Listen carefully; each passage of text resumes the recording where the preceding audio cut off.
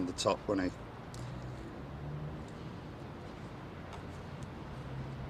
It's exactly the same route that I'll be taking tomorrow.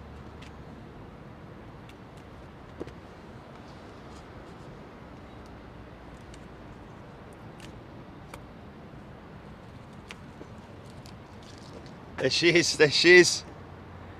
There's my flight. Oh, hello.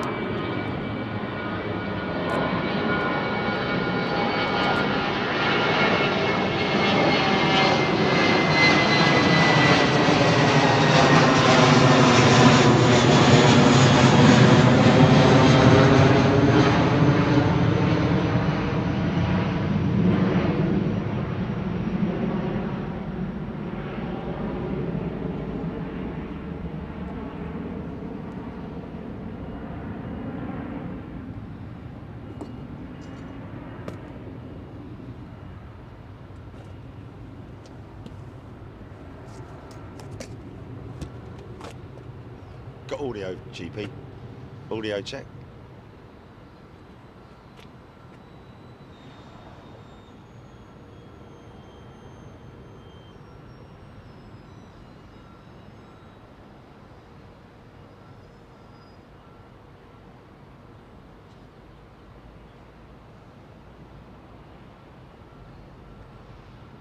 Billund.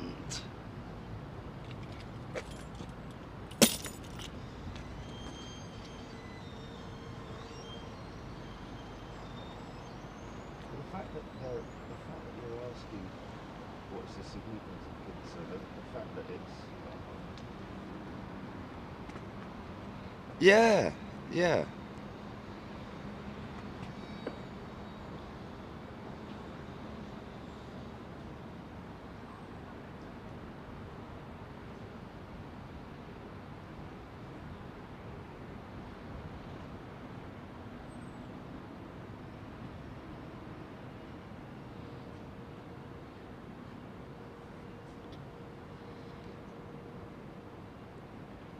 So this United jet that's taxiing out now is my flight tomorrow morning to Newark, New Jersey. How you doing?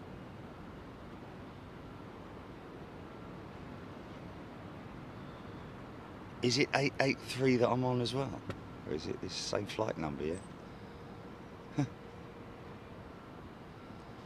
Oh, poor old Concorde, look. Weepy windows.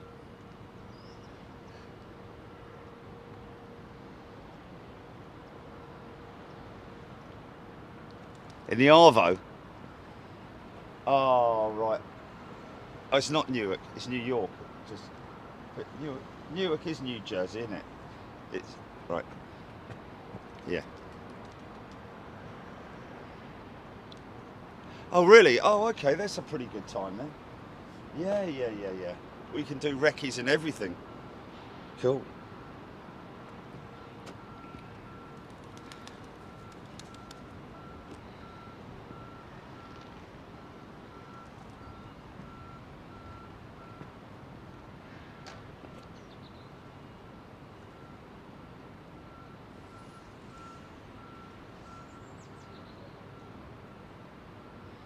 It's Chipples. Must be on. Must be. What's that, GP?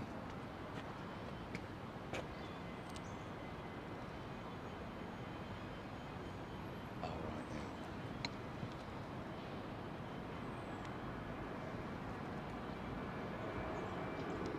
yeah. Little CEO.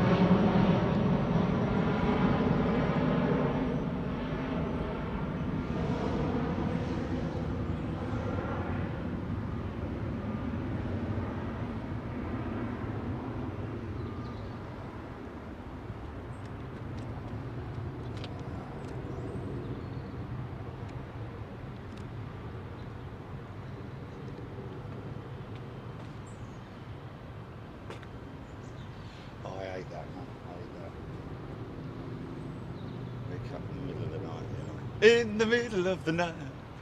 And it's all like, you know, you're like, oh, it's great. I've got like, it's like 1 o'clock in the morning or something. You're like, oh, I've got ages and ages. And you go back to sleep, and it's like, I feel like you woke up like 5 minutes. You dream of stuff. It's a good thing or a bad thing sometimes. As long as you get the adequate sleep that you require.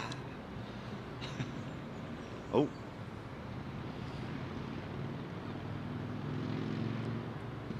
Titan 321 P2F, operated by Virgin Atlantic, has now what's that, GP? Oh, for God's sake, are you serious?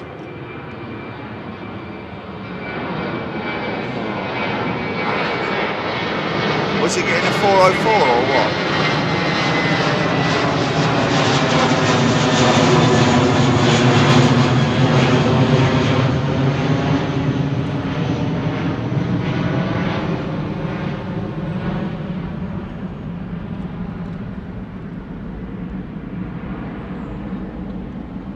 Big old 5-door, look. No, it's not. It's a 350, my apologies. Oh, really?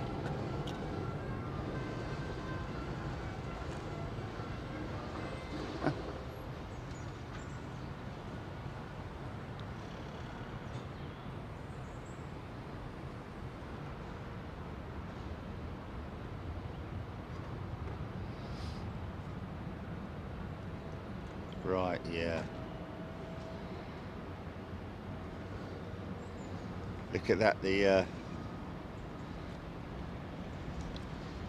newest aircraft, newest type of aircraft in the fleet with British Airways.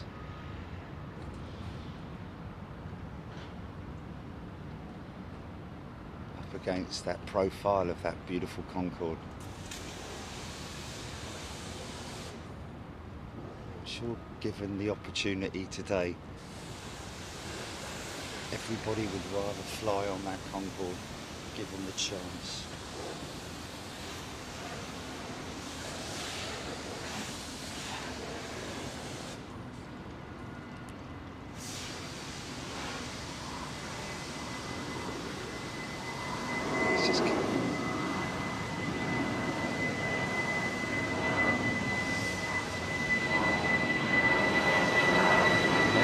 Jan Saint.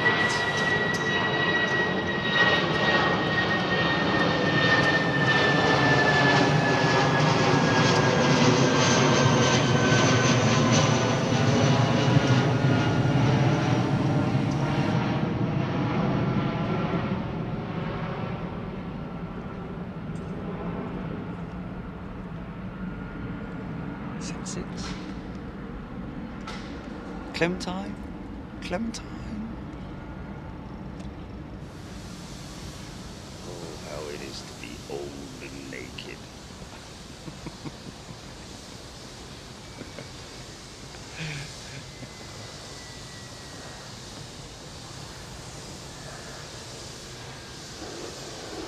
Super bod.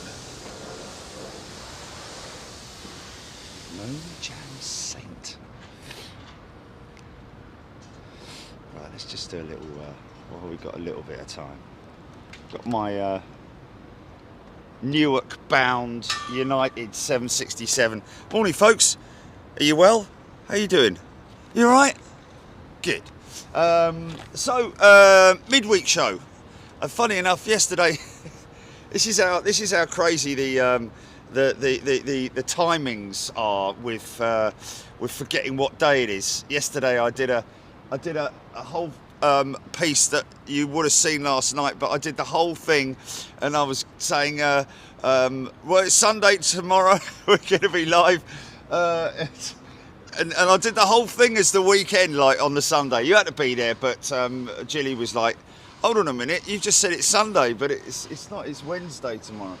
Anyway, you know, you kind of get thrown out, and it's going to be even worse tomorrow because I'm heading to Louisville with all of you members, and looking forward to that for the UPS operation. And a big shout out to Torsten Weffers as well, down there in Leipzig land. We're going to be visiting Leipzig in the upcoming months to do a freighter night operation, or maybe even daytime operation out there at Leipzig. Really looking forward to that. So hello to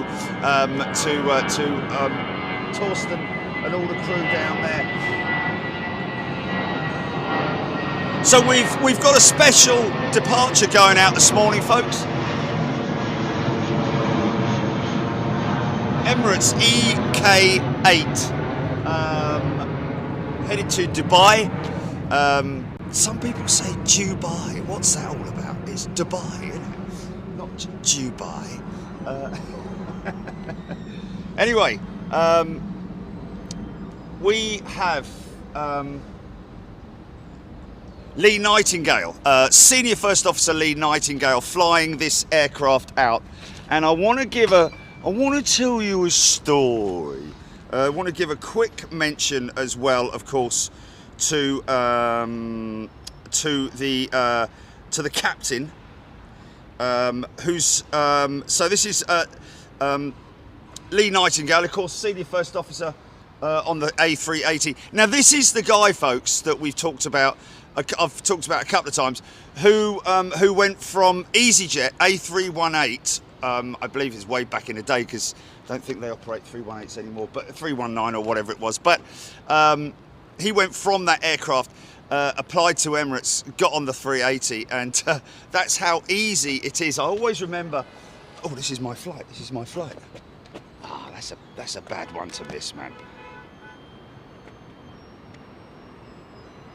Good old Smoky Joe. Yes, it's big old right-hand turn coming up. Yeah, he did it one point, yeah.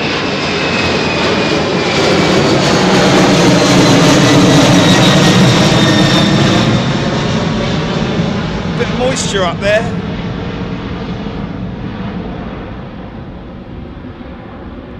Right turn, Clyde. All the way round.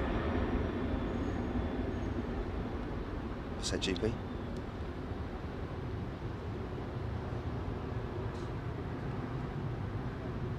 No. Oh, it's interesting. It's an interesting route out. Is he avoiding that big? Normally there's a big right-hand turn, isn't there? Is he going out over the top? Oh, I think he might be vectoring out over the top. He's going to head up Scotland way, possibly. Actually, that's heading completely the wrong way. That's heading due east, isn't it? Where you going, son? Here he goes. Possibly. There he goes. It's just a very late turn. Normally it's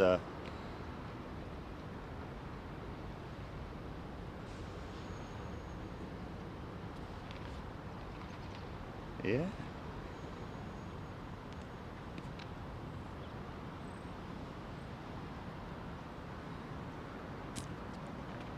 So yeah, Senior First Officer Lee Nightingale, who is actually my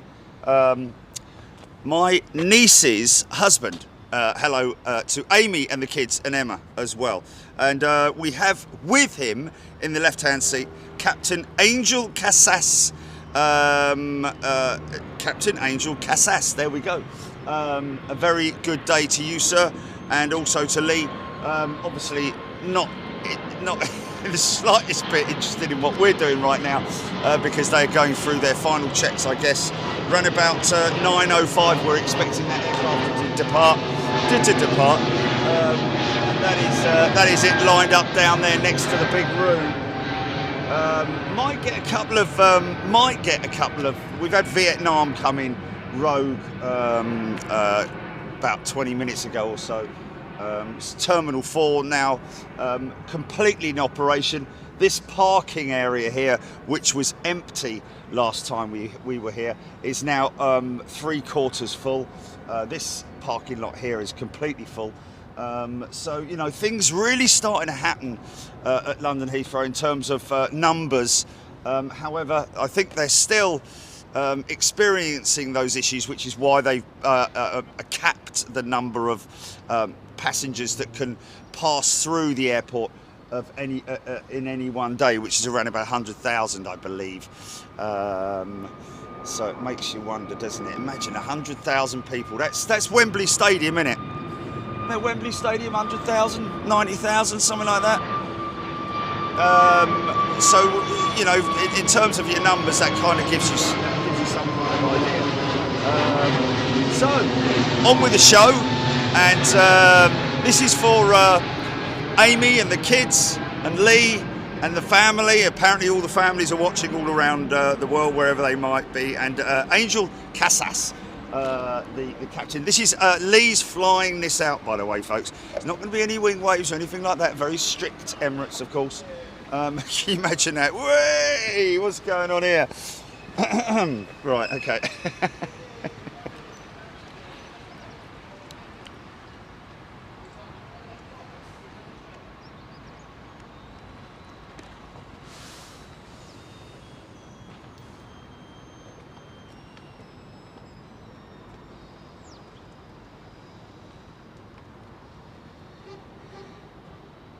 Connor, you're in. Connor, you're in. Connor, you're in. Apparently, Connor, you're in. No, Connor, you're in is a new member. Welcome, Connor. Connor, you're in. I think that might be her full name. But anyway, a very warm welcome to you. Michael Clark, my friend is flying out on American 733 to Charlotte. What time is that going out? Mirrors, Blue Dog, 88 KC. Get another hat on the stack. This is the shot that we've got. Yeah, got to be sensible. Look at this full shot. How cool is it, man?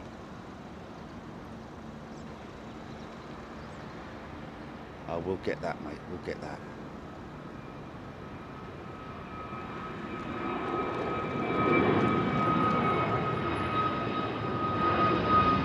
Yeah, the Neos do, yeah. Well, it's down to the individual operator, isn't it?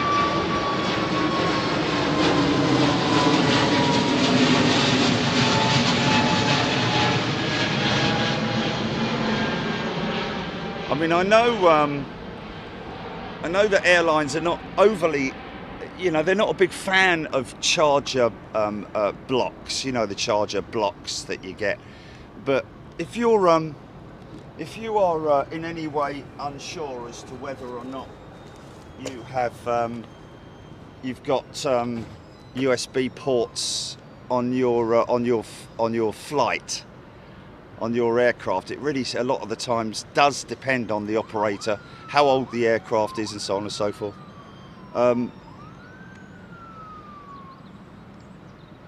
Is that flying to Billund, or is that it's a new operation with Virgin Atlantic flying to Billund? You might want to grab yourself one of these. What's that? What's that? Who's that? You might want to grab yourself one of these, folks, which is I've got loads of them. It's got two USBs, USB-C, as well as the old school one. But this is also, it's solar powered as well. Well, I say solar powered, it charges via the sun, which we've got a lot of at the moment, which we could do without, if you know what I mean. Let's bring on the rain. Bring on the rain. Anyway, so grab yourself one of those and take yourself a charger lead, and you're, at least you'll have something that you can fall back on. Let's just have a little look at this.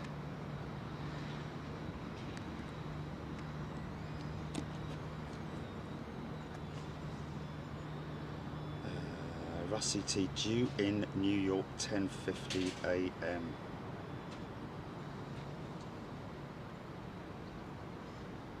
Simon Curl is a new member. Welcome, Simon.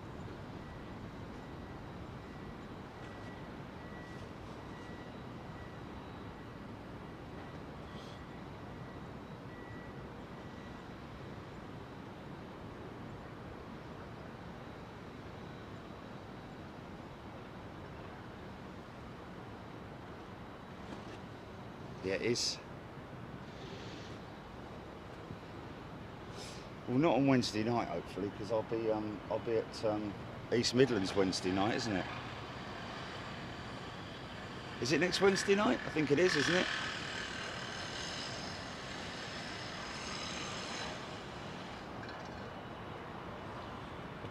Paul Waddington. The ambulance service can't do without him. Okay.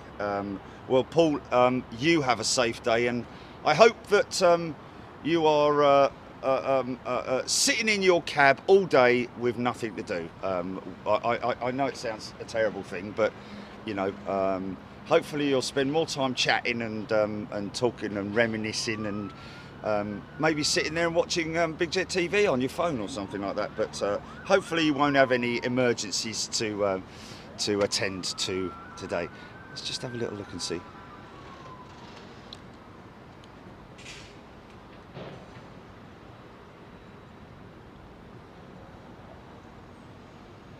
So that's 321 P2F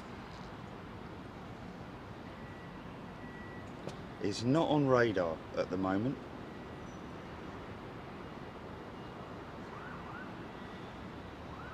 Scooty 2. So I was just talking about the USB charger option, and he's asking if EasyJet have USB charging on their seats. Well, I think on the more up-to-date aircraft, it really does depend on what aircraft you're flying on, to be honest with you. Always a good idea to go Google it, isn't it? You know, or look online, look at their website, and check and see what they have to offer. But I seem to recall last time when I flew EasyJet in July or June, whenever it was this year, down to wherever it was, Portugal or whatever. I seem to recall they did have charger ports, but that was a Neo that I think we flew on. I don't know.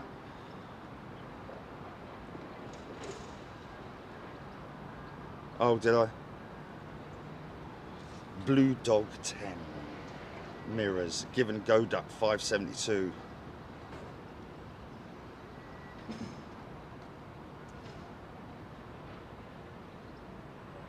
I'm given go duck. That's interesting. Northolt operations.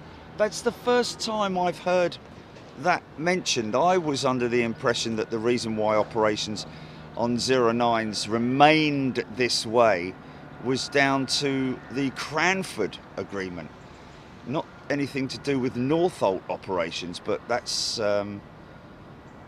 possibly yeah.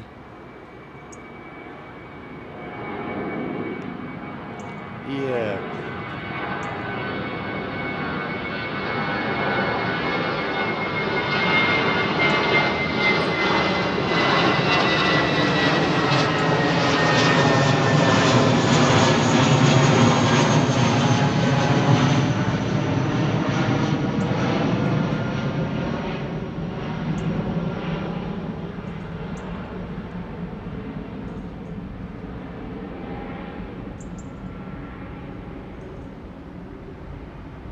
Yeah, it'd be interesting to know where he got that information from, because I've always been led to believe that it's the Cranford Agreement, the reason why they do as they do on 09 operations.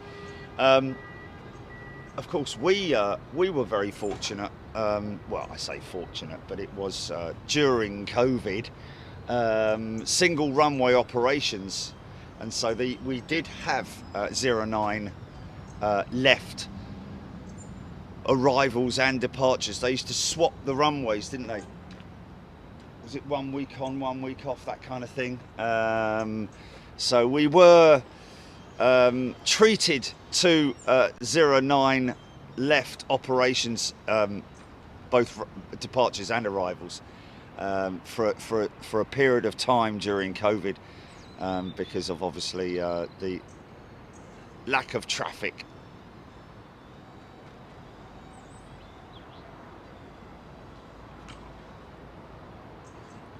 Jack Small is a new member. Welcome, Jack. Of course, all our new members, get involved in the conversation if you want to. Don't feel obliged that you have to, but we appreciate the fact that you're supporting the channel. So please come in, talk about what your love is for aviation, if any, and any aviation chat you want to get involved with as well. Is he on radar yet, this 321?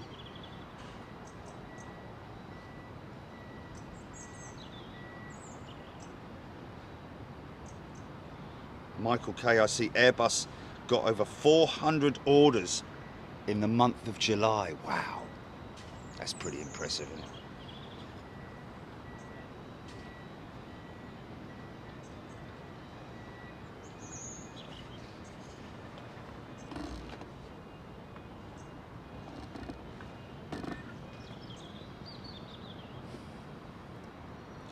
Got destination for this yet? Oh, there she's rolling. Oh, it's a Brussels-bound operation, okay.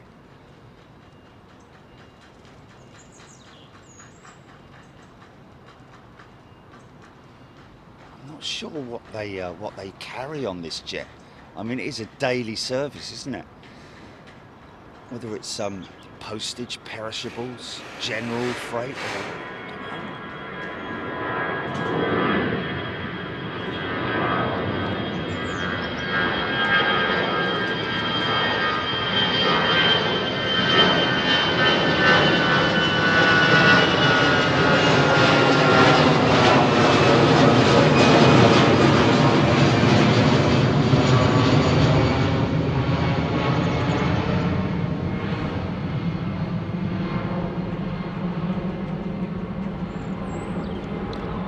yeah, folks. So we're slowly getting through the legacy shows, and 76 legacy shows that we're going to be bringing you. And folks, especially the Heathrow ones, we're talking. Remember, Jet Airways, 777. Pakistan International Airlines, PIA 777s, Air New Zealand, South African Airways, Etihad 380s, Thai 380s, Korean 380s, Boeing 747s, British Airways galore, including their retro jets. 767, taking it all the way back to the 767 retirements. British Airways 767 retirements. I mean, there are sort of like old school.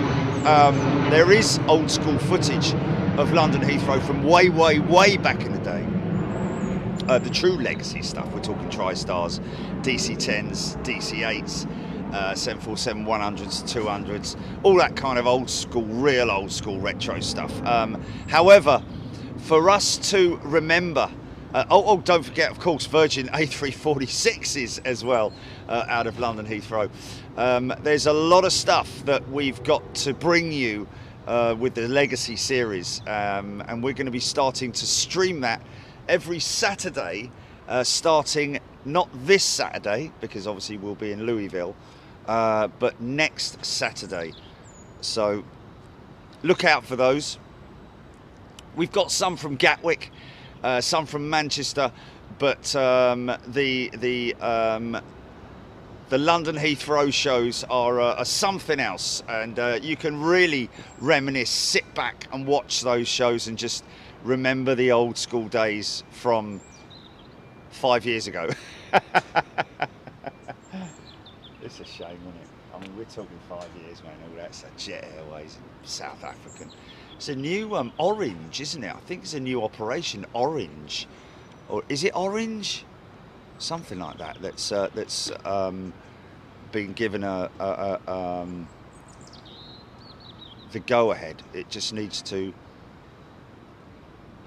provide proof that it can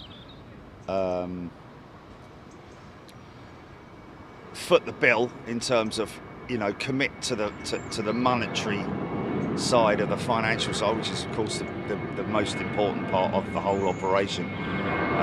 It's all well and good saying we'll take hold of it, we'll take control of an airline.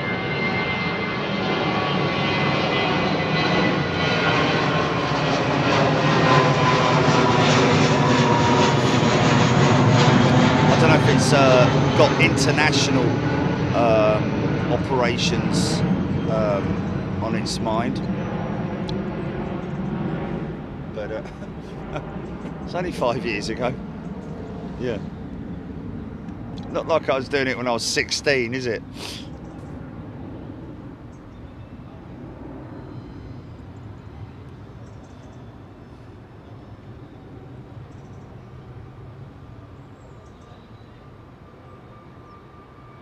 Really?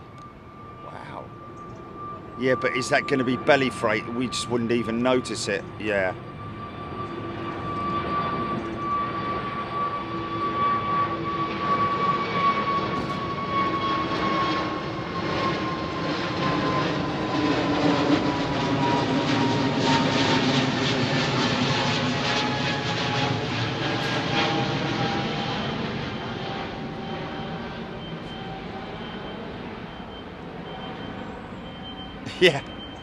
Yeah. Old school graphics and yeah, but you've all got to start somewhere, haven't we? What are they doing with that trifle down there? Something's going on with that trifle down there, aren't they?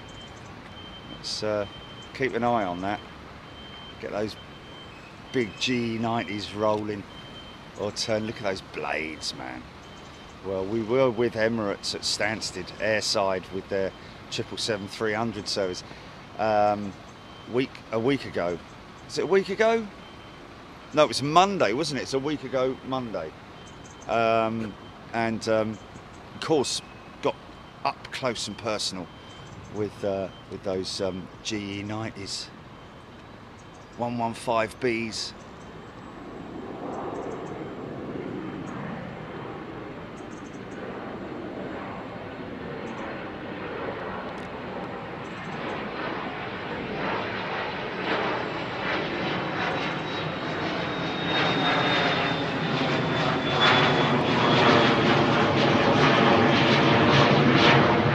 Essentially, I heard the word. I heard Muhammad Ali. Oh my God, no!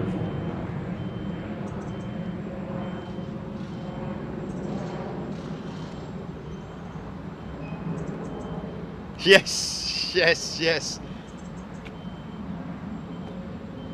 That would actually be quite funny, to be honest with you, wouldn't it?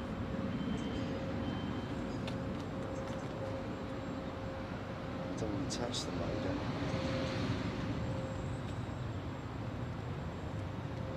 I just did. Oh!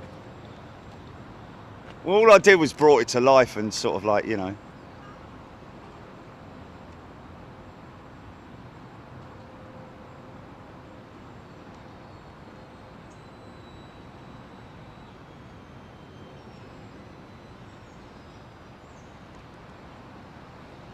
Is that Eurowings?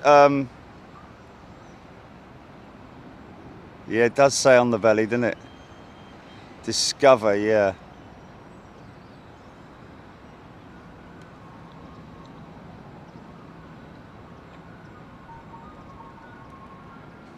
Haha! Ice cream van!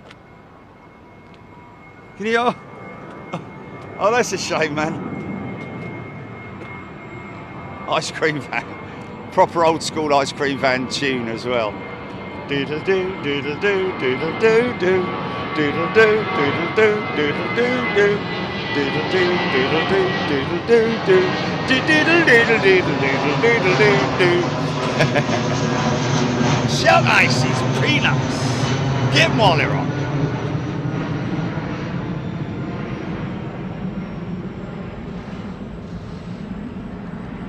Navy Man 76. No. 9.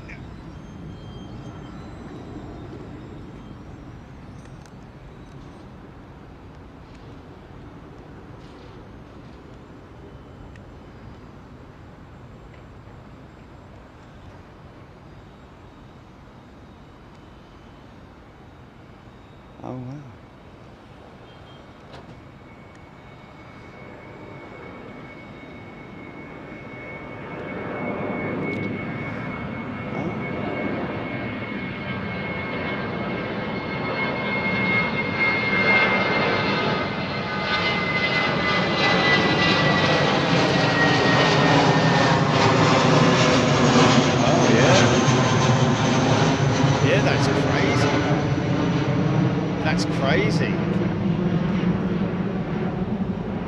So are they low on the?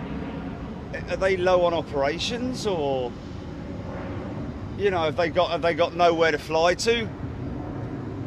And I've got nowhere to fly to, fly to, fly to. And that is how I know when I try to get through on the telephone to you. There's still nobody home.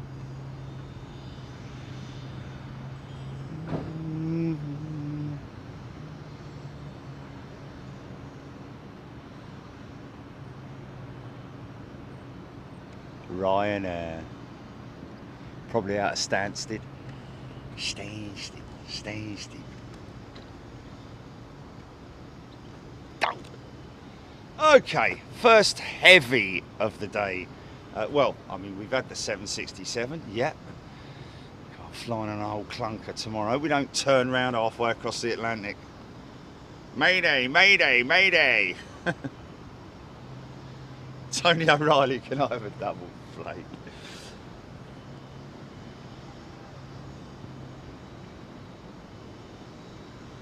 Good morning, everybody. Hope you're doing well. Hello. Gear down, go on. Get that gear up, son.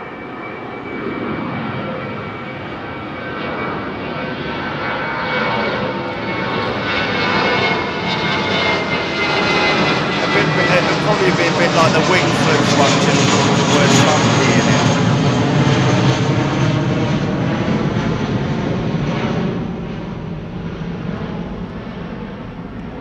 in it. No, I'm not. Pardon me.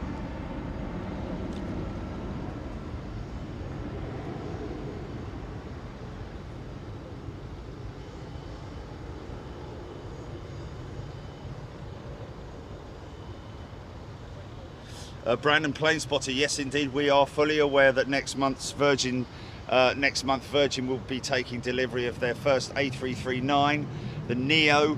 And we are planning to be, I think, to be honest with you, just for the ease of everything, it's likely that we're going to be here at London Heathrow to receive her. I think Toulouse is going to be a bit of a battle, to be honest with you, at this point in time, just because of the whole logistics of flying to Europe at the moment is a bleeding nightmare, and we have found, anyway, at least when we've been looking at flights and availability and so on and so forth, not only does it cost a bleeding arm and a leg, but also you have to.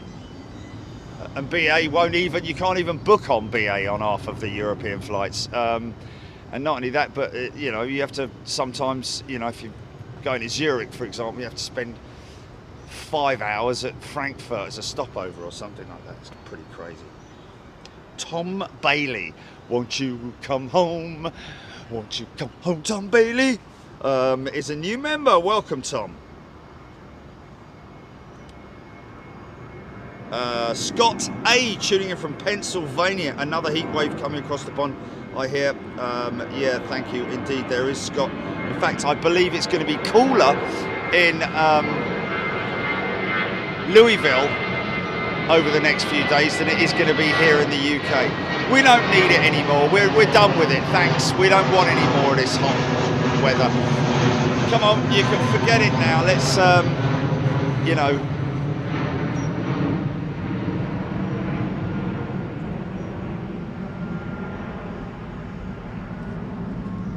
Oh my. Oh, listen.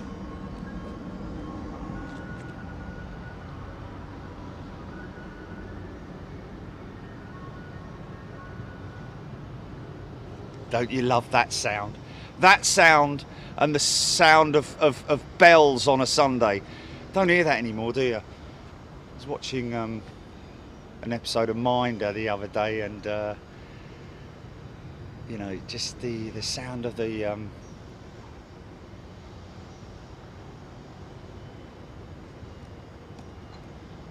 okay.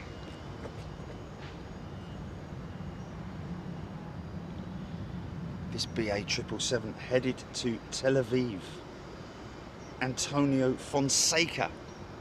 Used to know a good motocrosser called Fonseca. Ernesto Fonseca. Back in the old days before the war.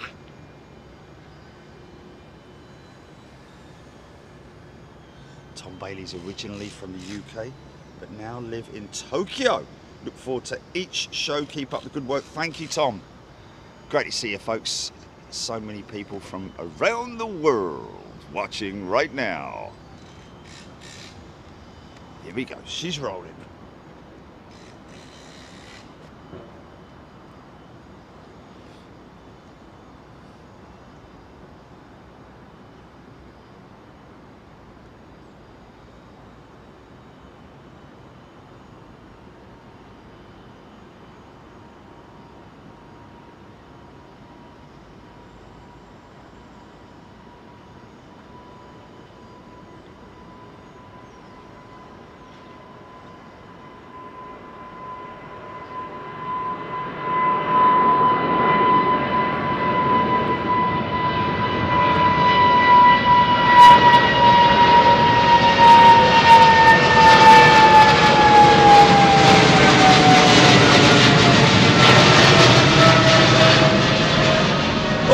Wing fluff. There is a bit of moisture up there. Looks like it's at around about 500 feet, but we'll take it. Just a little friction layer.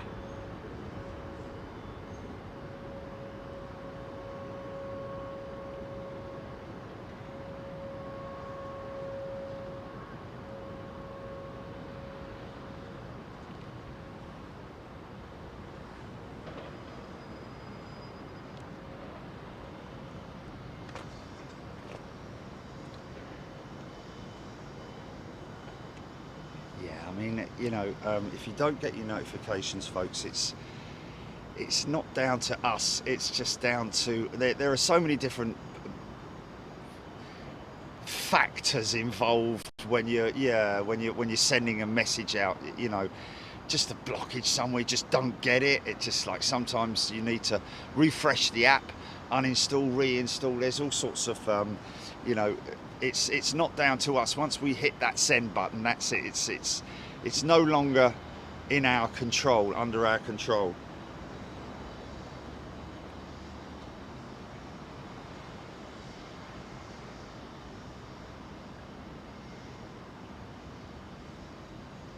Gary Hurd, best location ever. Well, it is a great location. I mean, it is a little bit quiet today, I have to say. Normally we would see aircraft taxiing out, big line of aircraft down there, but I'm sure it'll get a little bit busier as the day goes on. One would hope, anyway.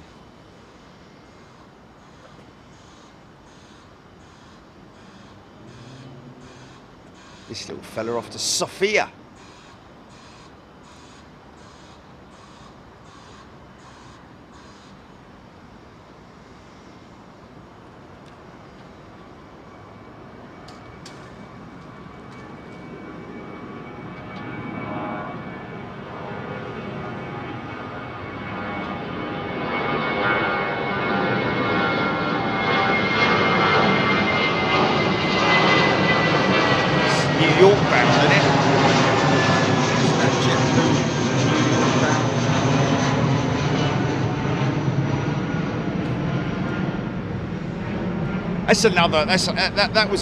That was a great show, New York, wasn't it? We had so much variety with the departures and arrivals. It was a fantastic. See the big Roo going off to its remote stand. Someone's firing up the motor.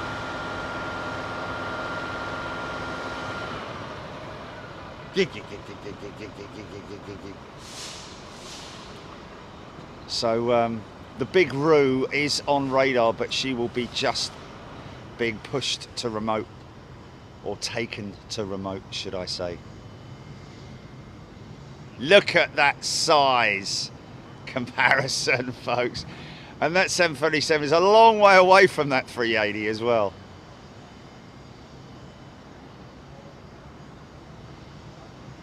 What's that, GP?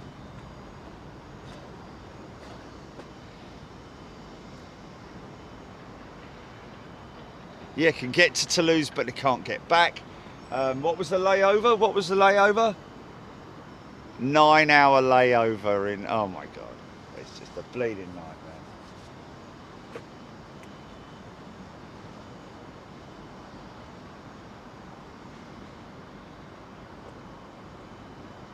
Kai is a new member. Philip Meir is a returning member. G'day to you guys. Hope you're doing well. Looks like an American Dreamliner lining up for departure. Indeed it is. Headed to Chicago. My kind of town. A Chicago always.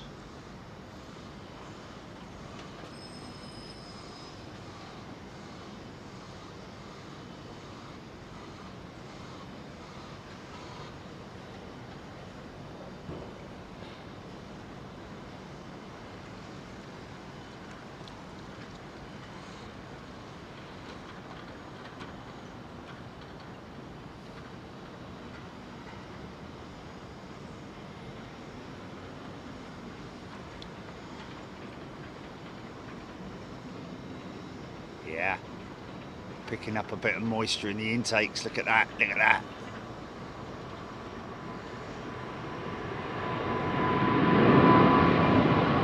Watch for the floofage around about 500 feet.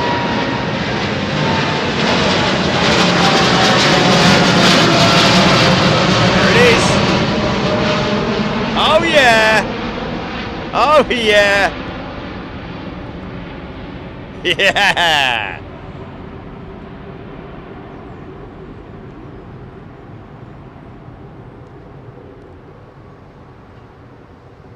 Yeah, Qantas, she's going to gate, she's going to remote. Been let out in the garden to play for the day.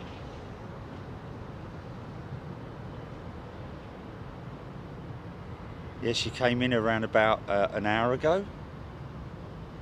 Something like that. You talk about high aspect ratio wing. Look at that wing, man. Big, thin glider style wing. Of course, a glider's wing is completely straight. Doesn't have any sweep to it. And I think still the 747 holds the record for the highest swept angled wing in the world. Yeah, look at that.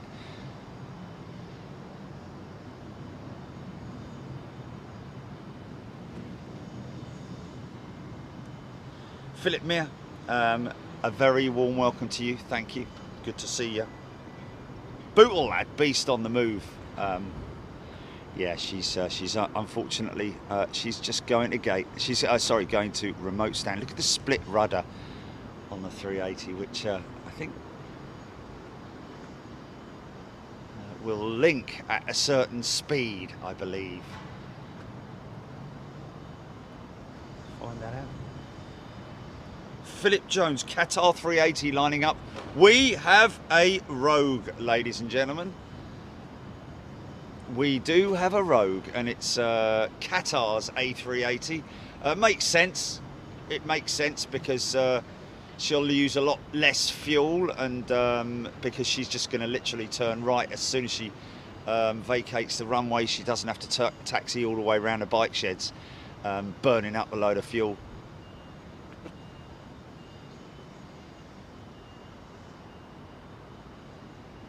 Harry, EK08 gate closed. Thank you, Harry.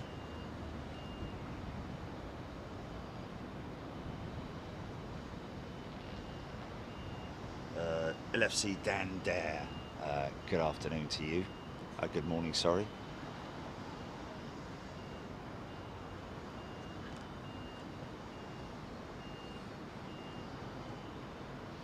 Lord Geeker. Yeah.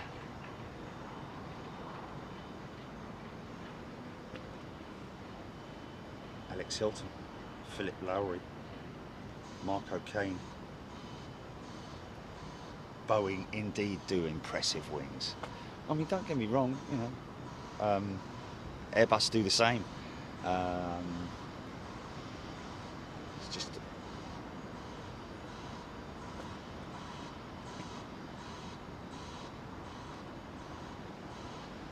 Nids Mo, yes indeed.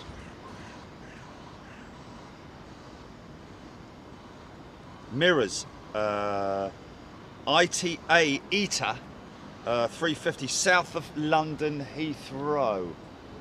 Have I missed that?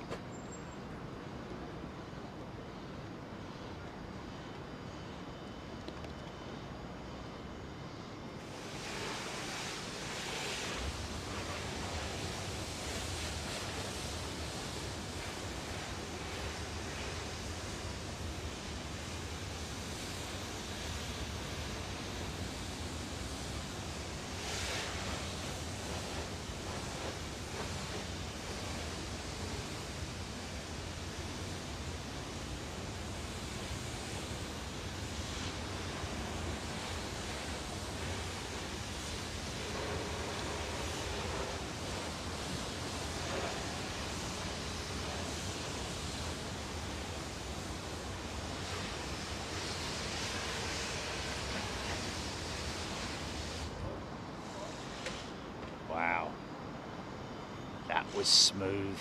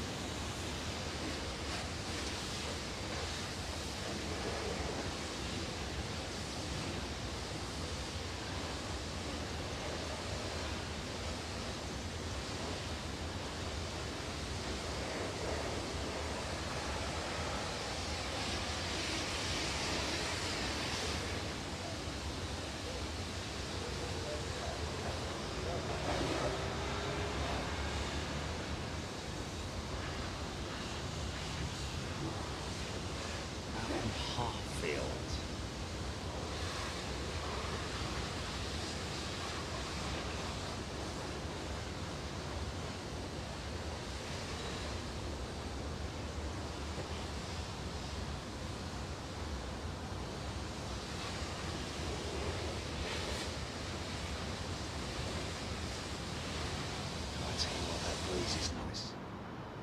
Lovely breeze.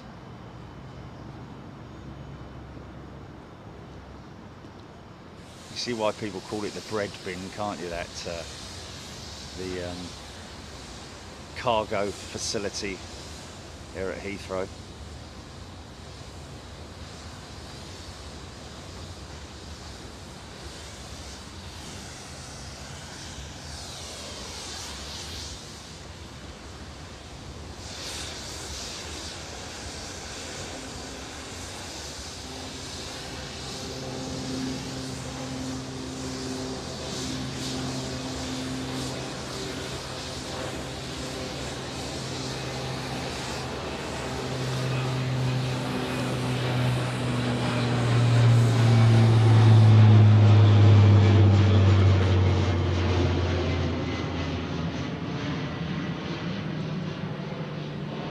Yeah, and a big congratulations to my niece Amy on landing a pretty spectacular job with Donata out in Dubai. Very big congratulations to her for that. Peter May is a new member. Welcome, Peter. Alan Robbins, that Flybe to Belfast. Liz Matthewman liking the Heathrow Van Centre location. Don't forget, folks, look them up, hit the link, or we haven't got a link, have we? heathrowvancentre.com, heathrowvancentre.com if you're in the trade, or if you've got a delivery courier service or anything like that. Look at these electric vans as an option for just spot one just there, pure electric. The great thing with these is they've got a great cockpit. It's like a game. It's like a games console sort of like setup inside these electric vans. And of course, you don't hear anything as well when you fire it up. You just turn it on, hit the button, bosh, off you go. Lufthansa.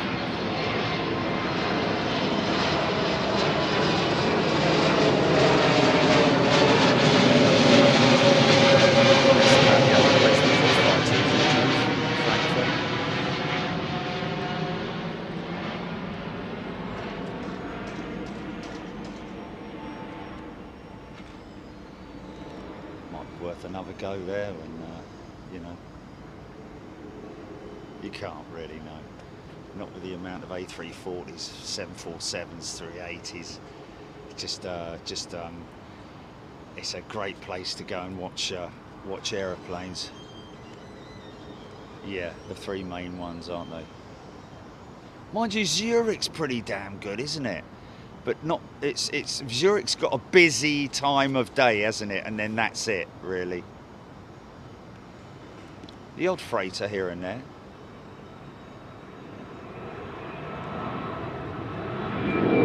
New York bound, all the way across the Atlantic, this aeroplane, folks.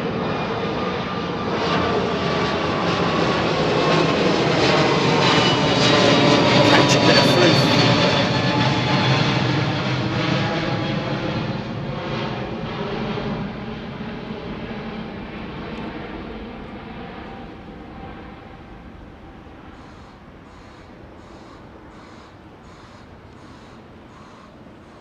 Single aisle jet flying all the way across the Atlantic.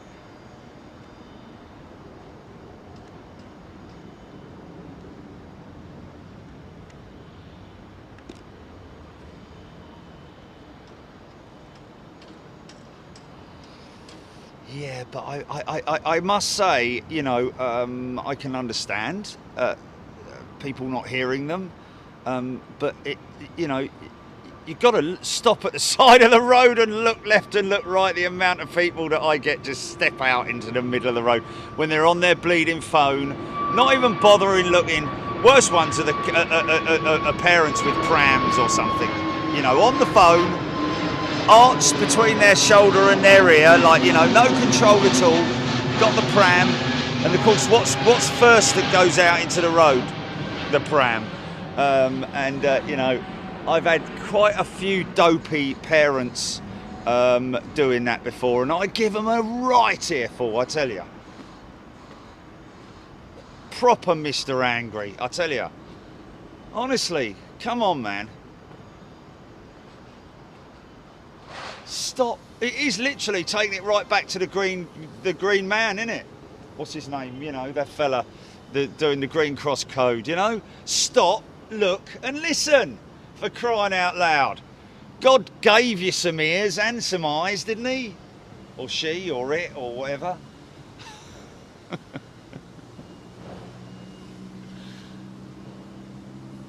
No, you're going to do air-to-air refueling with a A340 from the RAF halfway across the Atlantic. Sean Cooper, a very warm welcome to you.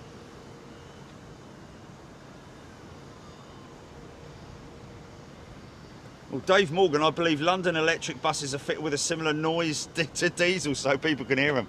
Gig. Yeah. I mean, they are amazing, these things, man. I mean, whenever we are, we do most of the time rent a car overseas, always try and get an electric. It's kind of got that sort of like spaceship sound to it. Sort of noise as the rotor is rotating and the electric motor. This is a Max, folks.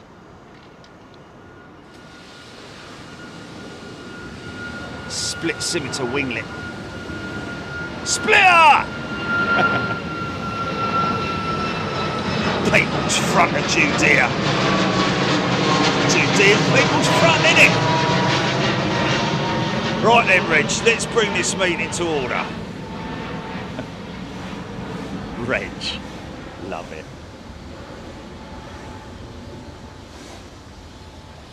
That's not how you spell Romans go home.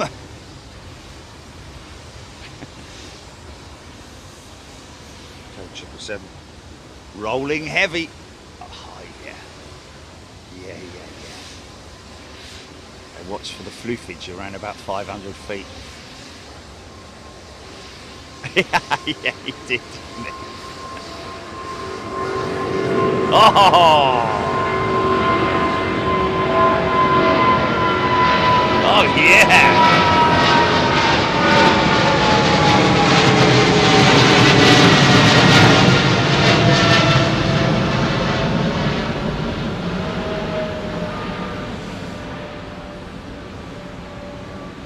Hear him spool the engines down, man.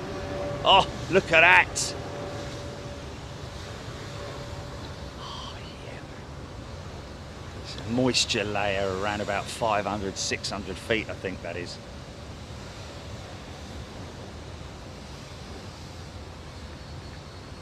Oh yeah.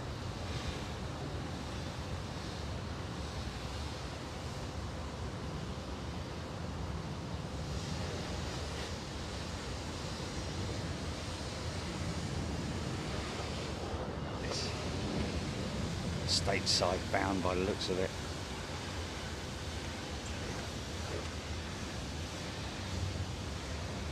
Yep, indeed. New York bound. John F. Kennedy International. Oh, funky shot, funky shot. What was that? Was that? There's something in a holding pattern out there. It is, isn't it? Yeah, that's definitely in the big and hold, isn't it? Isn't that in the big in hold? BA 777? In the big in hold?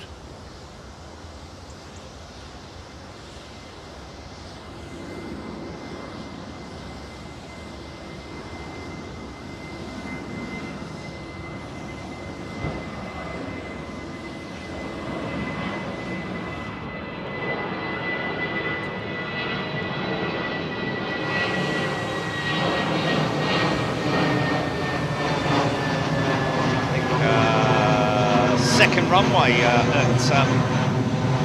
Dublin opens this week, doesn't it? Isn't it tomorrow or something, or Friday? Oh, 24th. Okay, so nowhere near tomorrow or any of those other days.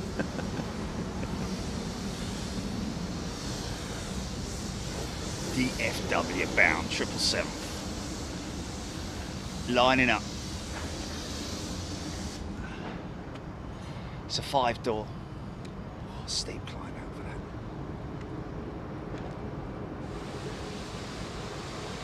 Hey, it's Ockham, is it? Oh, okay, sorry. Biggin's a bit further east, isn't it? Yeah. Bovingdon!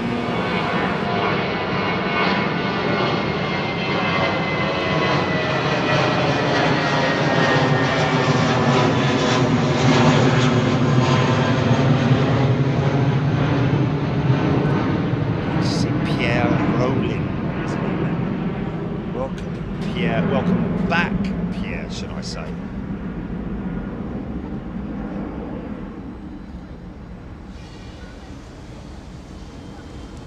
Malcolm Harfield. Went to a call where someone walked in front of a bus.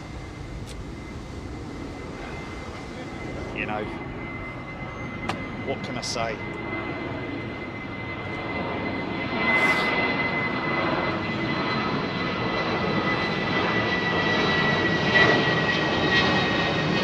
Why would someone sorry,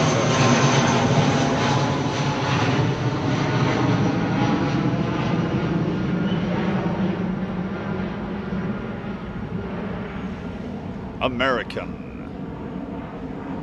Picking up moisture. Look at those intakes, man.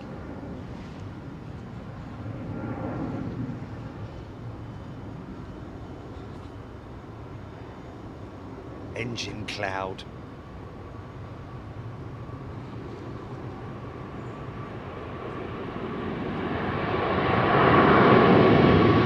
No, green sleeve was the first.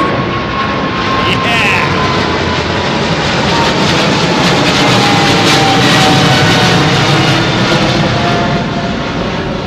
Go on, girl!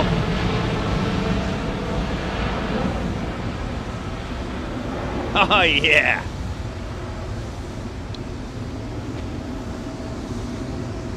EK8 to make sure.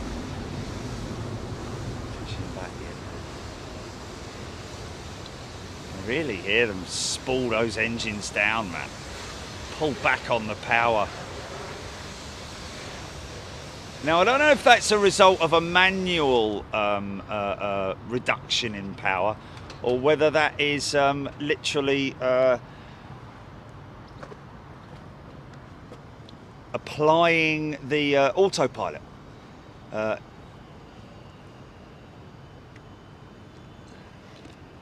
So I know they, you know, you can. They do select autopilot. You know, as little as sort of like 60 seconds.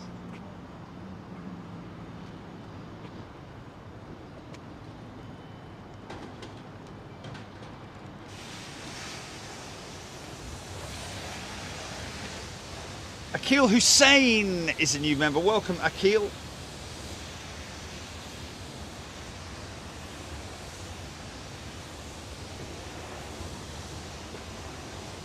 Joe Thompson, yeah, Qantas 380 will be on radar. She's just got her transponder on whilst they move her from the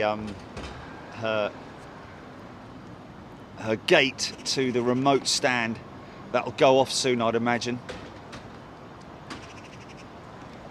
KLM 737, no doubt, headed for Schiphol. Could take longer to taxi that plane from the Polder Barn than it takes to fly across the channel.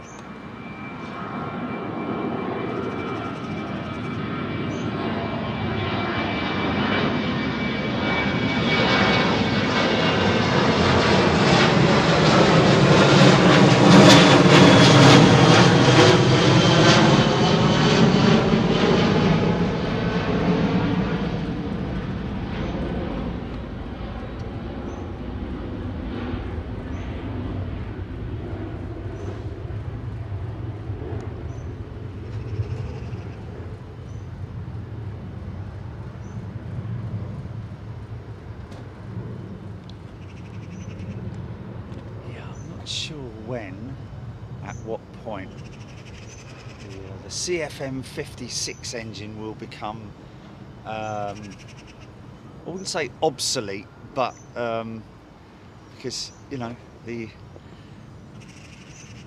new Pratt & Whitney's, the new CFM, the replacement for the CFM, the LEAP engine, is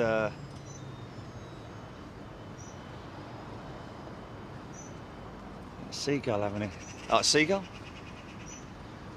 Pigeons just all hanging out, just minding their own business. There's always one making a flipping racket in there, eh? Mind that.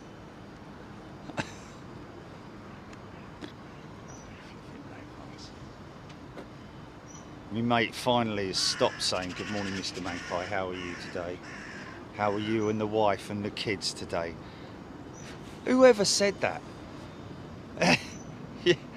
How are the wife and kids? I was like, Richo, what are you talking about? Good morning, Mr. Magpie. How are the wife and kids today? Think about what you're saying. First of all, you're 55 plus years old, that's the sort of thing you say at the playground when you're a kid. And secondly, you got cancer, mate. It's supposed to be a good luck thing. So what is the point in doing it? Because, you know, it didn't do you much luck, did it? If I would be saying anything, I'd be like, you know, sod off, Mr. Magpie. You and the wife and the kids can all just... Paul Turner's a new member. Welcome, Paul. Anthony's 1977, 737 KLM. Off to Schiphol, thank you, Simon Hill. Joe Thompson. Air New Zealand pulling 777-300s out of the desert for return to service. Russell saying maybe a return to London Heathrow one day. Not as far as we're aware, Russell, but great.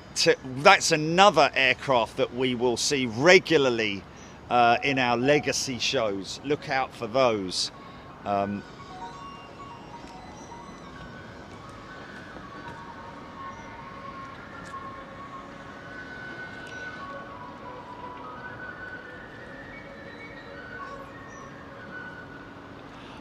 Oh, just makes you want a Vimy or a... Is it? Oh, it's the...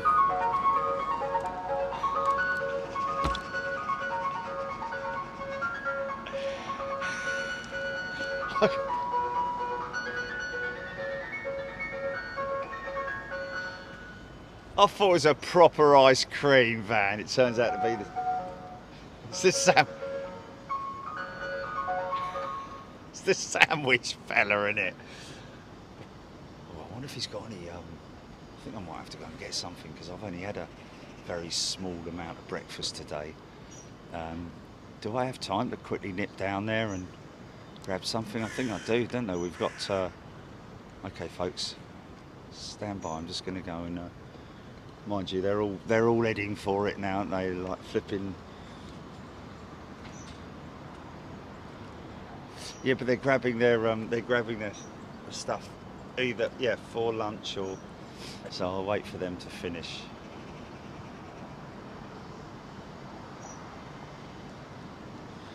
Carol Crozier. Benny Hill. It was Benny Hill, wasn't it? They should all be running around the van, shouldn't they? With some bloke running after them with a stick or something.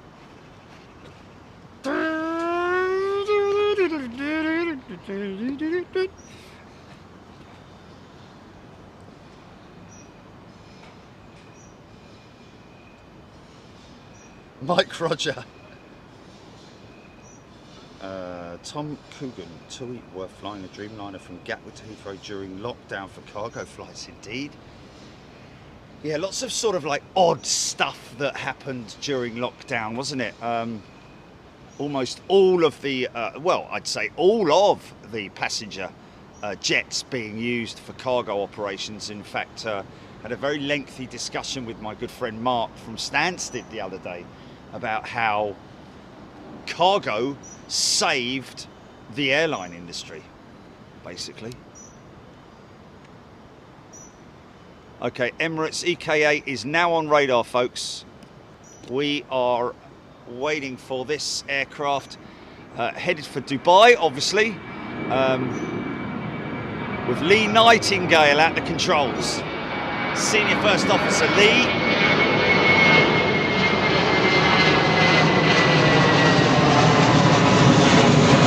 Married to my niece.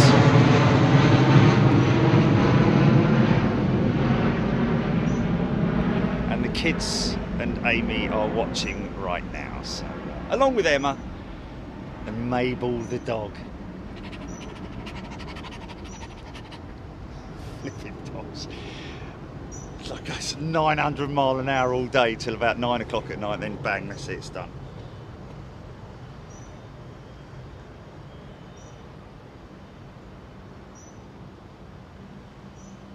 Harry Flatter's very funny. Thank you, Keith. Malcolm Harfield, yeah. And a couple of people dressed as policeman, don't you? Old school police uniform. Jez White, Holly Scarf, EK8 on radar, and here she goes now, pushing back. So we'll get the full procedure here with flap extension, slat extension, flaps and slats, and full and free check, rudder check, elevators, and we'll see those big ground spoilers being checked as well at the same time. So here we go.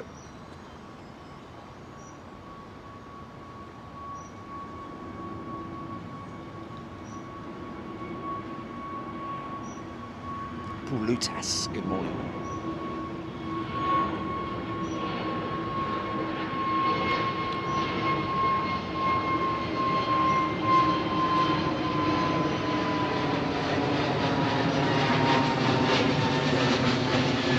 Alpha 6 Echo Yankee is her reg.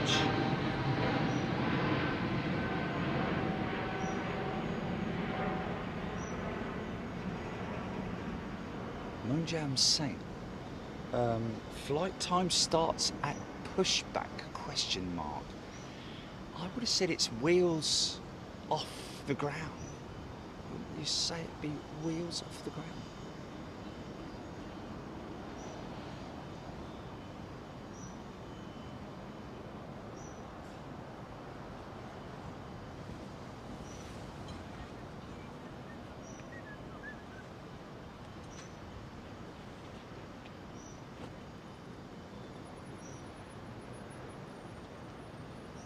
Lord Geeker, no rain today. Look at the difference in size there, man. Now, unfortunately, okay, it's an interesting. That's interesting. Only been partially pushed back. What's that all about then? Is that because of the other jet that's being pushed back behind it? Here he goes, here he goes, here he goes, here he goes. I think they might have been waiting for that Austrian jet to push fully.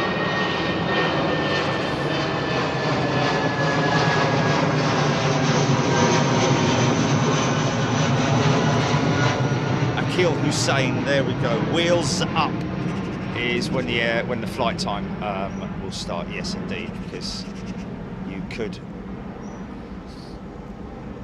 in all fairness, have another 30 minutes on the ground before that thing gets flying.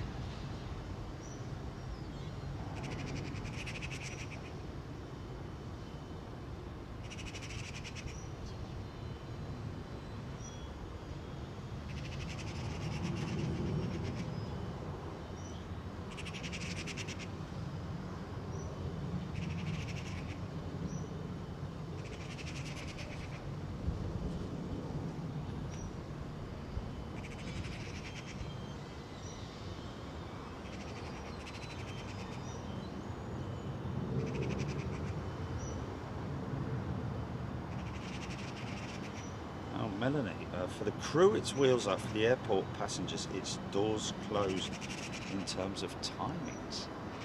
Interesting.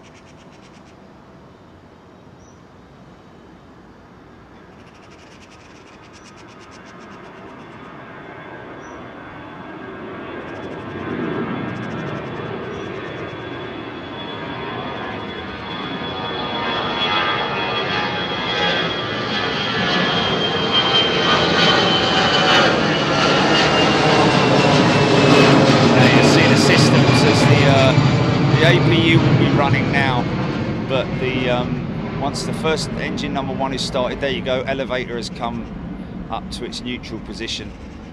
That will mean that the engine number one has been started and that the hydraulic systems have been charged.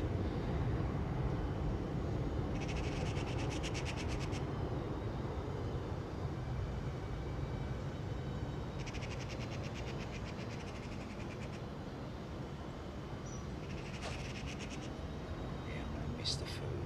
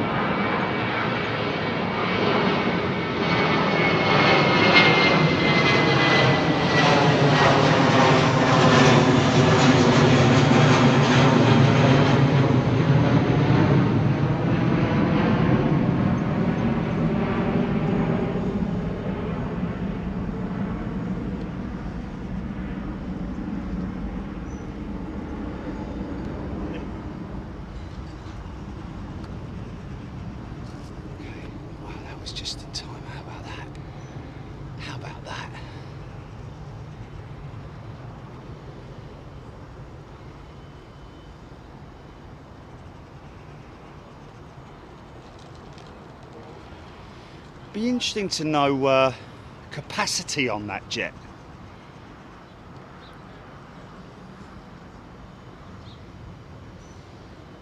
Where? Well, it kind of is.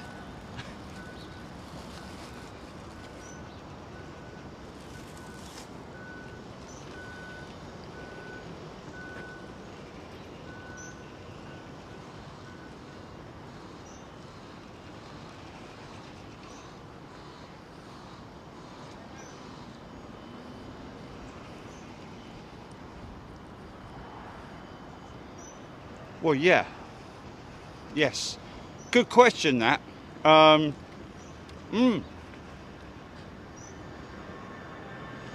pitch up and down angle of the elevators, yes. There will be...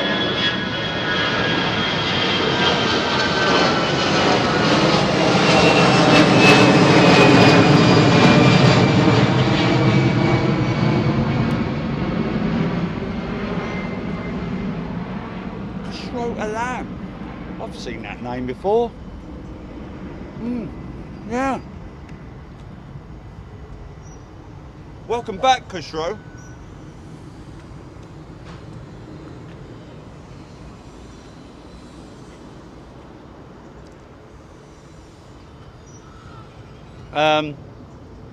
Good question, that from somebody mentioning about when the pilots are doing their F&F checks, full and free checks,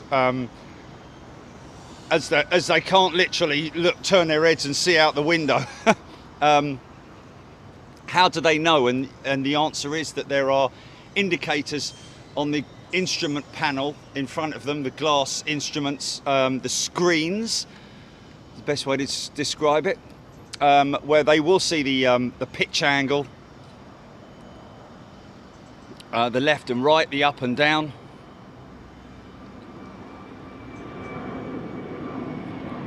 To confirm that the flight surfaces are operational. Kids probably very excited right now to see their dad fly his jet out of London Heathrow. How about that?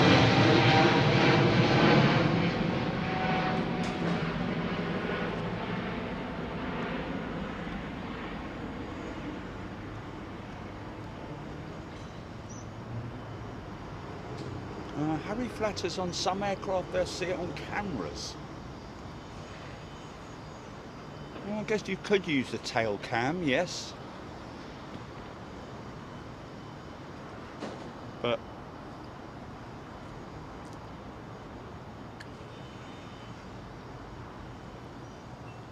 I'm sure that they rely mainly on the instruments themselves. I would imagine.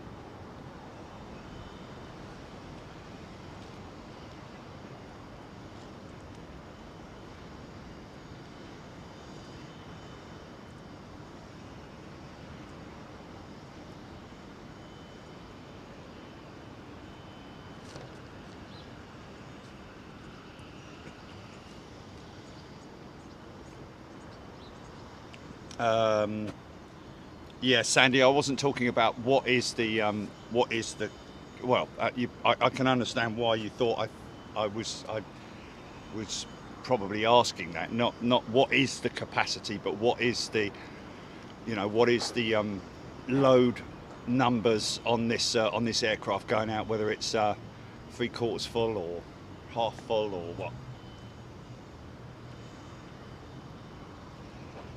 Anthony Cotton, we're going to be at East Midlands next Wednesday evening for an all-night, we're going to have to dig in for that one, all-night show, all-night freight show at East Midlands next week.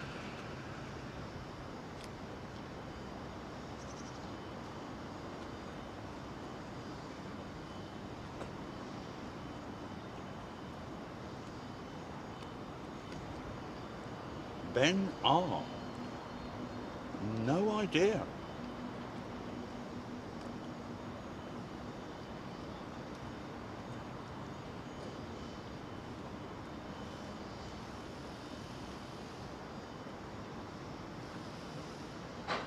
Yeah, well.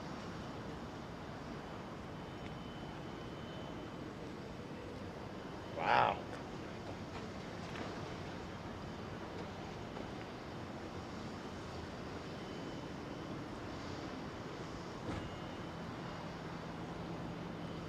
Ulster Aviation sitting on the causeway coast of Northern Ireland watching the transatlantic flights making landfall with around an hour to go before touching down at London Heathrow. That's fantastic.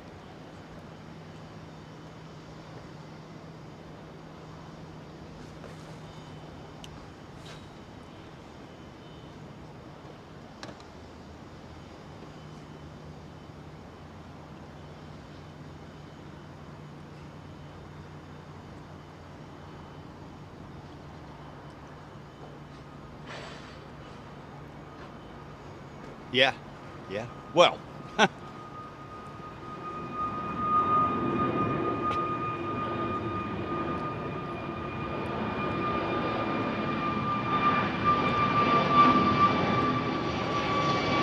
EK8, I believe, is going to be next to go.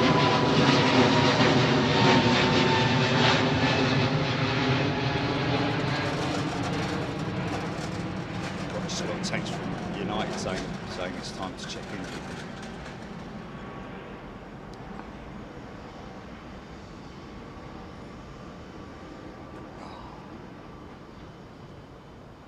in. No, surely not.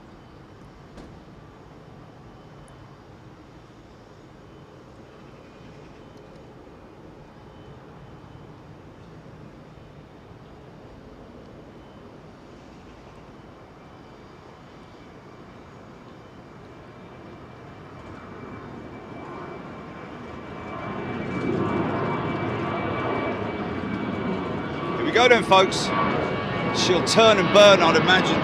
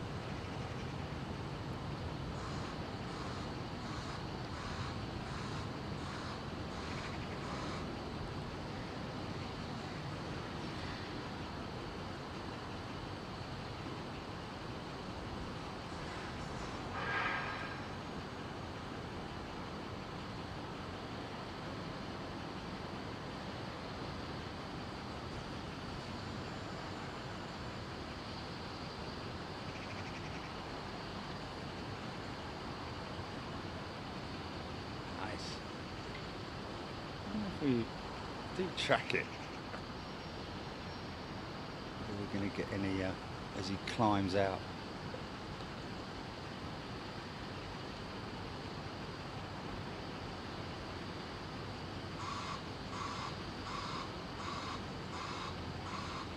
autopilot set.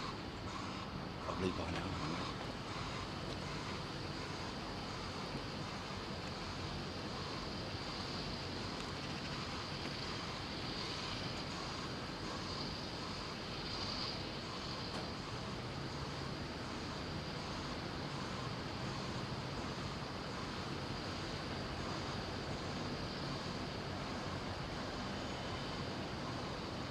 I digi-do. Good to see fewer delays at Heathrow compared to last week. I think that's because British airports have, you know, London Heathrow have put a stamp and regulated the number of passengers that can pass through the airport. I think it's capped at 100,000 a day. It's still a fair old amount, isn't it? You know, 0.7 of a million a week. It's a lot of passengers, man.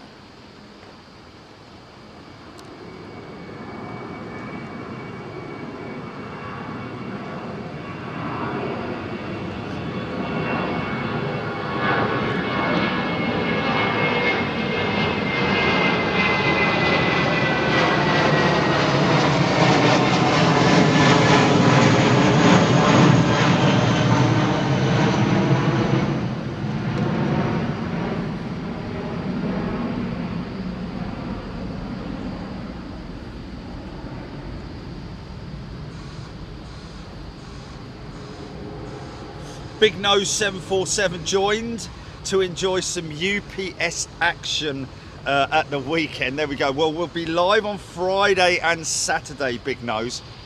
Big Nose 747, I like that. Etihad sneaking off down Sierra, look.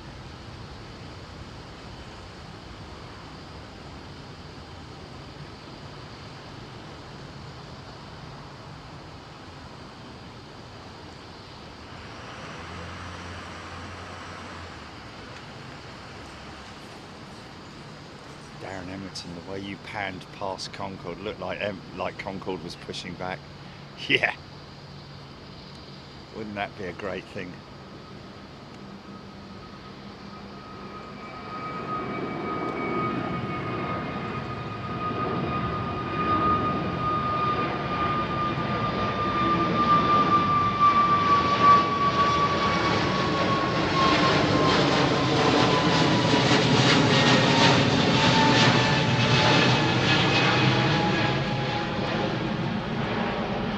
So not only is the plan to cover the arrival of, oh look, Jilly.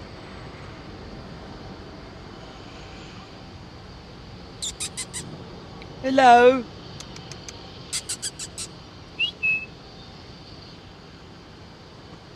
Yeah, but that could be the Heathrow Fox. Because you know, it's sort of it's come out of down there, so it may be. I haven't got any bread to throw him. Mars bar. Do you want a Mars bar? Come on in. Do you want a Mars bar?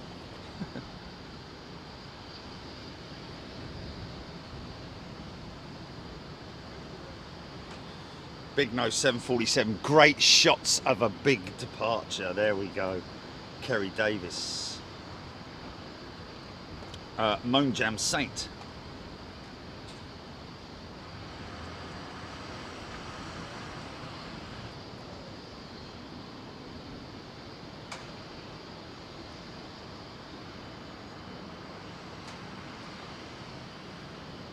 Lauriers. Passenger jets are almost always carrying a coffin. Nice.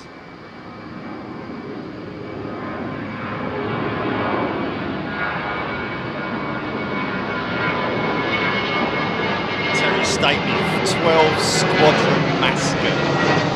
Wiley Fox.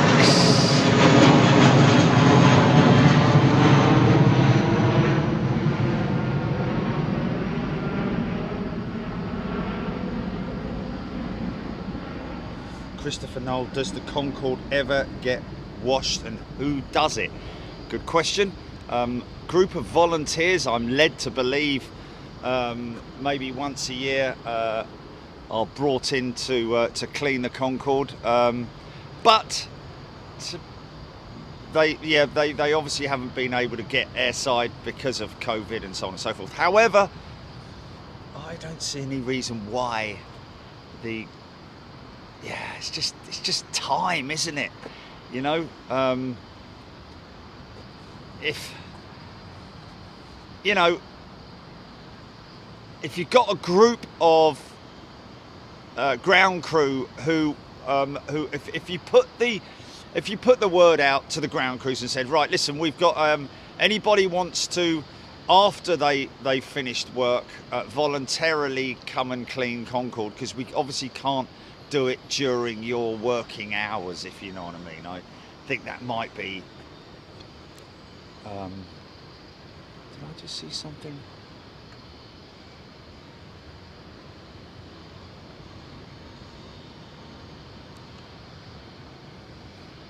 That must have been an optical illusion, or I must have been just seeing things.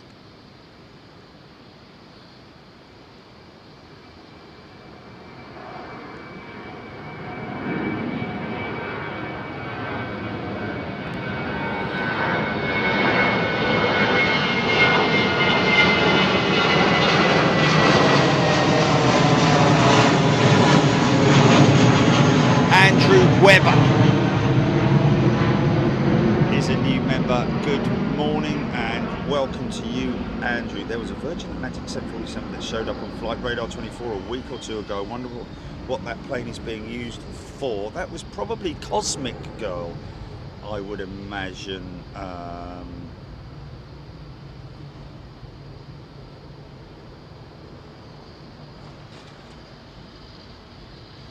would imagine that's Cosmic Girl. If a Virgin 747 was showing up on radar, that will be carrying the Orbit, the Virgin Orbit satellite launch vehicle, which is for small sat operations, literally the size of a small box.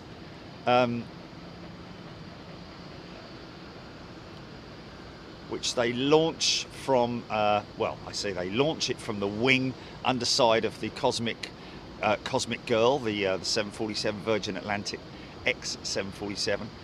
That then reaches a certain orbital speed, and once it is in its orbit, I don't know if it deploys anything or if it is just literally a box that has panels all the way around it. Power panels, that is, like solar panels, keep the power going.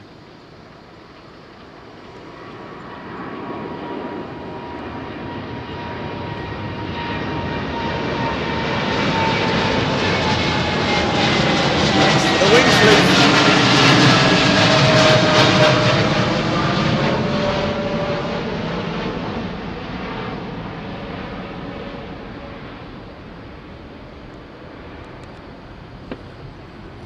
Temperatures are rising now, aren't they? So that early morning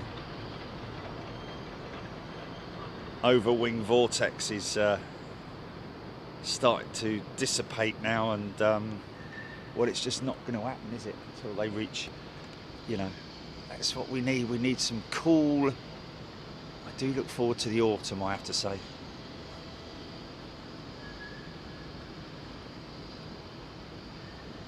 Japan Airlines on the push.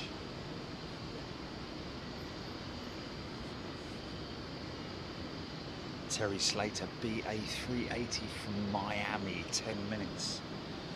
Big Mac, good day to you. Nick Woodward.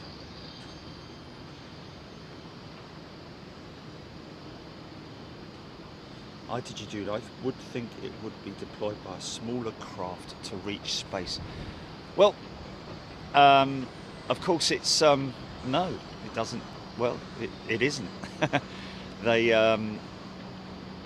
They hang the orbit rocket from the between the number 2 engine and the fuselage. It's another mounting pod, well, it is literally a mounting. It's almost the same as a missile launch, you know, where they drop the rocket, and then once it's clear of the aircraft, it will fire up its engine, then climb steep into orbit. I think the whole turnaround takes around about 90 minutes from the aircraft touching down, from the aircraft leaving the ground to it touching down. And once I guess I don't know if they actually fire up the communications within that satellite. I'd imagine that they probably hold on for a little bit before, just to make sure all the systems are operational and working, and then they would right over the top of the GP. So that's Singapore Airlines going out, isn't it? Southbound.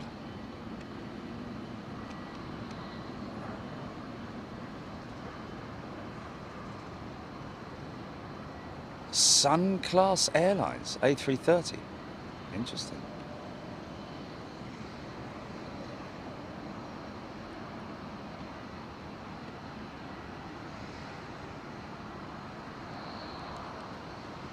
Nice.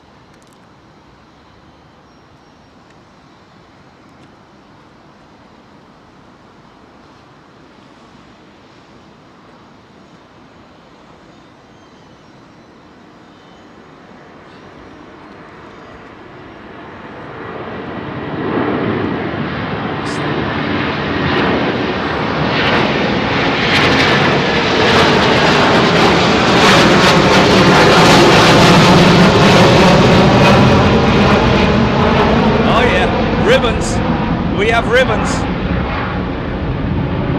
We have ribbons. First ribbons we've seen in a long time, man. Even though very brief. 330 is notorious for it. Because those fence style winglets. One of the oldest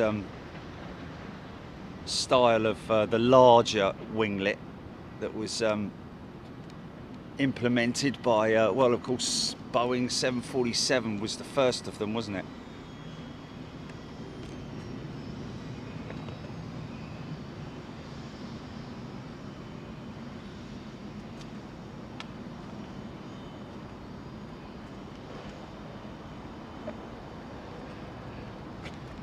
Something heading west there, GP. Oh no, that's Royal Jordanian, isn't it?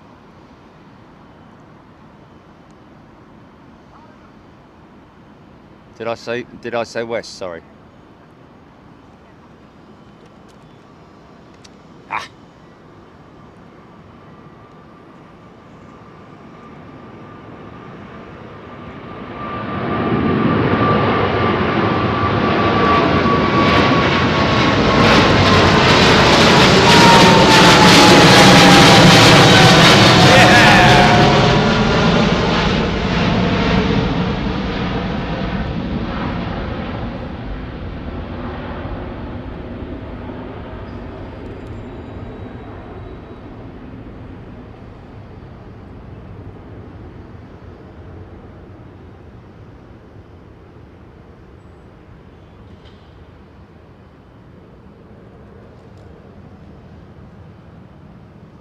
Nice.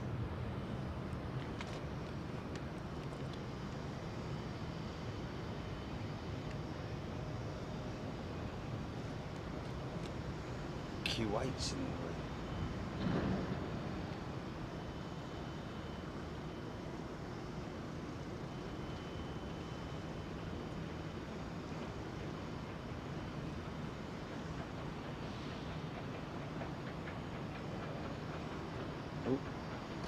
Looks like okay, this is Etihad 787 rolling now.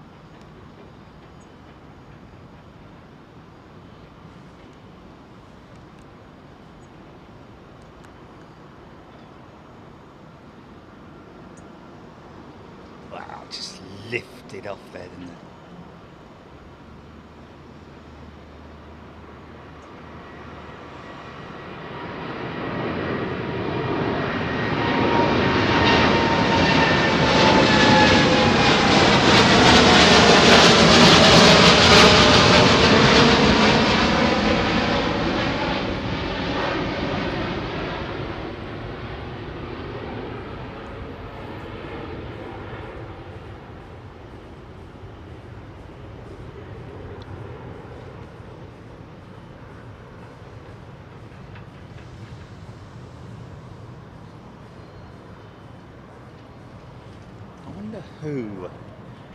Whom in the Boeing department, in their design department, came up with the wingtip design for the Dreamliner, based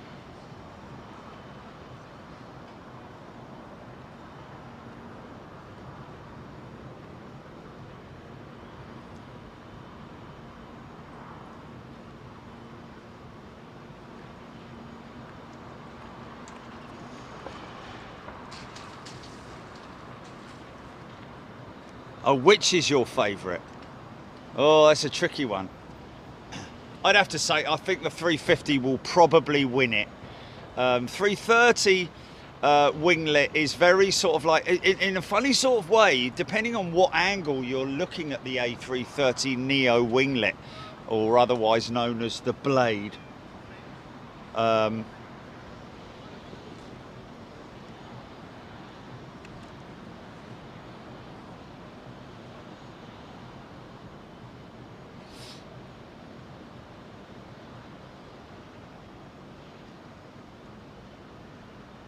I would say the 350, yeah.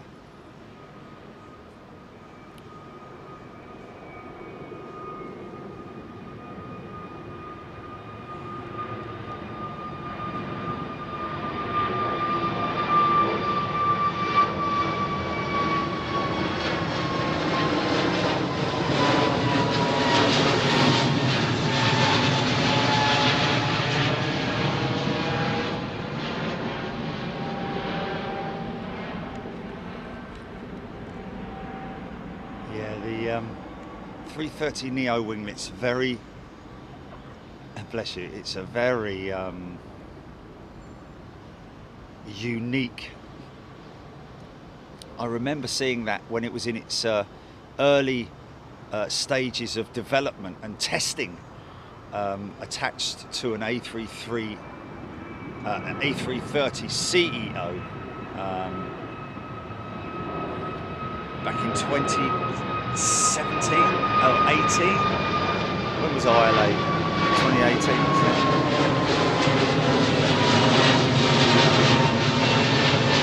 Crazy thing was then, it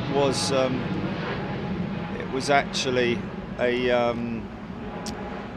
an unpainted example, just pure carbon. And nobody was actually aware of where that wingtip was going to end up. They were just looking at it as being a prototype for a new winglet, which they were going to possibly retrofit to other jets, or for a new jet that had not yet been announced.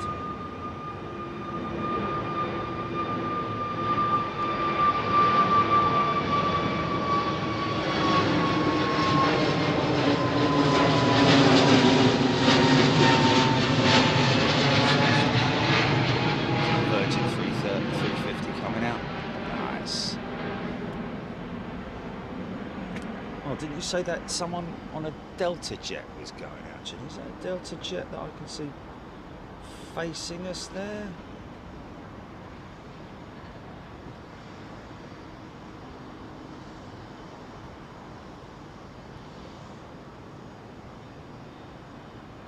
Trevor Wood, Trevor Wood saying, oh, I said I was leaving, but I keep watching and reading the chat. Just had to say, as someone who worked on the 787 design team, I love the 8.7 wingtip, but the 350 has definitely grown on me. Oh well, there we go. Trevor Wood worked on the 787 as in the design team. Wow.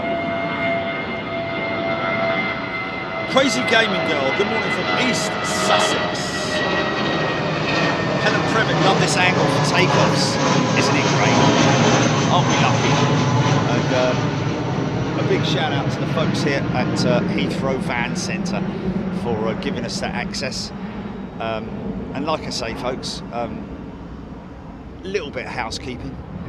If you are self-employed, got a small business or a delivery courier company or anything like that, then for your if you're looking towards, if you're coming towards the end of a lease or looking for a new vehicle, for your company, then consider the electric van from these guys here at Heathrow Van Centre. Get them to give you a quote. Rab H Friday and Saturday for Louisville, indeed. Andy M, good day to you.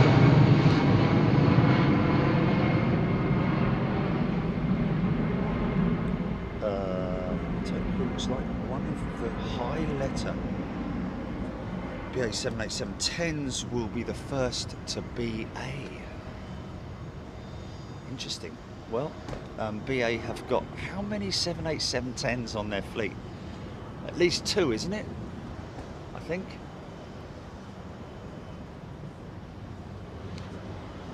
Might even be one there, you know. Is it a 7810 locked up there?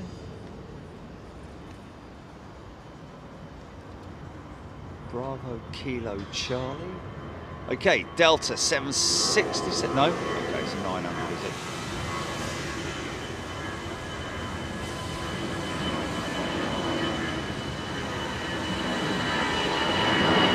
Rab H Virgin livery looks great in this light.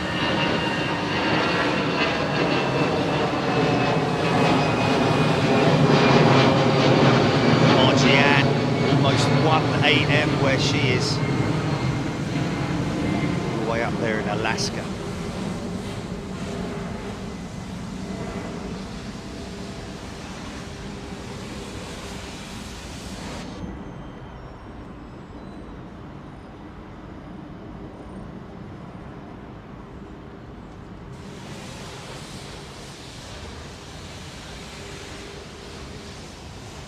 And this is the 767-400 with the raked wingtip. You can clearly see that wingtip. Look at the point on it. Very much like the 777.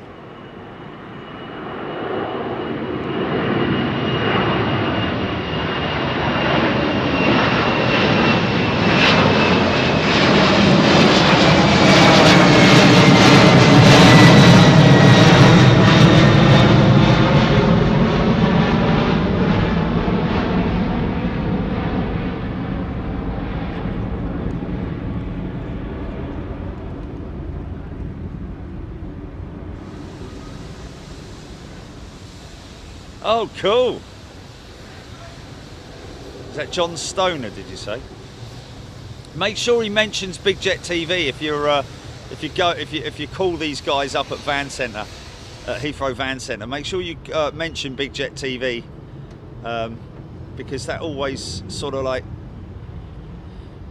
you know, you might get a little bit more discount.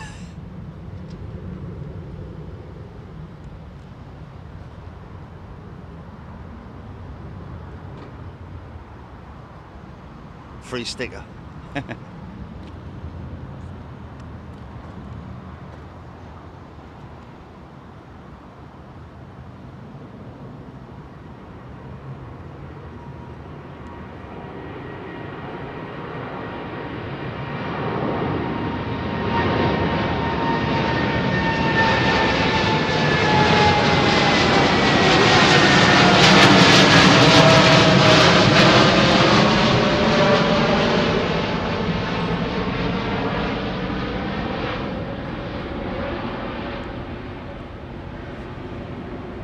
beautiful wing. We talk about winglets or sharklets or blended wingtips, whichever style you want to talk about. As far as wings go, the entire wing, I'd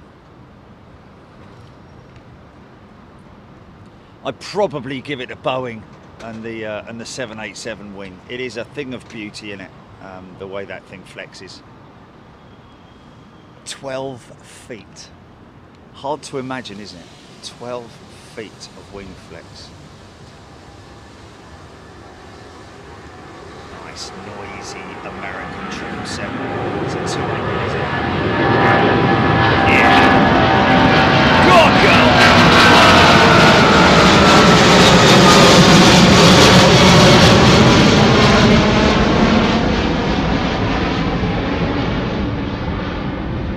Nice. Those Trent 8s. I don't know if they're Trent 8s actually, it might be Pratt & Whitney PW4s, but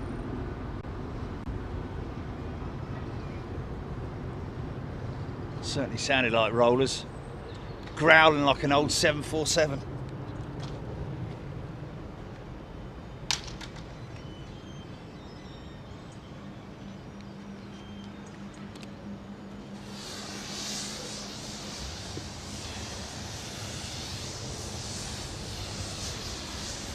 Thank you, John Stoner. Mojian, Paul Harvey, Growler, Joeing 747. Listen to them rolls roar. So was I right? Are they Rolls Royce Trent 800s? I think.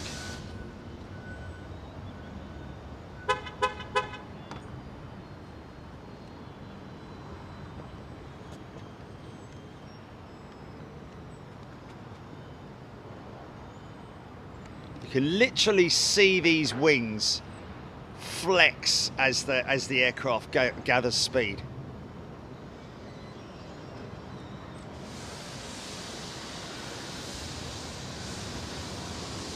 Air India.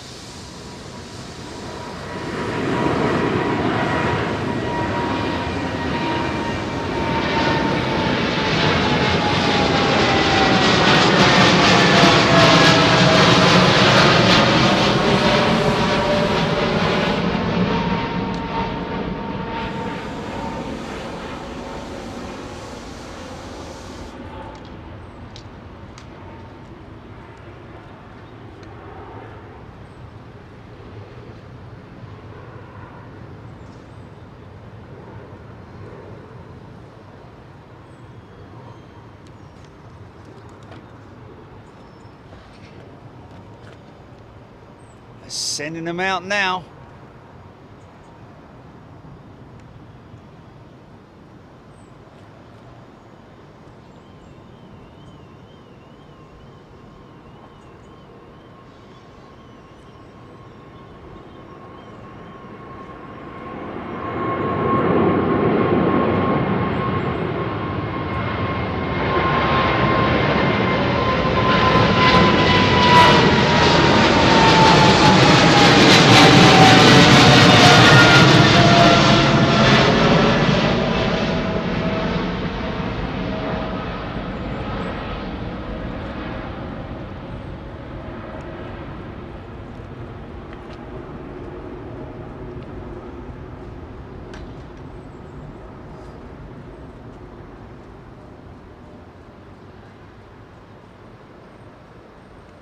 Yes, gone, yeah.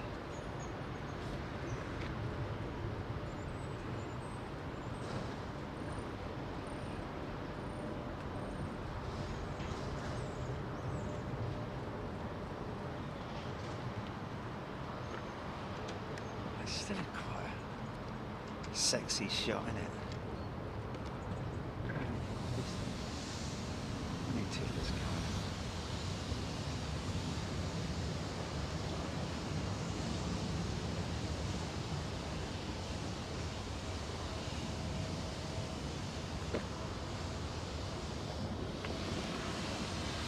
Beautiful.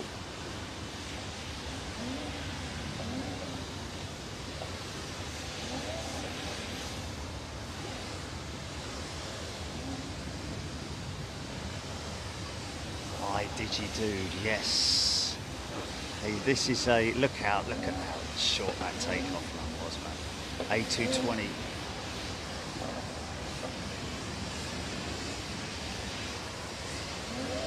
We're serving drinks in a second.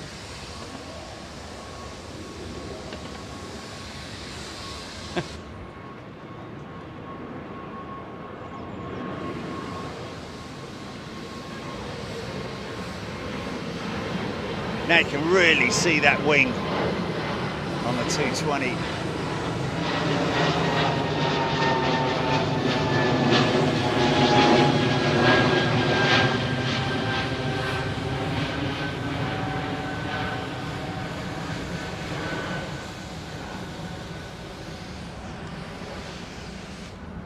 Crazy.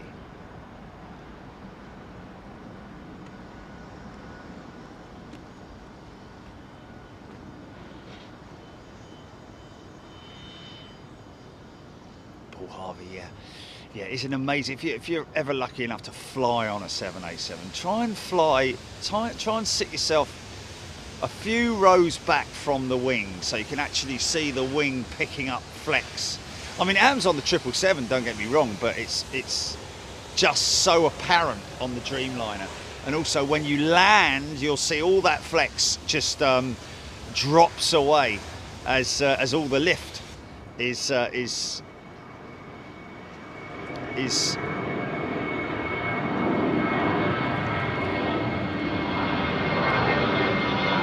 drops away.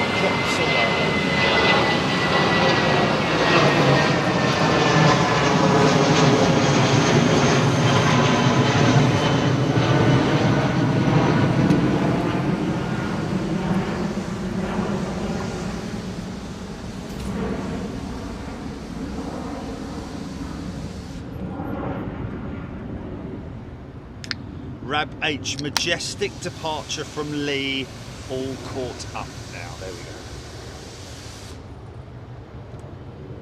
go. Liz Matthewman is off on Friday. Off to work a bit late now. Take care, all the best.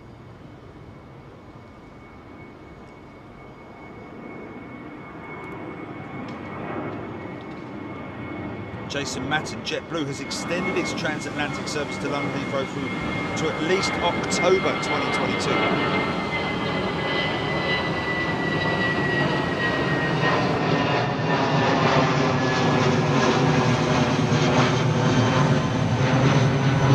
Helen Clapp, any news on the merger between JetBlue and Spirit?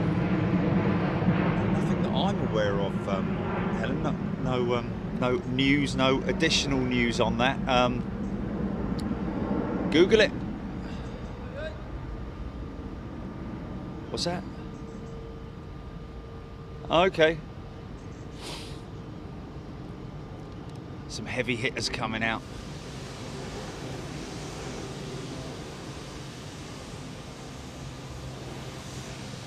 There's your A380 from Miami, I think, just arrived.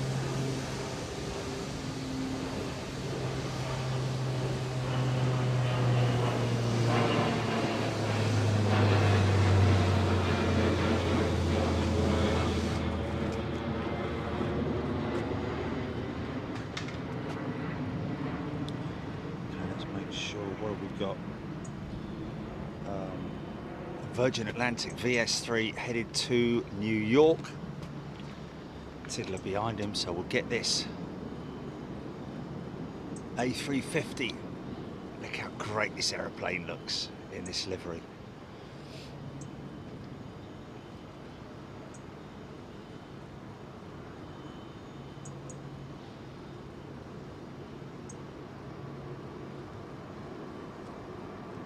Are you waiting?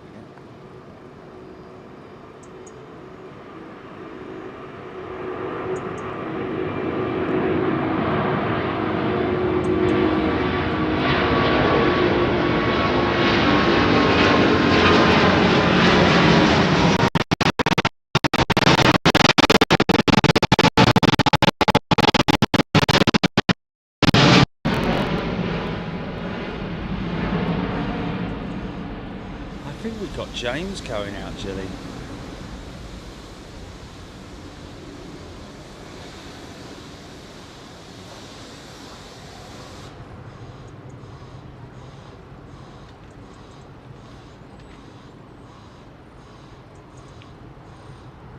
What happened? What happened? Did we get a glitch or?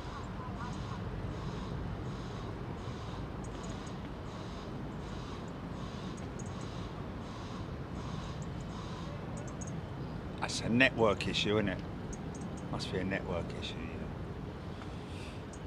Glorious plane to fly on. Mind you, I say that they all are. All these new modern jets, 787, they're all much of a muchness. We do apparently have a BA 380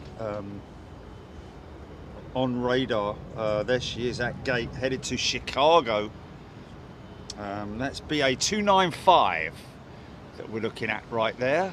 Not there, but at gate, ready to push.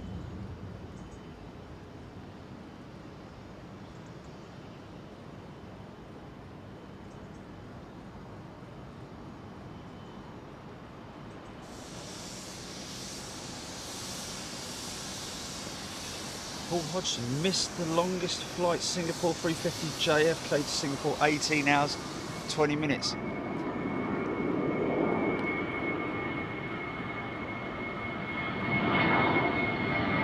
What's that?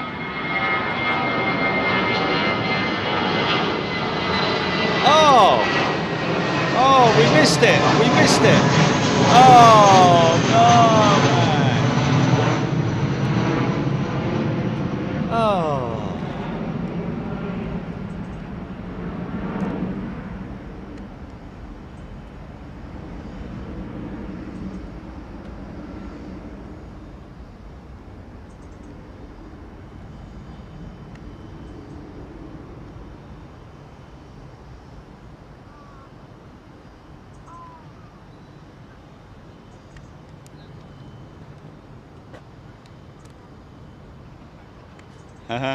Cool. Dave Carrington, Coffee Break and Big Jet TV. G'day, Dave. Arthur Denari. Arthur Denari for me life story. Good morning, perfectly timed day off.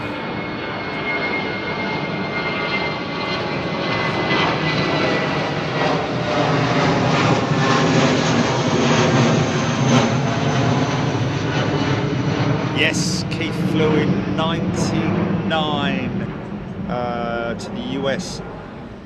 767 could see the wing flexing during flight. Yes, of course. I mean, that is what it's designed to do, is to take a considerable amount of input from turbulent air, or you know, whichever way you want to describe it. But yeah, I remember flying with my old man on the DC-8 and looking out and seeing the engines just literally flapping around on the pylons. That always amazed me.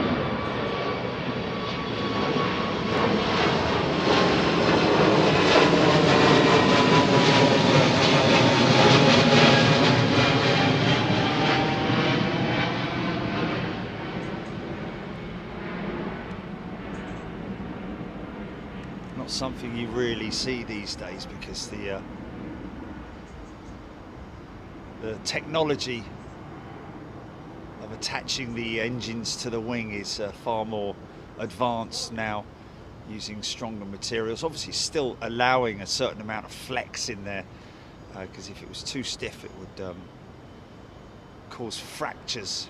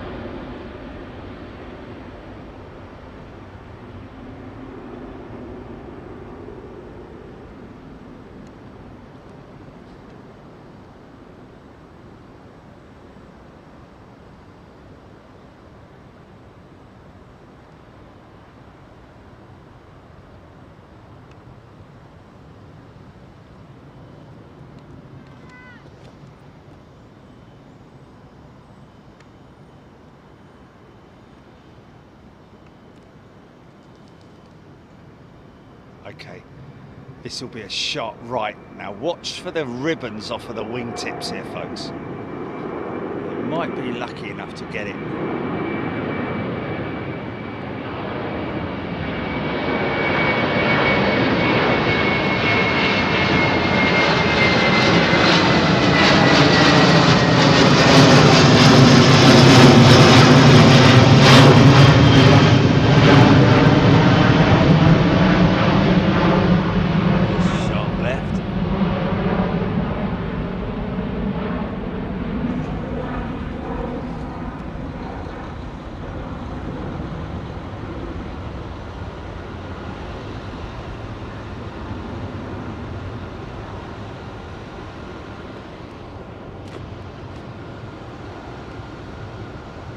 This is a Canada Dreamliner rolling. The wings flexing up.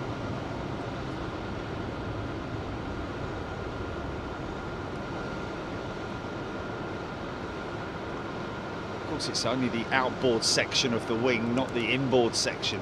Everything aft of the, what should I say, outward of the engines. It's the section of wing that flexes.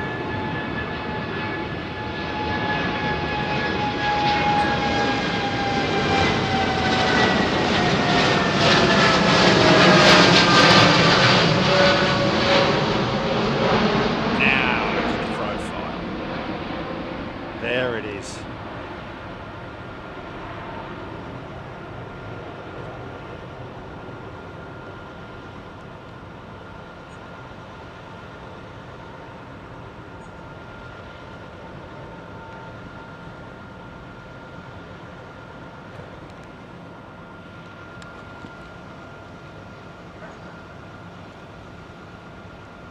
Clear takeoff, 09 right. Winds are calm.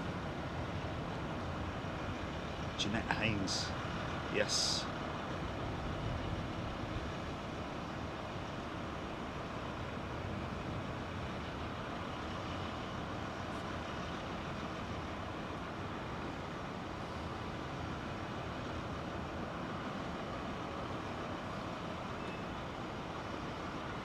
Wow, this guy's light, flipping heck.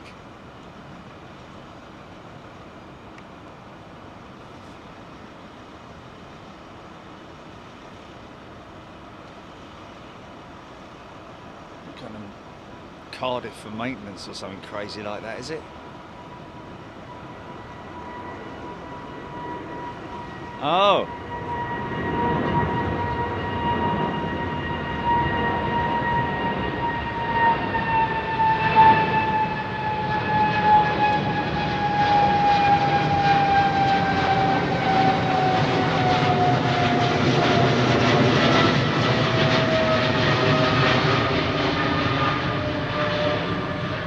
Going to Gatwick, is it?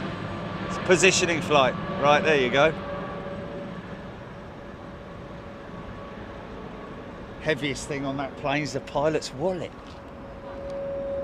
Oh, here we go. BA's 350 coming out now. Oh, really?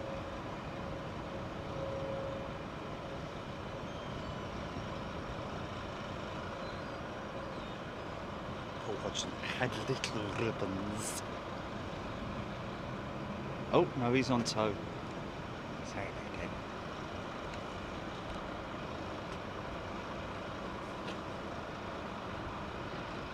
Eddie Howe, watching Big Jet TV from a deck chair in on my balcony. Oh, make sure you stay fully protected, folks, wherever you are, whatever you're doing. With whomever. Stephen Stibbons, good morning. Thea Love, just thought those whiskers on the front are pitot tubes, actually they're shampoo dispel.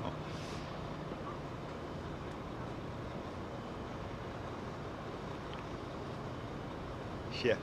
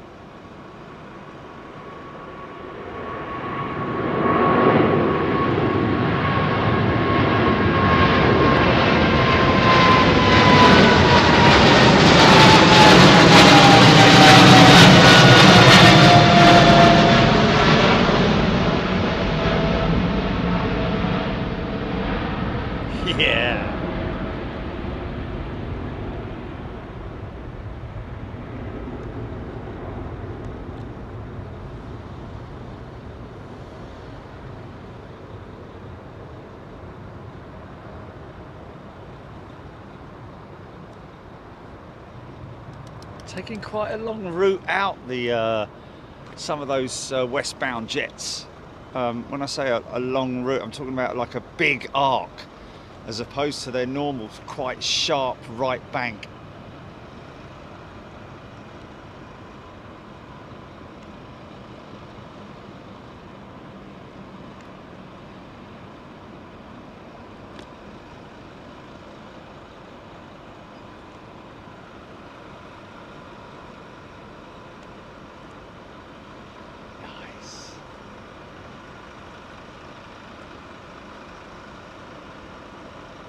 Give me your dog. A positioning flight is literally where they will take an aircraft and put it into position or back into position, or take it out of a particular slot where they need another aircraft, or maybe replacing an aircraft that's gone tech. Couple of different reasons why they would be positioning an aircraft, but it literally is that.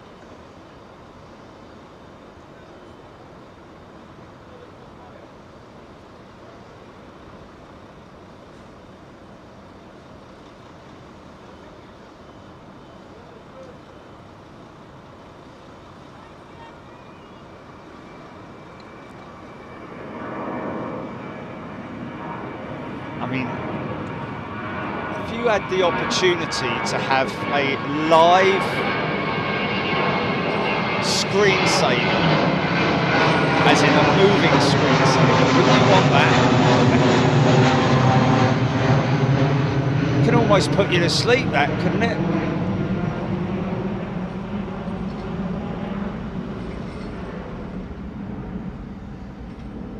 Now, that's where it gets a little bit confusing, isn't it? Because the pointy spinner that you see there in the middle usually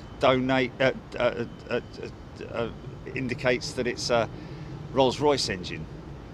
But that is in fact a GE90 engine, a General Electric engine. I think it's just those GE90s that have the Madonna's brassiere style, the spinner, yeah. Well, that's pointy, that one. Normally that would indicate that it's a Rolls-Royce, but oh, listen to this.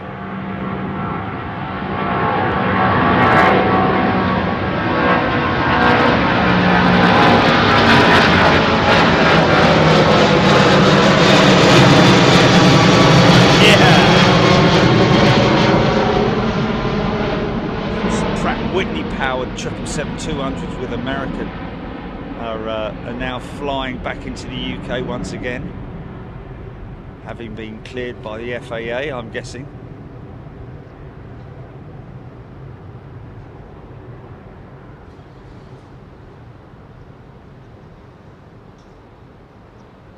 Probably because it's so worn out, Julie, I imagine.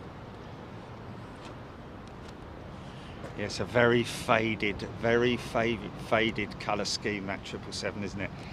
I can't think that they would be... how old is that aircraft? Bravo, bravo. Are they going to go for a refresh? I mean, there's a far newer... She's only 12 years old, she's quite young then.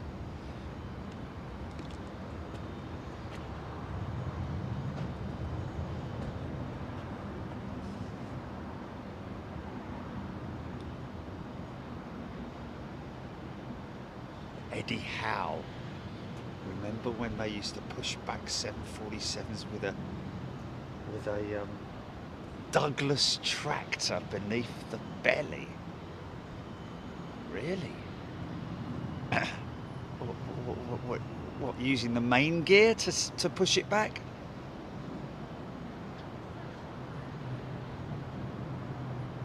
See, it's a 767. Her wings are flexing quite nicely as well. Obviously nothing like what the 787 does. Those engines smoking away, man. Yeah. Go on, girl, straight over the top.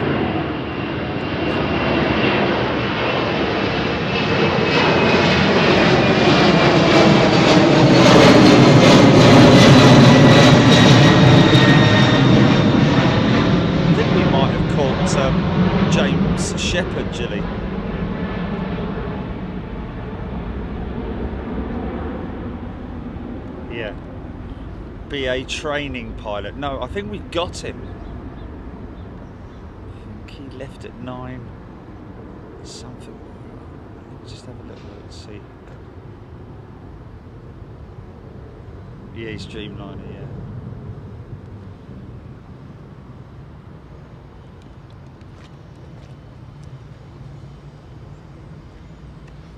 Air Canada just come in. On that.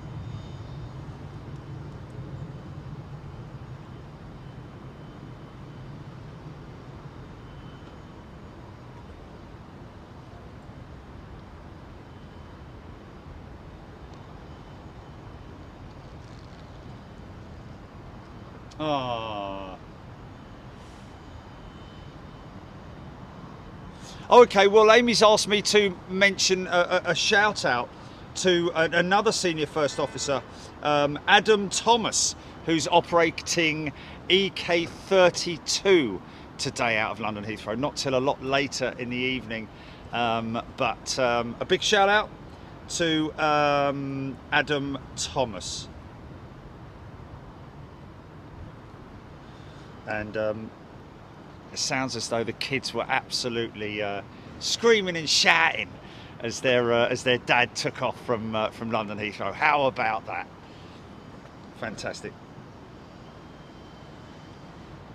Mabel was jumping up and down as well, no doubt about it.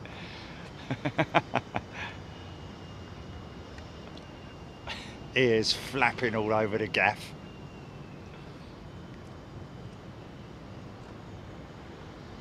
Another Schiphol bound jet.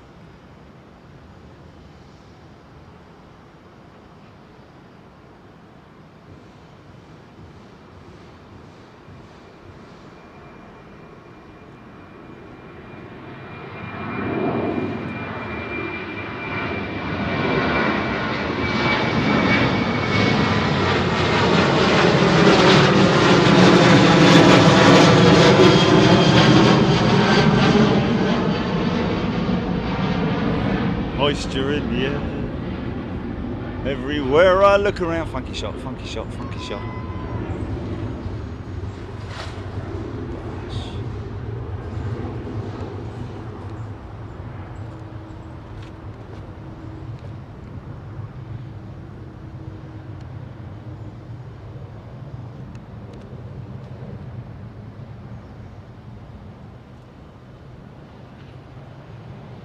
Is that easy?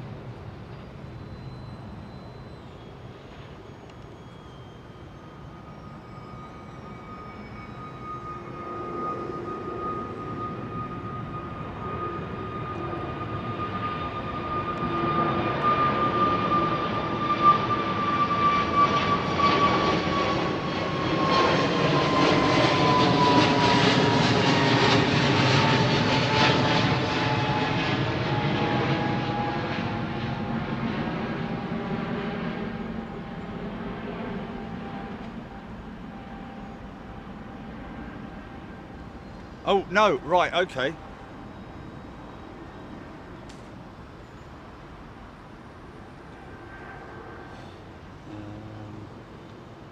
He says BA 195 at 10 o'clock. Oh, okay.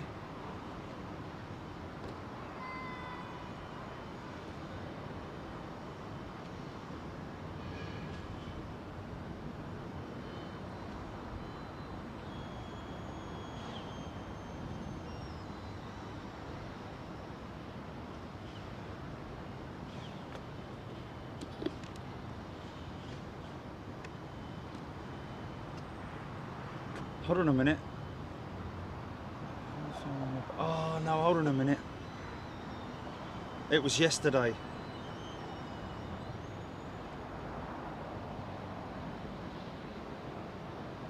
Oh.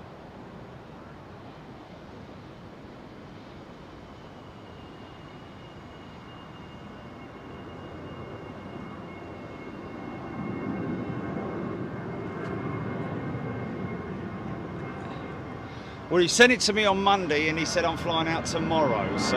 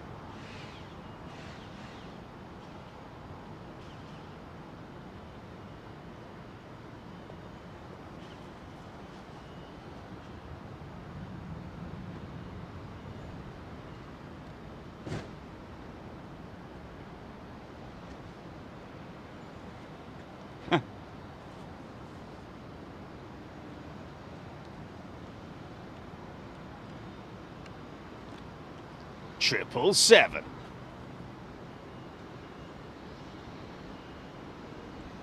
Boston bound.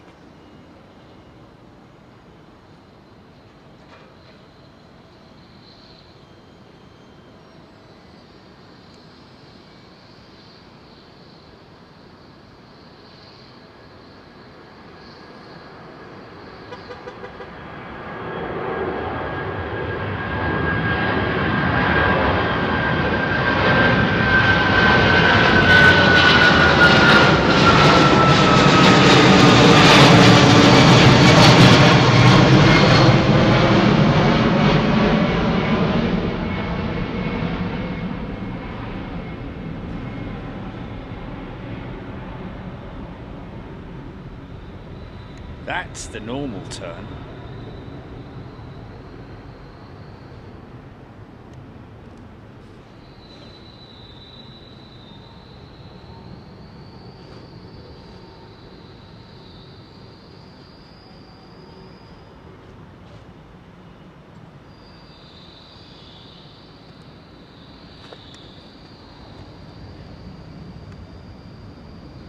They're giving that 350 a right old tow around the airfield, aren't they? He's come all the way from over T5 way, been all the way over to T4. Oh, I think I know what's going on here. I think he's going to end up over there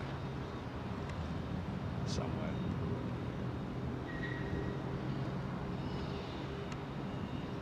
China Southern, is it? Taxiing down Sierra for departure.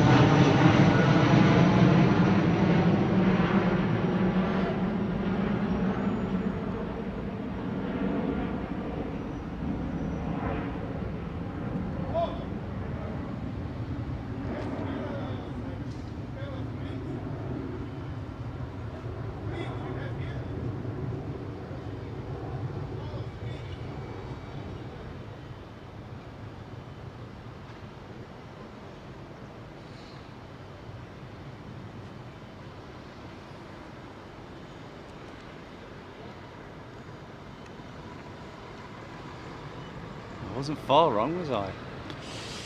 Still haven't finished his positioning yet, I think.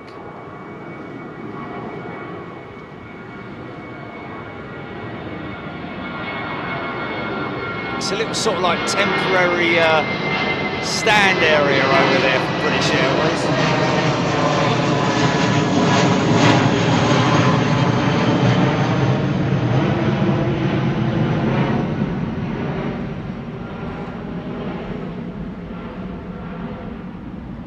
So that Dreamliner is right on remote, isn't it? Has he got something going in his... Oh no, it's just maintenance, isn't it? Or it's just... Yeah, he's going right round the back of the bike sheds, hiding away.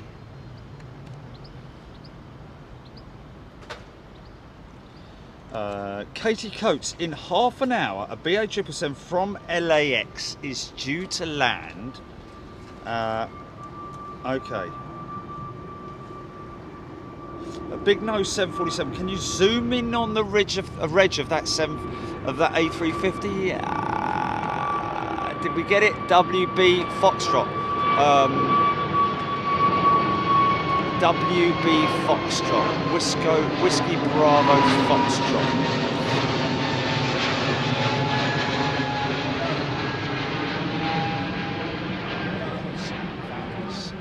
330 over the top. I don't know. Hold on, let's just have a little look. That's a VAM. Is that it there? That's a 330, isn't it?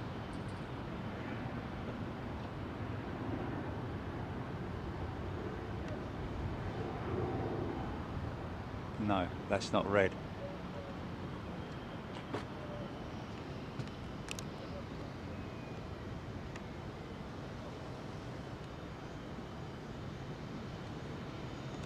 Intersection.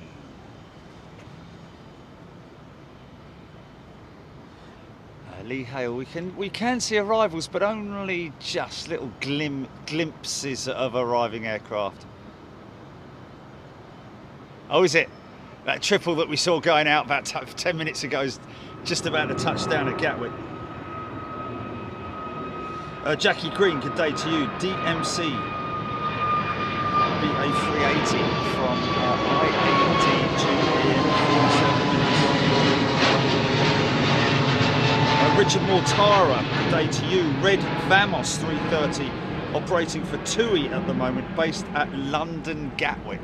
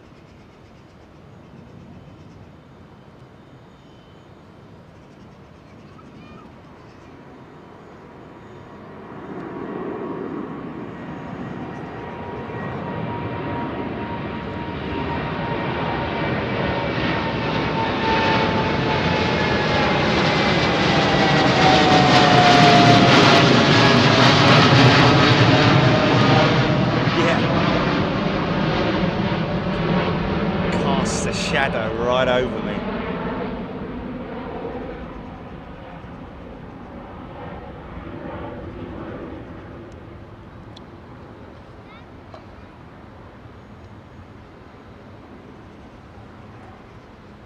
Because it's on a different time. Oh, hello, look at this funky shot, funky shot, funky shot. Nice. Actually, two of them there, look at that. Cool.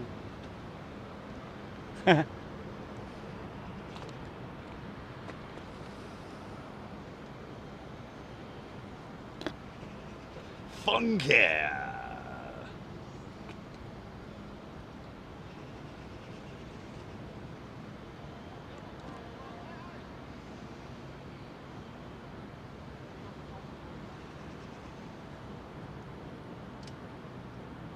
Where's that BA380 that was going to Chicago?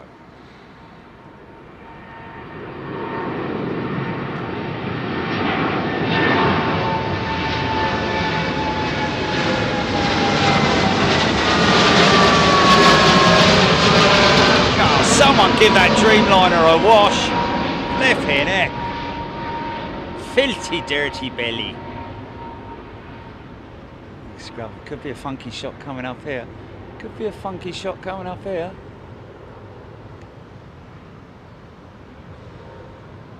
No, maybe not.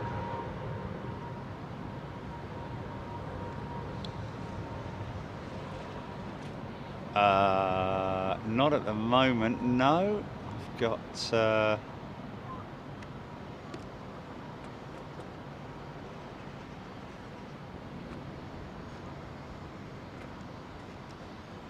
Is she still on radar then? Yeah. Oh really? Oh dear.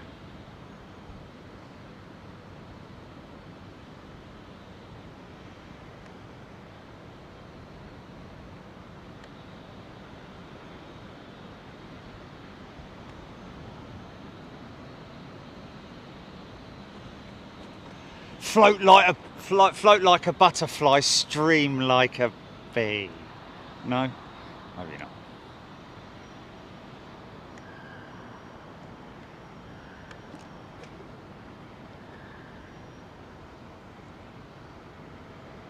Jeffrey Howland was 98 degrees Fahrenheit near Boston yesterday. Crazy temperatures.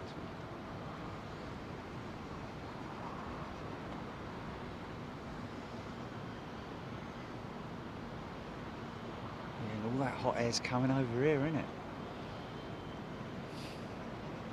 Mind you, at the moment everything's coming from the east, isn't it? All the winds are. The weather that we're getting is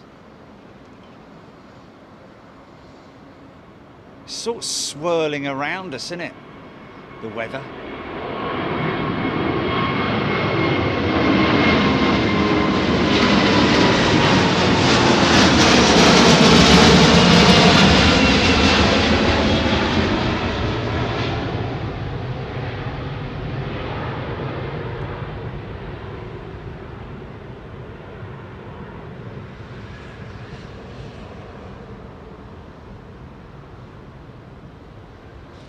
Yeah.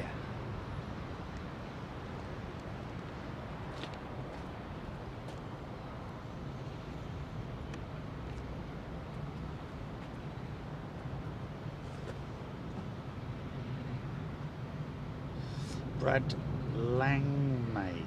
Sorry, I was mostly talking about Concorde. I'll not say other names. What's that then, Brad? Philip Jones, A380 to Chicago is on the taxiway, apparently. Philip Jones saying.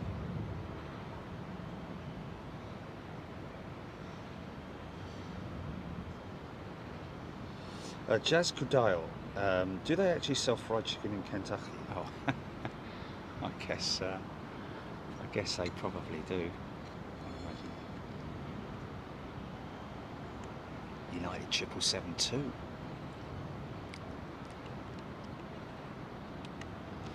Because it's not economically viable.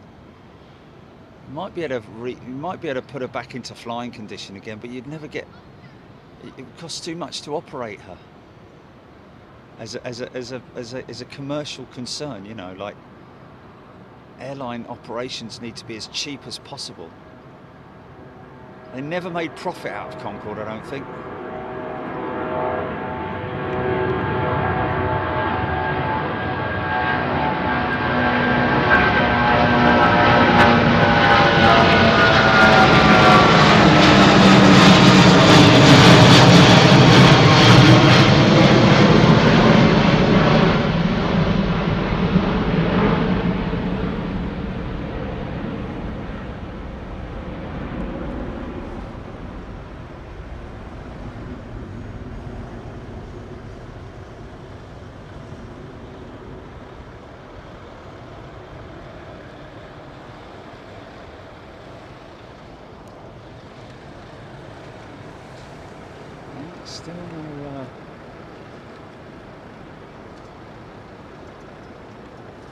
Still no 380.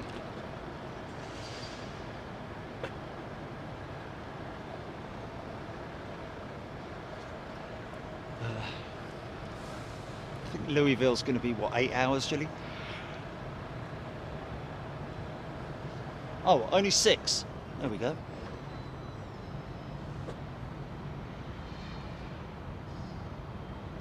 John Stoner. Vortex. I'm guessing you're saying there off the engine cove.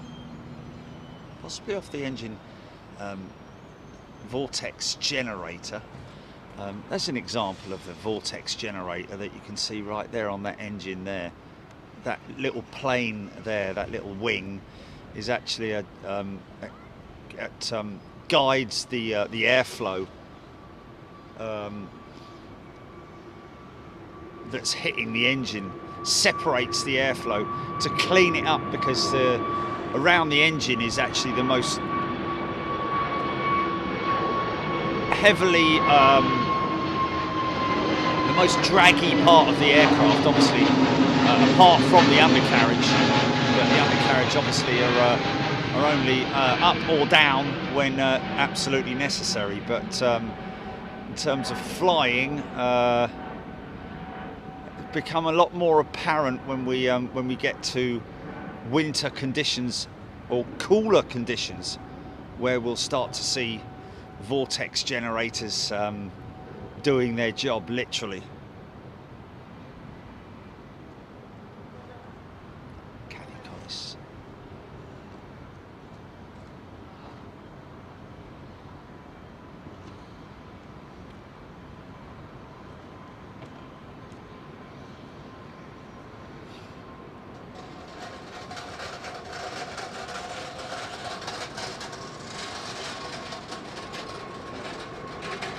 Five errors or 5 hours? Oh, 5 hours. Oh, it's 5 hours, is it? Yeah! Go on, United! Oh, that's even better.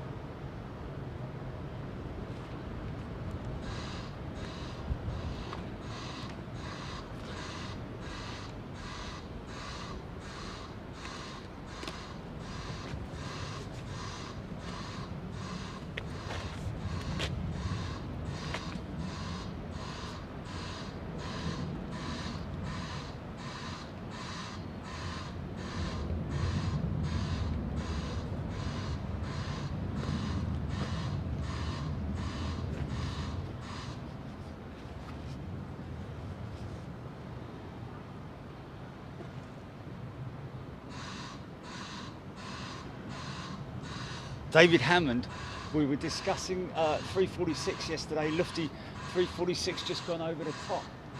Come on, what's that? Lofty 346.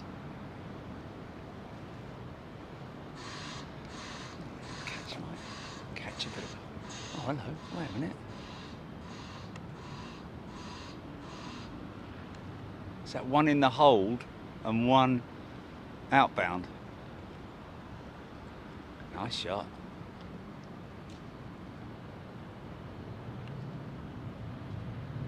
Still hear that triple, man.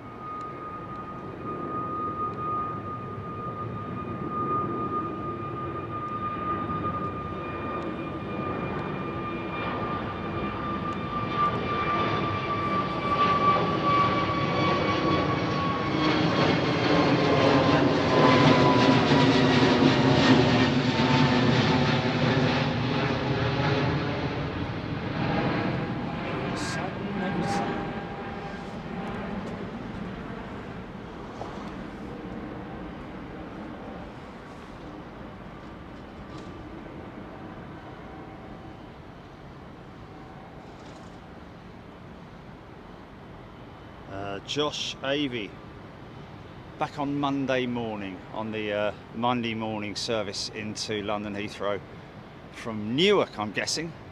Am I doing the same on the way back, Jilly, as I'm... Oh, Washington, IAD.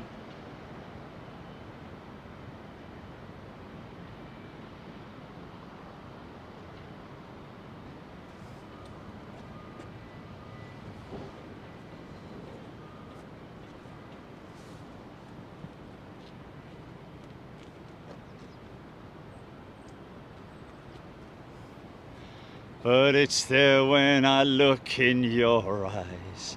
Do, do,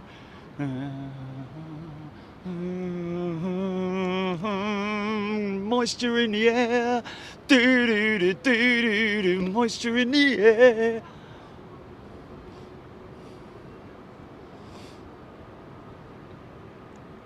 There's a big puff of brake dust off this 350.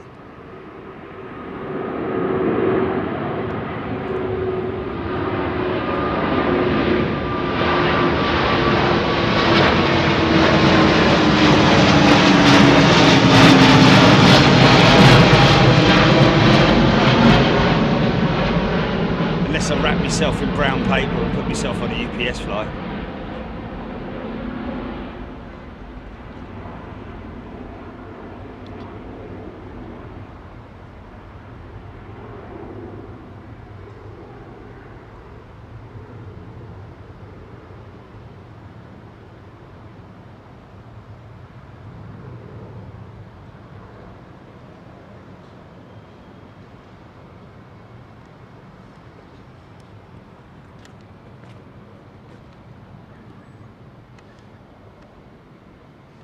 This is Saudi Arabian Airlines.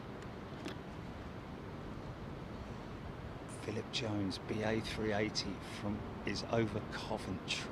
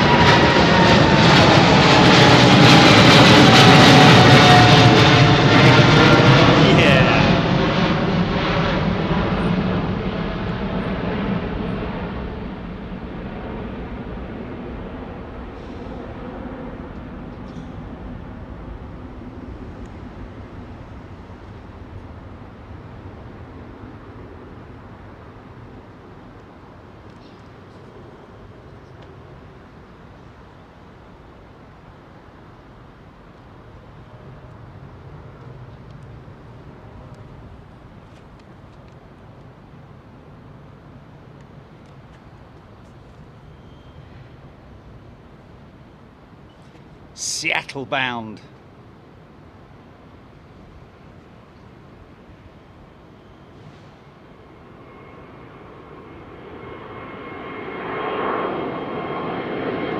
She's low.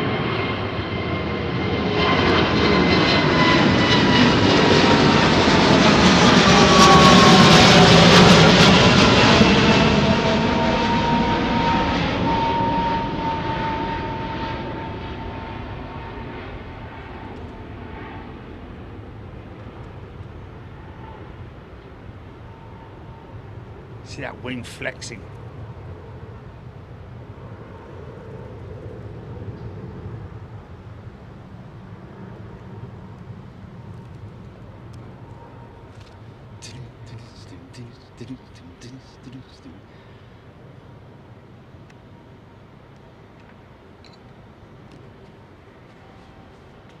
Now, is that a Finnair flight or is that a BA flight? Yeah, BA 336. BA 336. That's a Finnair jet with a dry lease jet with BA Cruise flying it. Also hearing that Finnair are operating their 350 on a lease basis. I don't know what's happening with Finnair at the moment, whether they've got too many aeroplanes and not enough passengers, or which way round that might be, I don't know.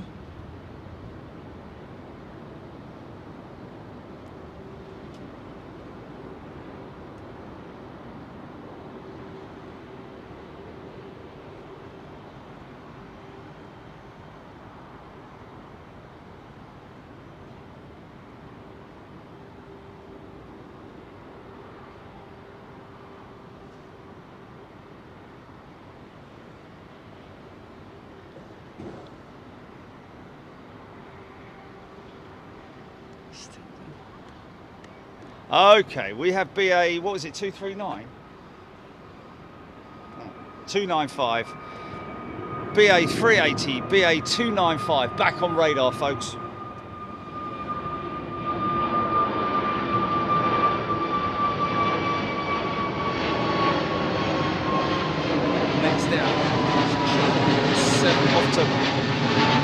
by BOM.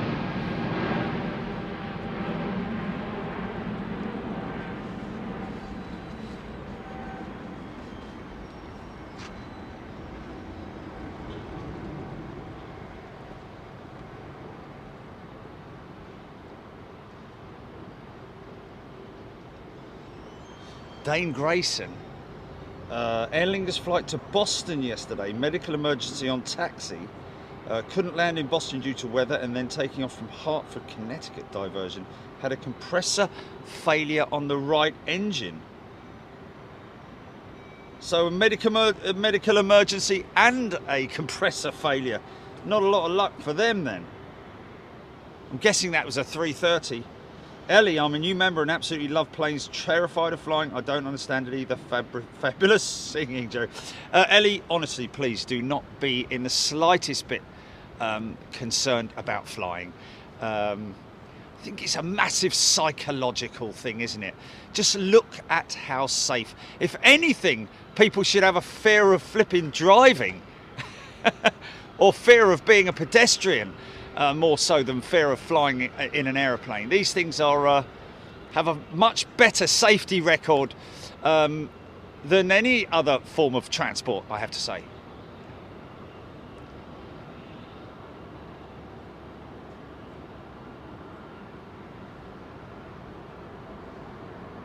Oh, was he? Oh, cool. JB was watching, man.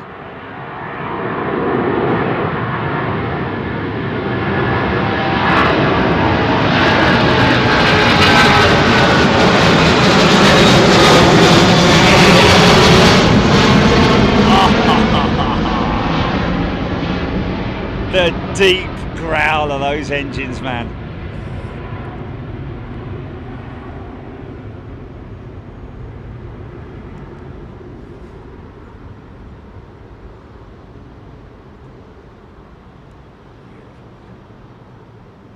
Beautiful. Every sight and every sound.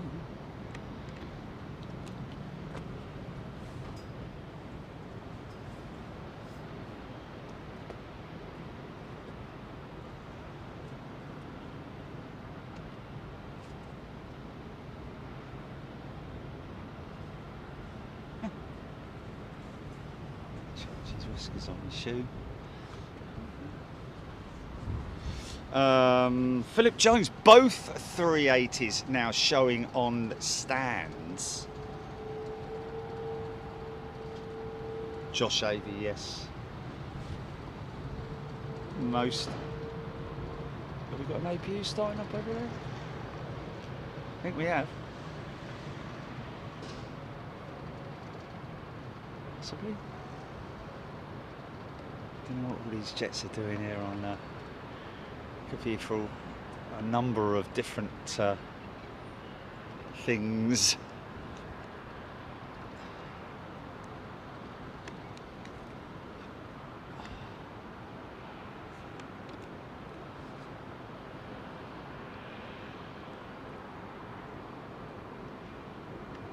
Iberia 330 pushing back.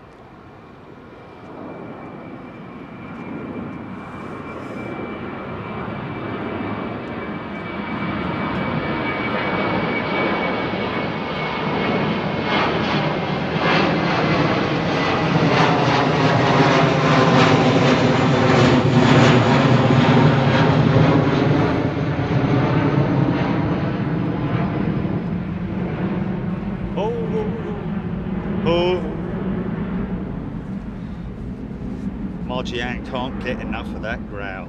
You can't, can you? Rab H. Linda Beattie. Linda Beattie, A380 just got over my gaff in Aylesbury. Right, there we go. Linda. In the lovely part of the world up there in Aylesbury. Out there in the countryside. There. Michael Kiddell.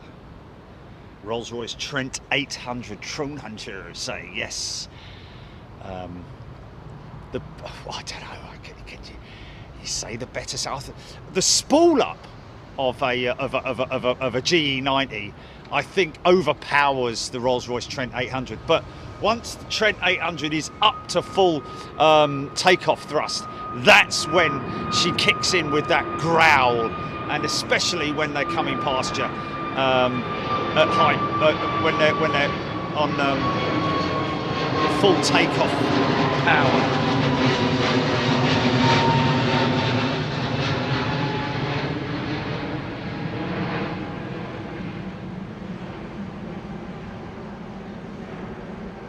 Trish Dunn, comic ventriloquist. Hello Trish, welcome to Big Jet TV, comic ventriloquist. Okay, I'm gonna drink this bottle of water just as I get this game. The kids get.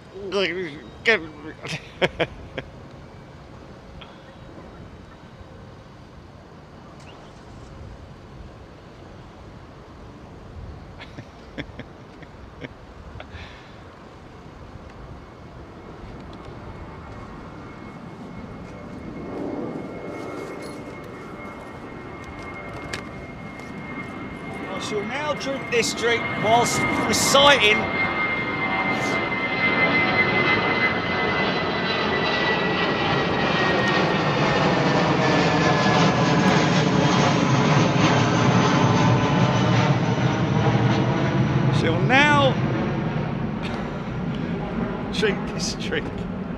whilst reciting the oh really? That's funny, man.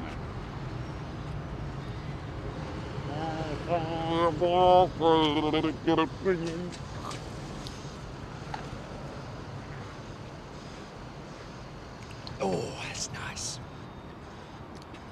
See, that's what makes all the difference when you plan ahead and bring a nice cooler box with you. Fill it full of ice blocks. And then in this kind of heat, you drink freezing cold.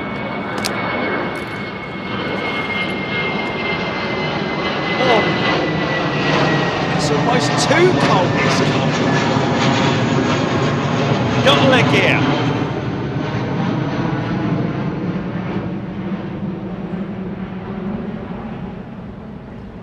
John Grinham loving the Concorde in view. It's great. I mean, you know, if you're going to have anything blocking your shot, rather than a tree or a bunch of lampposts or a brick building, Concorde.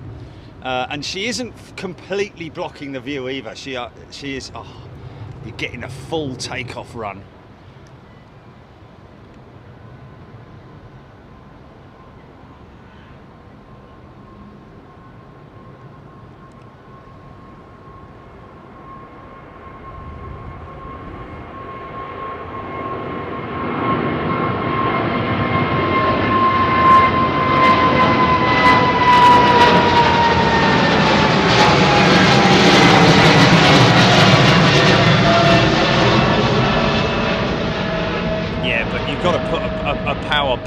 You've got to attach a power block to the power source of the camera, haven't you? A power bank. You can't rely on the battery alone. Even though I've got one of the extra big batteries in the back of this Panasonic, which you can buy separately. They don't last that long. They'll last 3 hours tops. Even the most expensive battery that you can buy. So I just like I said earlier, attach a power bank to the battery or to the power supply of the power lead. Plug that in from the camera into that.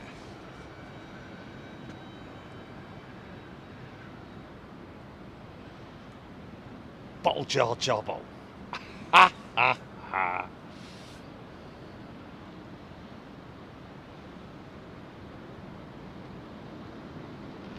Captain Calculus. A380 is moving. Yeah. Everybody knows that Duff Bear is Homer's. There she comes. Here she comes. Oh, APU start. Is that something starting up over there?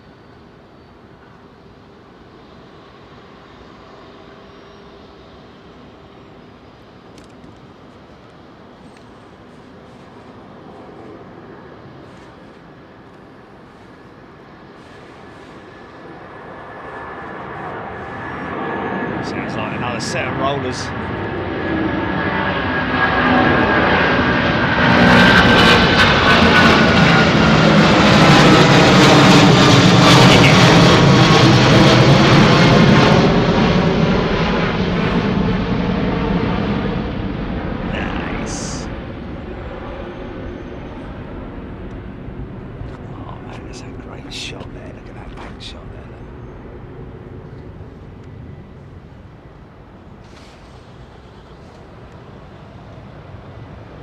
Should turn in a little bit, another shallow turn coming up.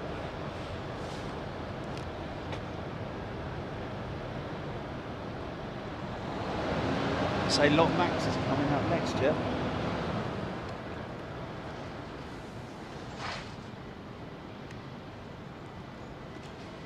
Okay. 737 Max. Lot Polish airline.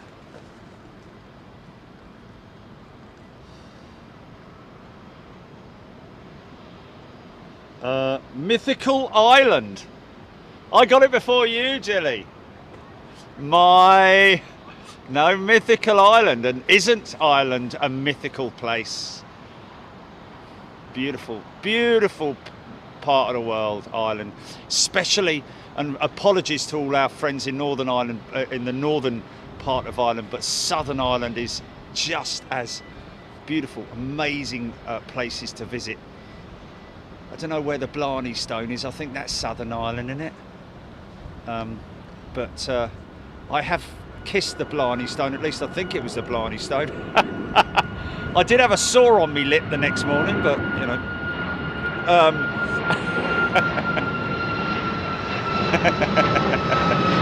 At least she said she was called the Blarney Stone. Only joking. I'm here all week.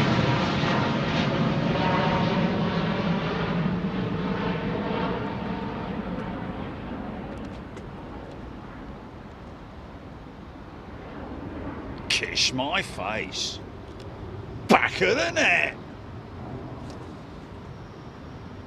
The midday Qantas departure now estimated to depart at 10:15 p.m. Lucy McCluskey telling us.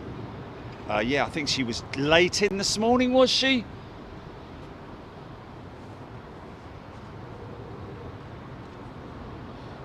J-Manx 72, I think it's in Cork.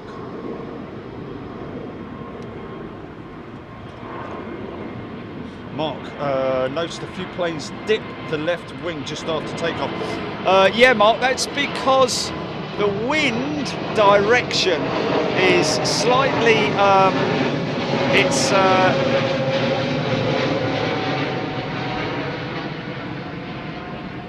just have a little look here, because they'll always dip the wing slightly into the prevailing winds. So at the moment, we have, well, they are direct easterlies, aren't they? So that wouldn't really make sense. Let's see if we can see the sock anywhere. Can we see the sock anywhere? Oh, it's limp biscuit. There it is there. So there is a certain amount of northerly element to it as well, and you're right. Just as they lift off, I'm guessing the wind itself will catch the aircraft and naturally dip it into the wind direction. So yes, that would make it understandable why it would dip to the right. Our right, its left.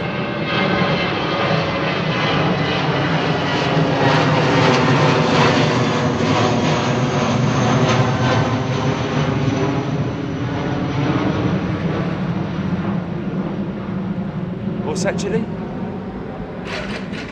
Say what? Does what?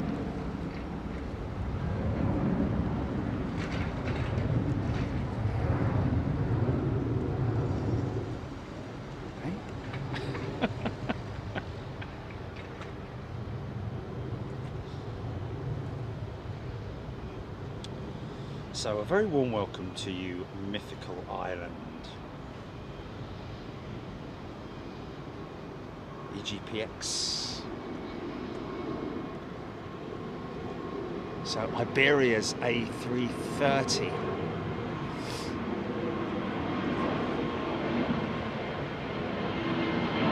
Hello, what are you talking about? What are you talking about, Keith? QF380 goes between 9 and 10. Dreamliner to Perth goes around midday. Today both go this evening. Interesting.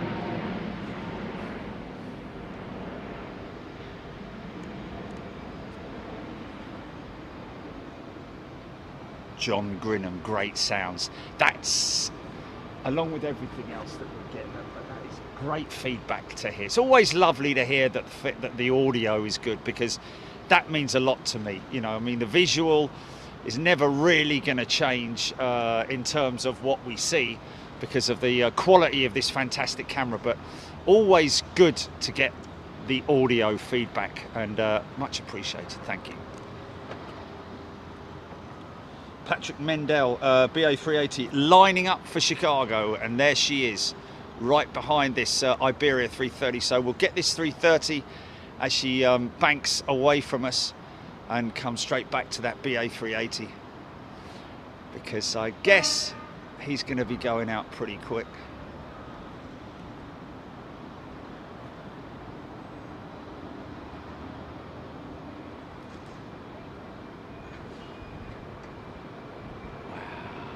What a flight.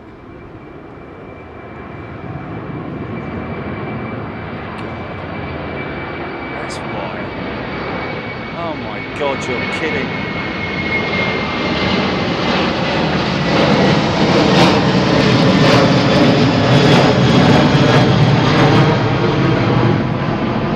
Oh, I had a funky shot, man.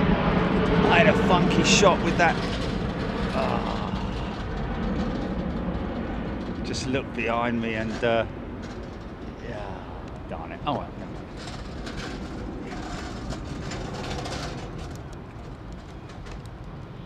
Should get the same, I think. Oh, I don't know. I don't know whether this is. Yeah, I did get that Eurowings 330, but when she was still east of the west of the field.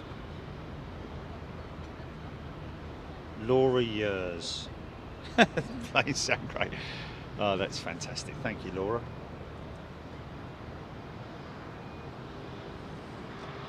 Thank you, folks.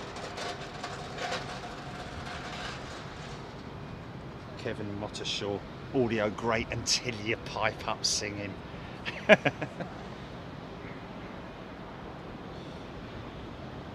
Crazy Gaming Girl UK. Here we go, Crazy Gaming Girl. Here is a 380. You've seen one on approach. Stevie P flew BA's 350 to Chicago in April. Beautiful aircraft to fly in, yeah. To be honest with you, a brand new A380, brand new A350, brand new 787, brand new 777. In terms of the comfort of flight, you know, a new aircraft is always going to be better than an old 20-year-old clunker that hasn't been refitted. Talking about refitting and putting blisters on and all that kind of stuff, you remember, well, there's going to be a lot of you folks, thousands of you folks, I have to say, who will not have been with us when we were filming at London Heathrow back in the days before the war. No, but before the retirement of 380s, before the 346s were retired, back in the day when when we had multiple 380s in. We're going to be bringing you those legacy shows starting a week on Saturday. Every Saturday for 76 weeks. Probably miss a couple out, I'd imagine.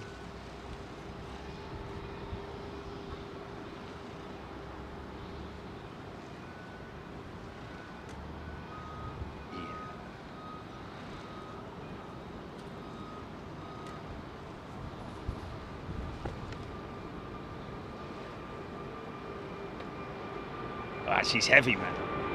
She's heavy. Look how low she is.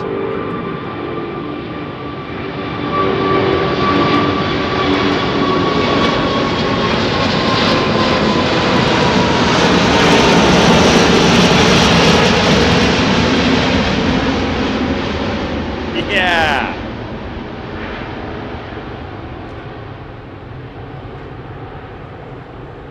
Look at the big ailerons, the outboard ailerons, look.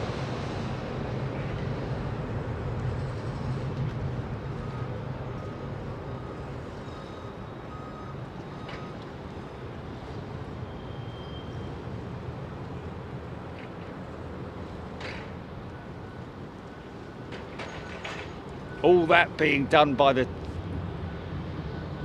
use of a gaming console joystick, really, which is crazy. I mean, obviously far more sophisticated than that, but you know, primarily it's the same thing, isn't it? Crazy, mate.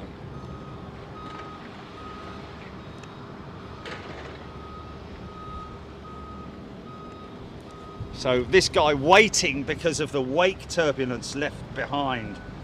Where is she? Showing on radar. There she is.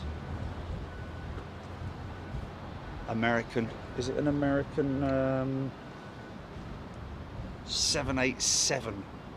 Another Chicago-bound jet.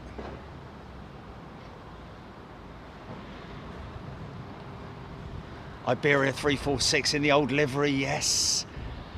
South African Airways, Air New Zealand. Oh my goodness me.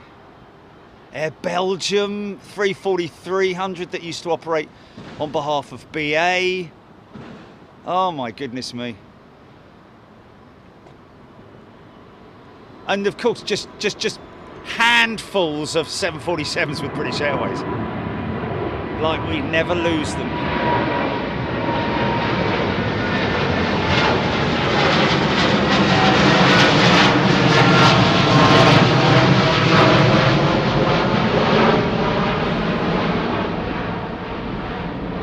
Virgin Atlantic A346s, and of course they were back in the days when we'd look at a BA 747 that was taxiing out and see whether she had any blisters on there, because they were going through cabin fit, weren't they? Those 747s before the whole COVID thing wasn't even thought of, was it, back then? But yeah, so we could distinguish which aircraft had and hadn't been through the cabin refit because of the blister, the Satcom's blister. And Wi-Fi?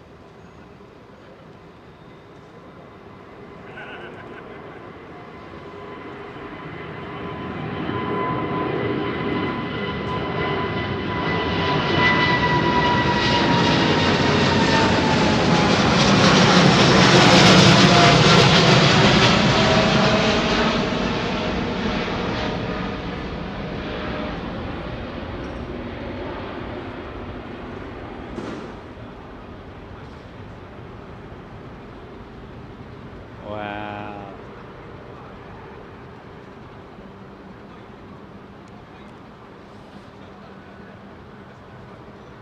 When you say testing new camera, that would have been this one, wouldn't it? Oh, one of them dodgy ones, the bigger one. I might have been trying the bigger one, yeah. Silly thing, man.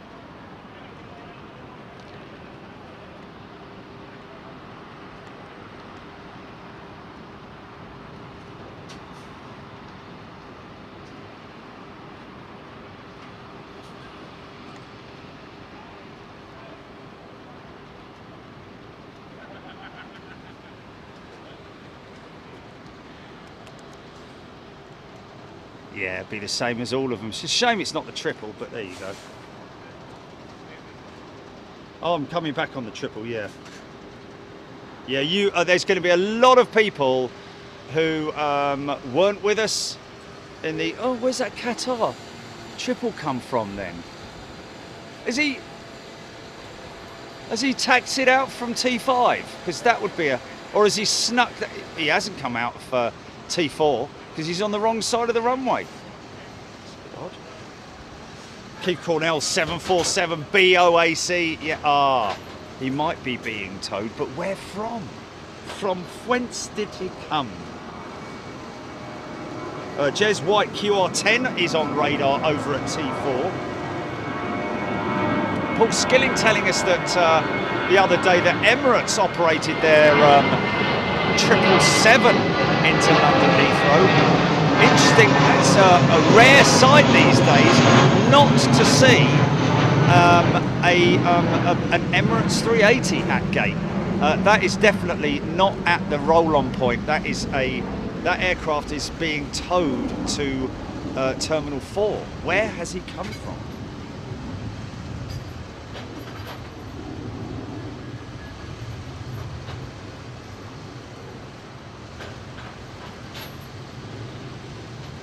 Air Canada Max.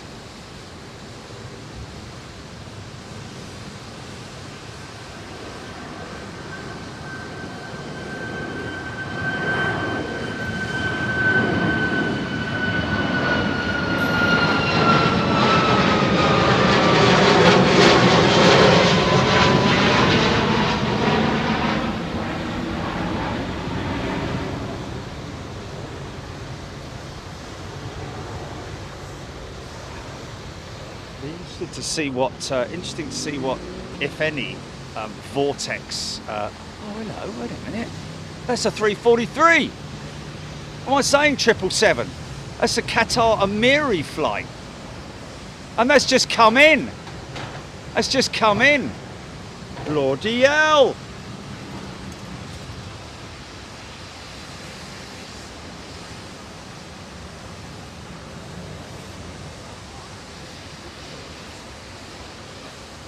A7, aha! Alan Partridge's plane.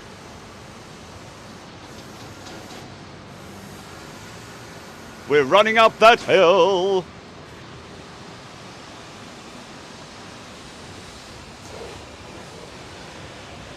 Aeroflot. Sorry, I'm just thinking of other aircraft that you're going to get to see in the Legacy series, folks. Yeah, just randomly shouting them out. Oh my goodness me. The days when we just took it all for granted. There were the days when back in there, living in shoebox in Middle Road.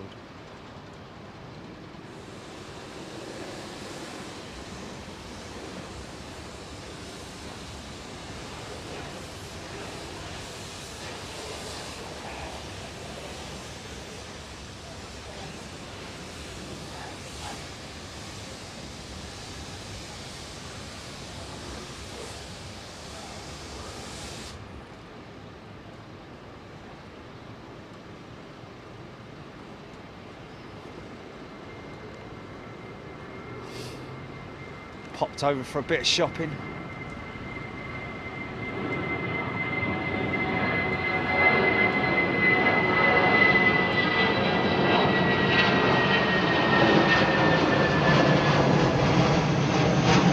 Oh, there we go. Mythical Island was the reason why they joined, was to alert us on that particular aircraft. Yeah, sorry, Mythical Island. Thank you for that. Well, there we go.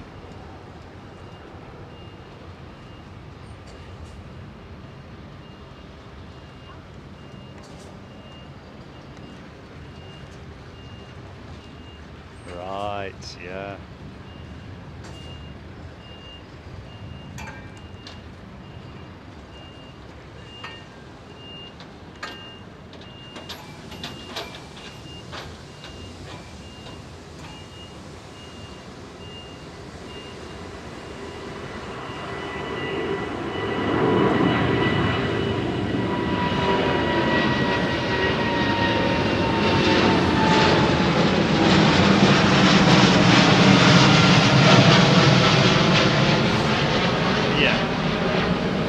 not going back to the real good old days of the tri-holders. You know, your DC-10s, your tri-stars. And, oh, wouldn't that be good? Oh, here comes the big lad. Oh,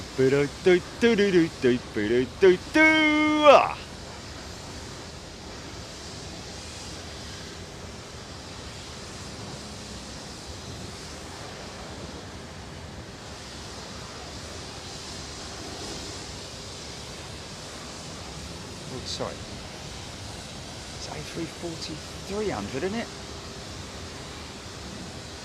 It's a 200, is it? Oh, okay, so it's a shorter variant. It's a 300, yeah. Didn't know they did a... This is Delta, I think, 764.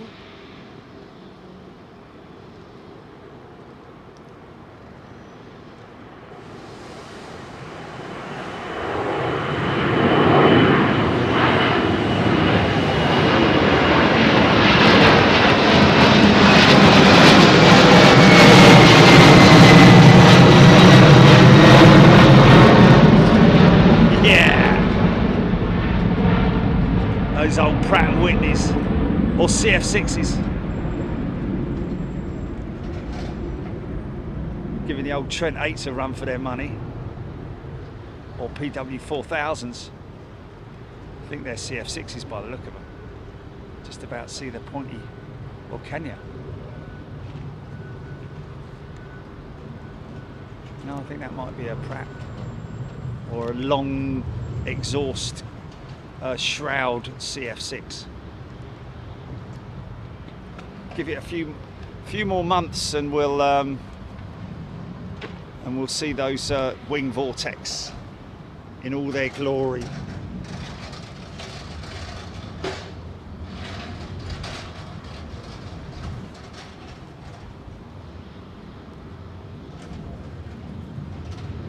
Oh my God, really? Oh wow. Aeroflot already using an A350 for spares. Oh man, that's the end of it, isn't it? I mean,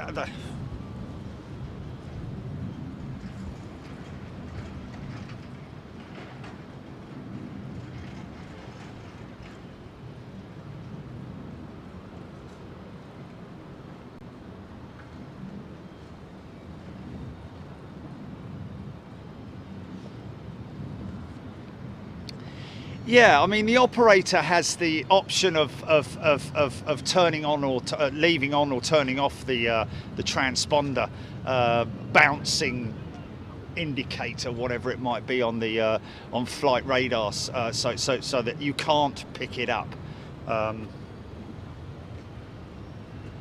Right. Okay. So ADS-B can pick. Oh well, I don't know then.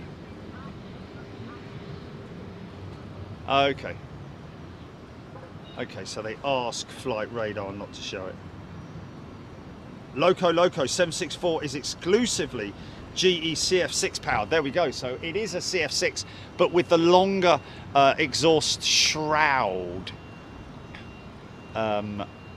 which can confuse some people because the Pratt & Whitney has a very short exhaust stub shroud on it. Whereas the CF6 has that elongated thruster cone, but it's also got an additional shroud around that cone, obviously for aerodynamic purposes. So there we go. 764 exclusive CF6 power. Thank you for that, Loco. I will now be able to confirm that every single time. Anton Storick, favourite camera position as the planes are departing. Can't believe I've missed the start. Anton, it's absolutely fine. You can scroll it all the way back when we finished. This looks like a Finnair 350. Is it a Finnair operation?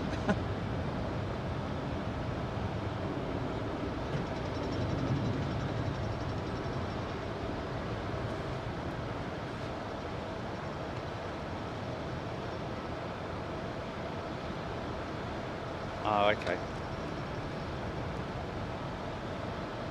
Well, the Americans, yeah, especially out there, they've got a twang to their accent, haven't they? So it's Louisville, or whatever it might be, you know. But hello everybody and welcome to Louisville.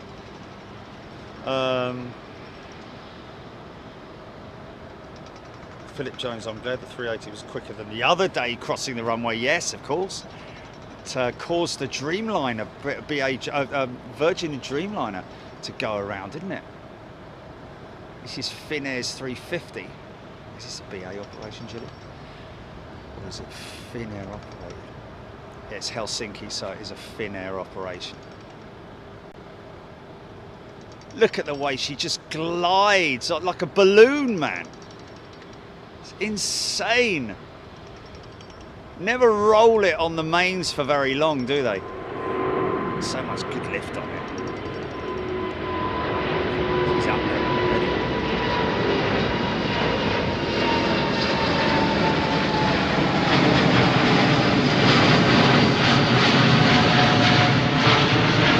Left turn, Clyde.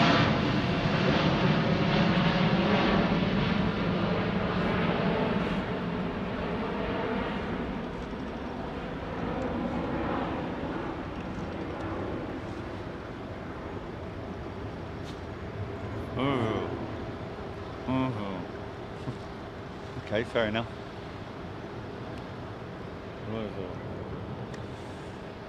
Well, I can talk without moving my lips. It's very easy. I just talk like that, don't I? All right, mate. How you doing? Got to look here.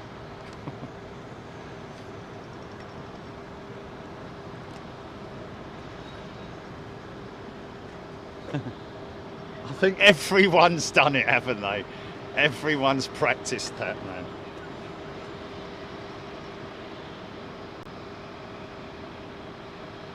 Richard Mortara, good article in this month's Aviation World magazine about Freddie Laker.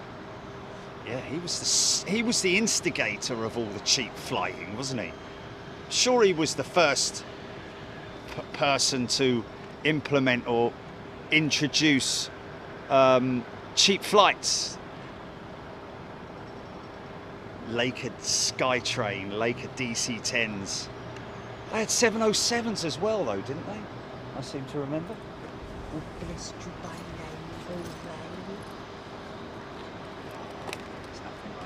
cold drinks on a hot day. Take the cooler bag with me. Oh my goodness me. That is as good as jumping in a cool pool, I tell you.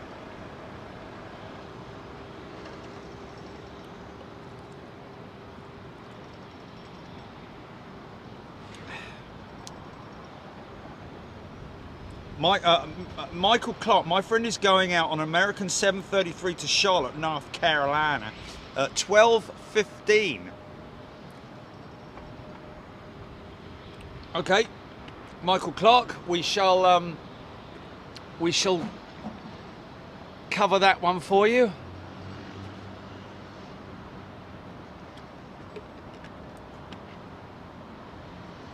Michael Clark, American 733 GP. 12:15. We're running up that road, we're running up that hill.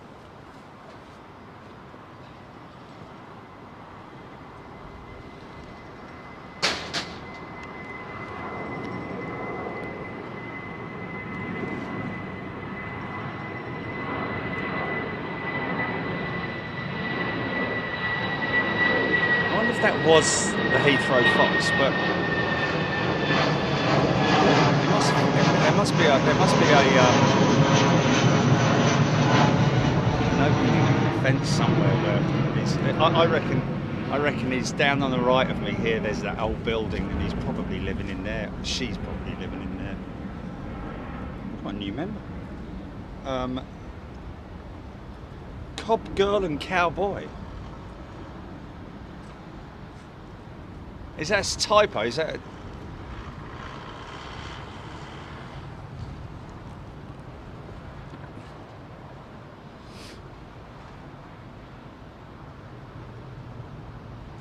another 350? Whose is this?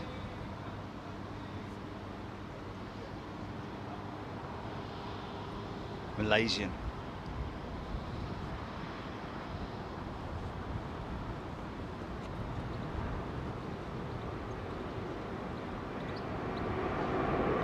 bird of prey just went past there. Scarf on, look. A bit cold up there, son. Yes, a necktie, yeah.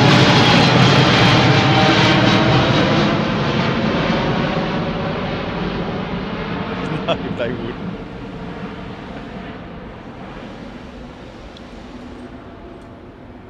Oh, sorry, we're fully booked for the next 3 years, mate. Just form my own choir then.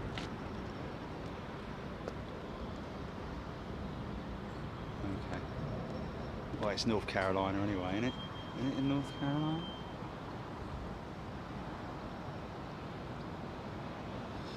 Siwana, are all pilots given the same training on a particular type of aircraft, irrespective of carrier? Yes, they are. It will be the training will be based on the well, actually, yes and no, because the aircraft manufacturer will give, you know, the training book, so to speak, will be based on the manufacturer. However, some operators, like Emirates, for example, will have a minimum and maximum time for carrying out certain operations. For example, gear down, no less than sort of like, I think, 7 miles on approach, and stuff like that. I think they monitor. A lot of these airlines actually monitor the operation of the aircraft every step of the way. So yes, it will be a standard sort of like operational procedure based on the manufacturer. However, the airlines will have their own training captains and, you know, simulation schools that they will operate. Of course, some simulator operational facilities will cater for a number of different airlines.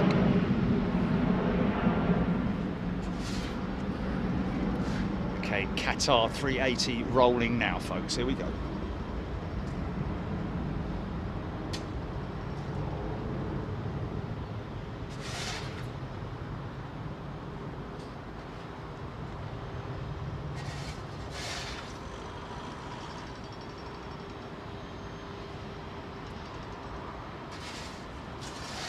It's nothing like watching it live, is there?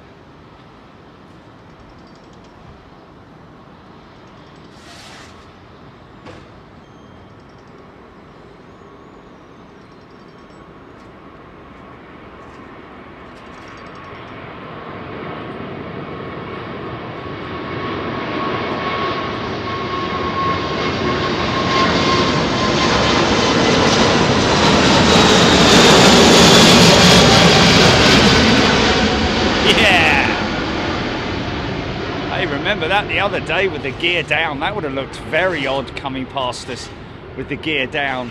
And then see that overwing vortex, you just about see it there, created by the splitter. See the it's kind of gone now, but yeah, very odd state of affairs last week when we had that 380 going out of 27 left, with its gear staying down. Or was it 27 right? Can't remember.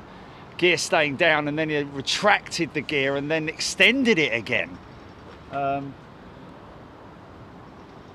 Slinger should be going out about 11:30, shouldn't it? Oh, okay.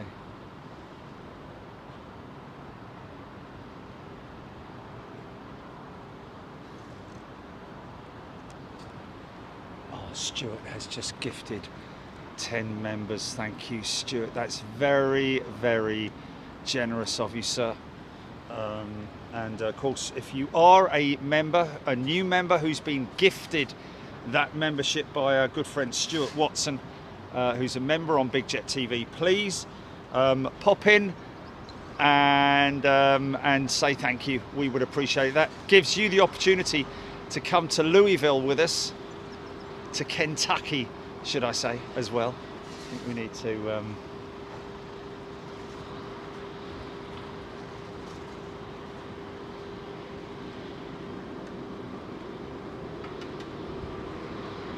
easy, son.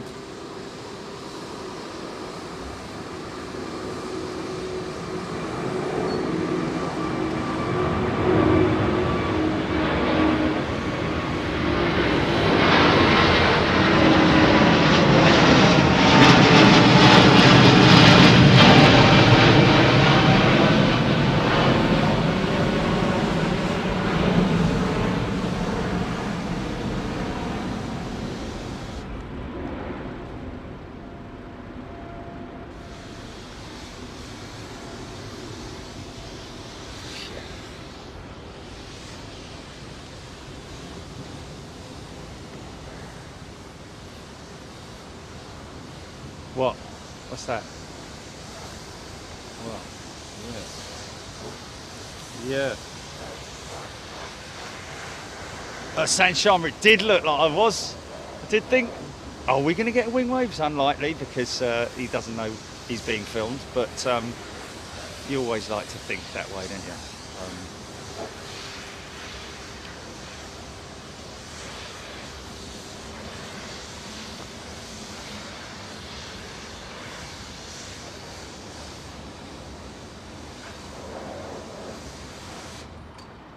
And Toes, a good day to you, Foxy B. Yeah, lovely, a lovely thing to do. Thank you, Stuart. Much appreciated. And I'm sure that those folks that you've gifted membership to. By the way, folks, the gifted membership, and please again, I have to emphasise, do not feel in any way obliged or pressurised into gifting membership. I've got to make that absolutely clear. We're not putting super chat on because we don't want to sound in any way desperate, but not only that, I personally feel that with super chat, you know, after a certain amount of time you're going to reach saturation point where people are like, well, look, I can't keep giving you money all the time, you know. What we have is something a little bit more stabilized and a little bit fairer in terms of our 1 monthly subscription, and that's it. And really, I mean, $4.99 at the most, unless of course you're a Superclass member. Again, that's literally down to the individual. But yeah, the gifted membership is something that is we'd rather, if you're going to gift any money, rather gift membership to rather than super chat. Gift membership to somebody who maybe either can't afford it, or it just randomly picks people. They have to meet a certain criteria where they have to have been a member with Big Jet TV. Well, not a member, but they have to have been a viewer or a subscriber for a certain amount of time. So it's just not any random person that it's picking. So those folks who are being randomly selected by YouTube themselves will find it a great, pleasant surprise.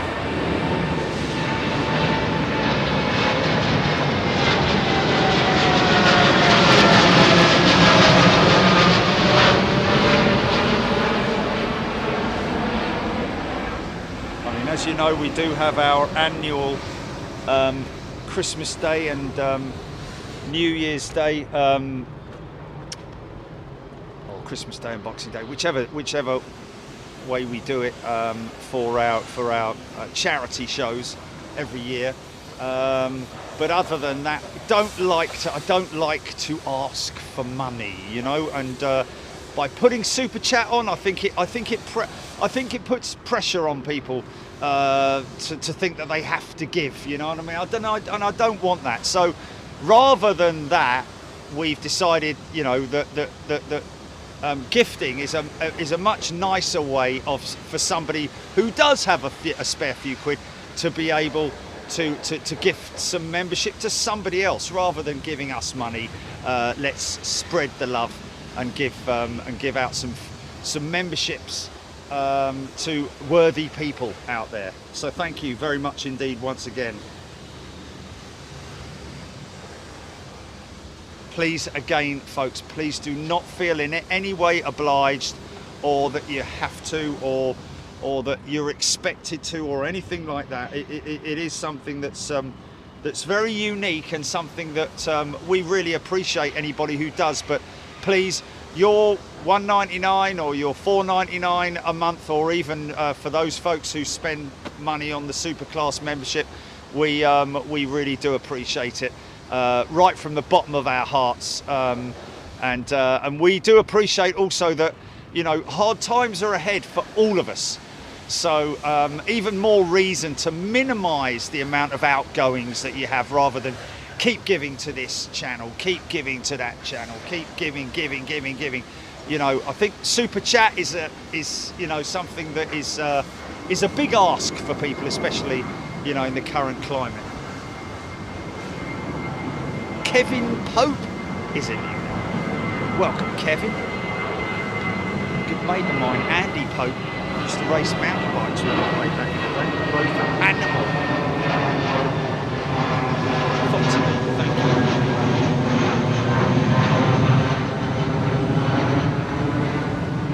you. Russell Smith, morning to you. Thank you to the person who did gift me a membership while I was away. There we go. What a lovely surprise for Russell Smith.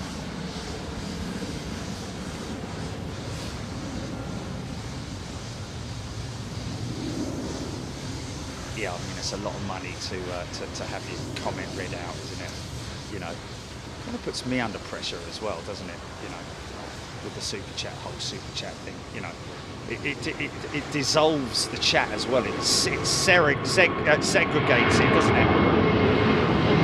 She's a dirty girl, man. Look at her belly.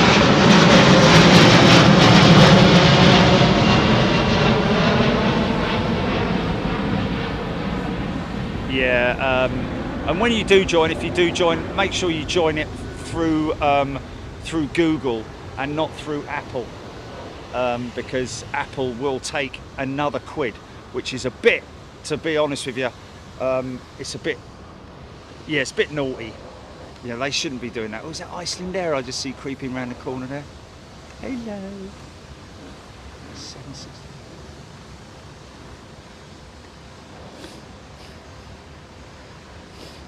Yeah. Well, we can't. It's just a shame we can't disable that option for them to be able. No. Because it's naughty.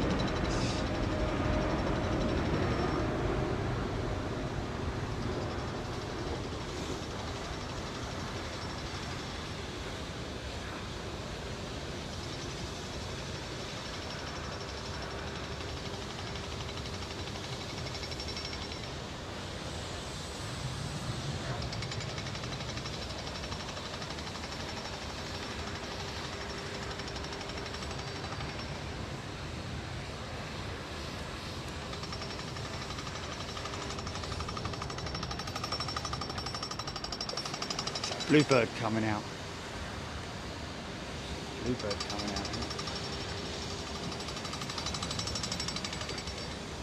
Paul Jenkins is a returning member. Welcome back, Paul. It's their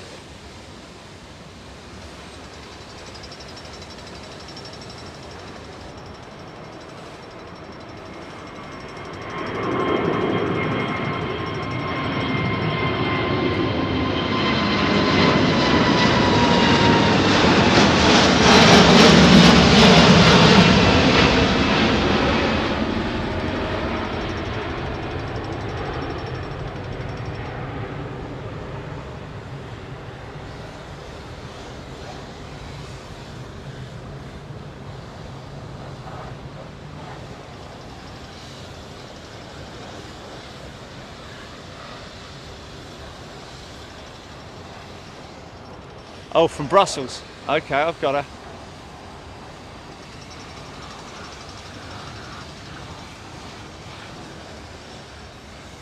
So that's a 767, I'm guessing, that Iceland Air jet.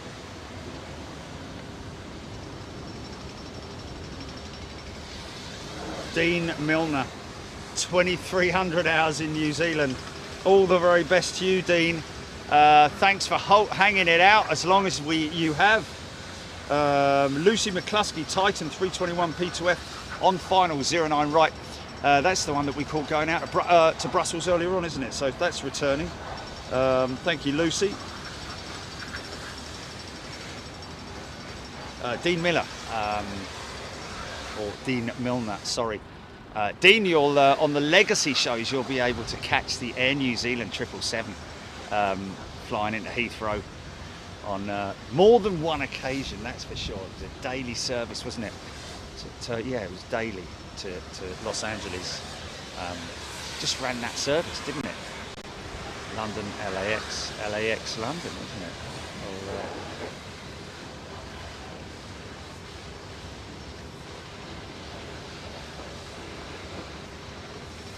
Mark Stewart in T4 waiting for the Saudi 787-10 to Jeddah, then on to Dubai on a 320, coming back from Dubai on a 380 to Riyadh, then 777-300 to London. 3 planes we have never been on, can't wait. Wow, that's a good one.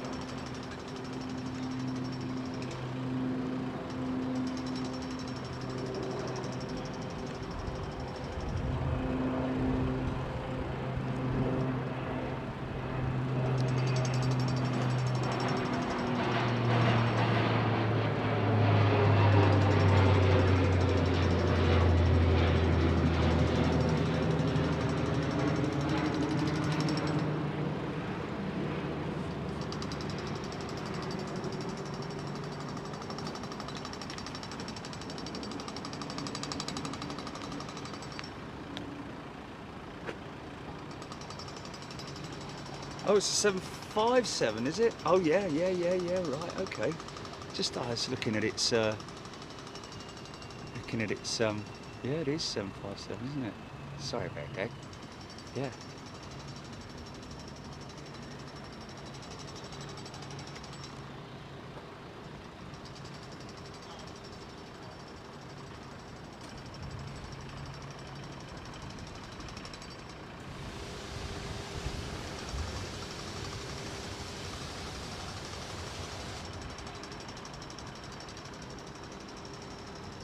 What's that?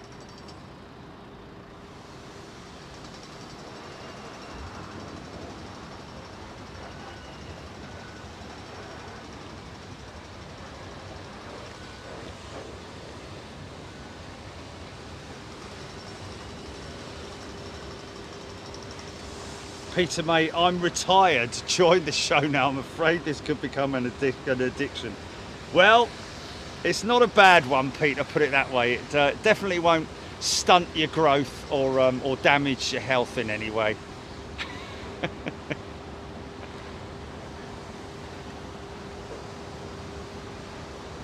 think a doctor actually prescribed it to somebody the other day, didn't he? Watch 3 hours of Big Jet TV twice a week.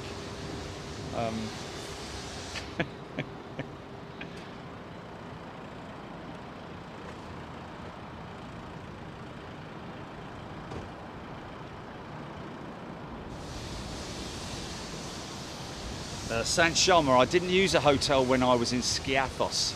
I used, oh, you know the name of it, Chili, don't you? Oh, okay. Well, oh, right, okay. So we can't do Skiathos this year then, is that what you're saying?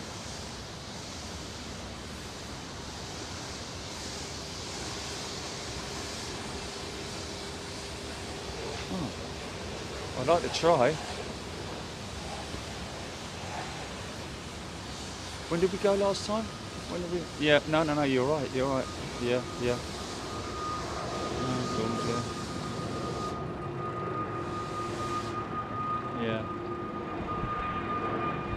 You could always give them a call and try and see if they've got any dates in.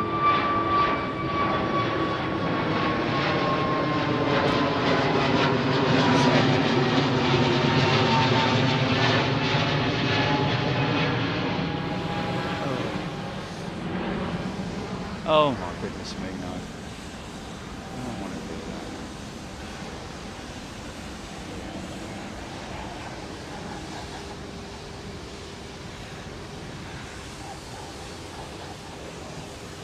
that. Cameron Edward is a new member. Welcome, Cameron. Joining us live on the show. Great to see you folks. If you're a new member, please get involved with the chat. Come and talk to me. If you've got any questions you might have, aviation related.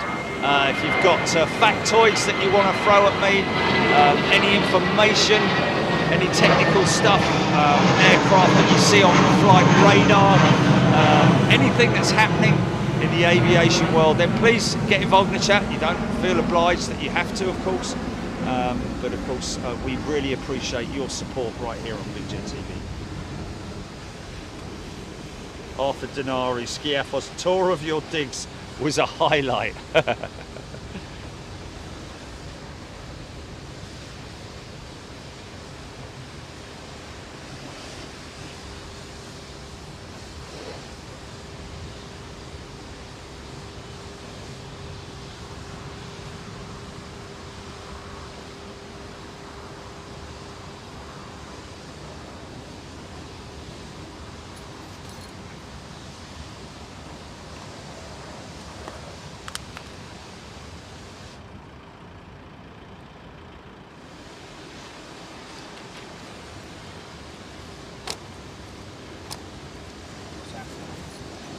What's that? Oh. It was lost something, wasn't it? Oh. You Google, if you sorry Google, if you search your emails for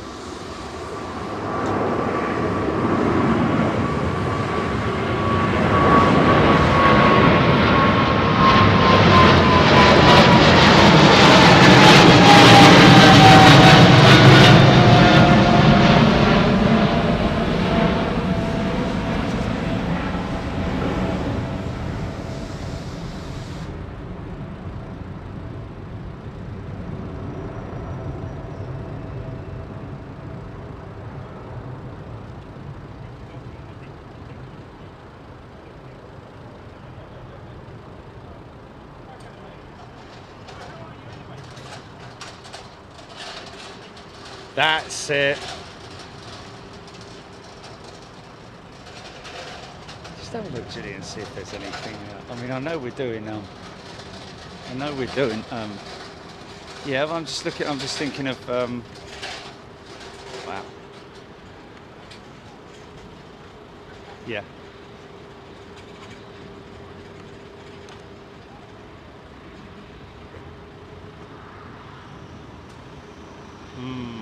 Yeah, no, I know.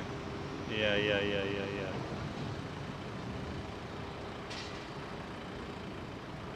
Well, it's going to take up a week, isn't it? It's going to take a week.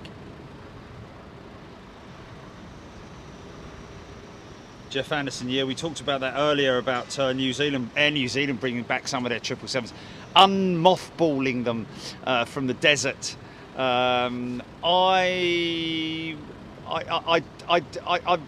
To be honest with you, I think LAX is covered, really, isn't it, by both Virgin Atlantic and British Airways. I think that whole service that they offered Air New Zealand was, it wasn't a profit-making route, and that's why they took it off.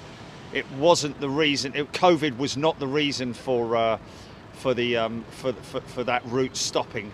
It was just because, I think, for financial reasons. It was not financially viable. They couldn't compete with Virgin Atlantic and British Airways, and as a result of that,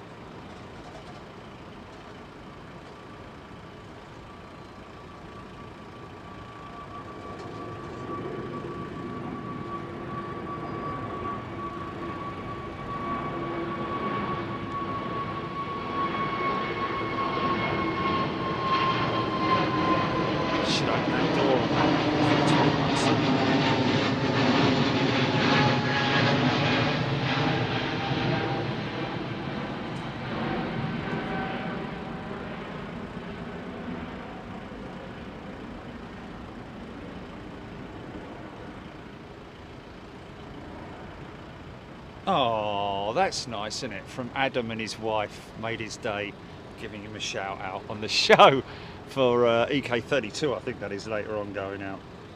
An absolute pleasure.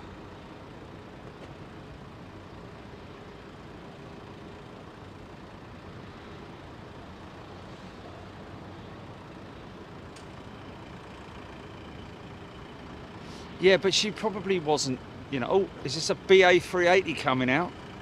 Think it is. Hold on to your hats, boys. Boston bound.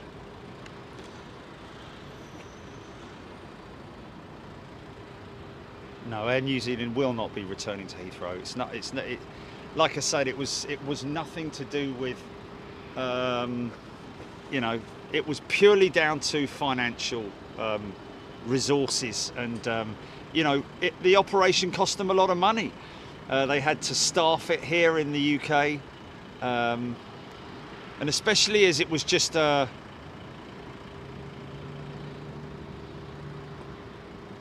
Anthony 1977. Good day to you.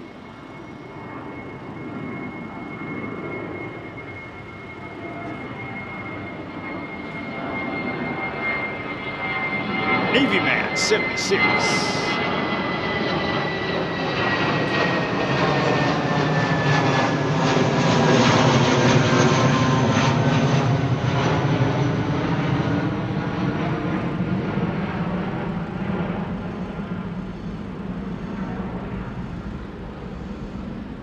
Richard Mortara, no financial benefit for Air New Zealand to return to Europe. Too much competition to fly one route, whether it's via LAX or the Far East. Yes, indeed. There is far too much competition, especially when you've got all the Far East carriers looking up, taking care of that route.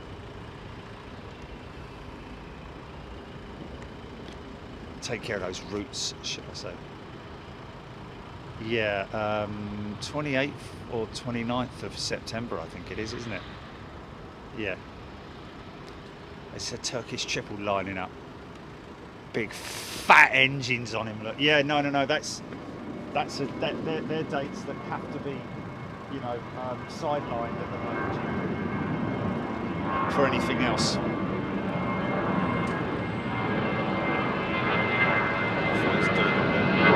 Silly stuff again.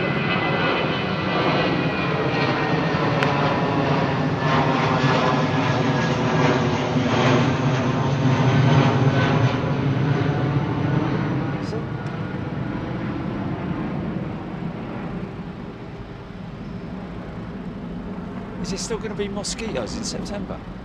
Did you say? Oh, at the beginning, yeah.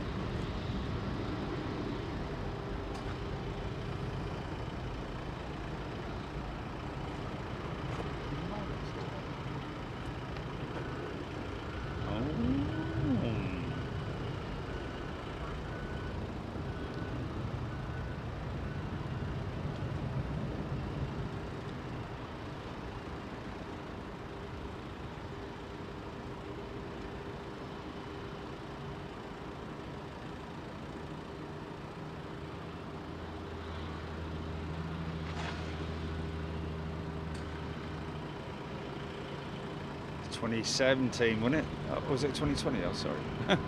Oh yeah, of course, just before the pandemic, wasn't it? Caught their last departure.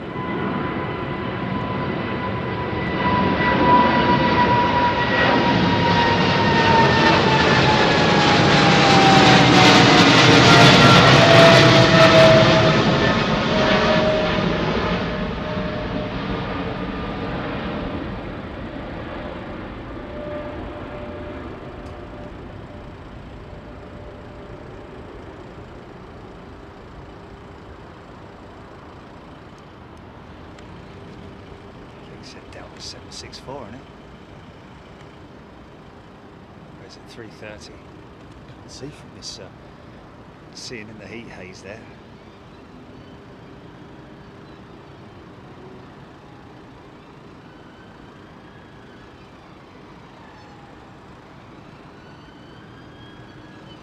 Looks like 330 possibly.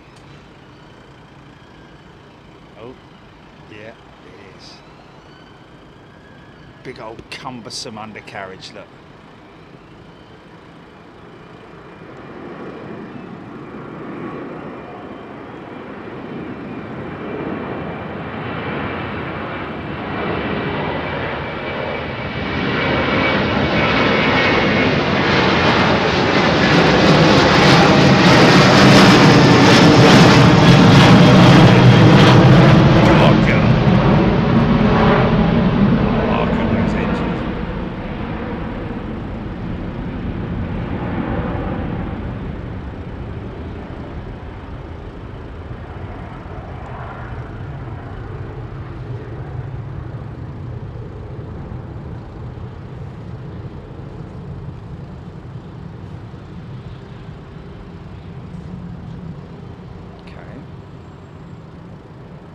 Oh, it's a Sunday, is it?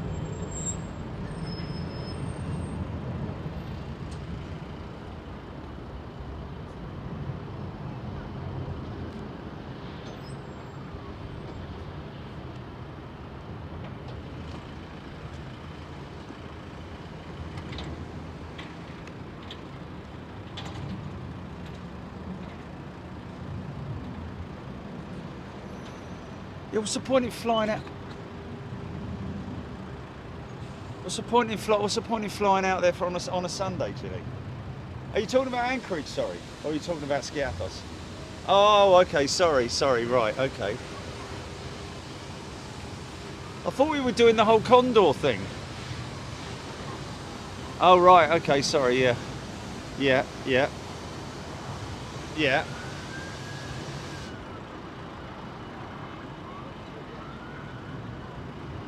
Yeah.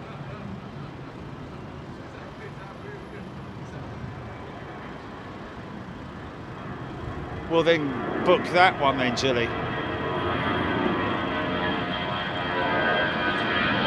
Why not? Oh yeah. We covered that. Yeah, 100%. Yeah.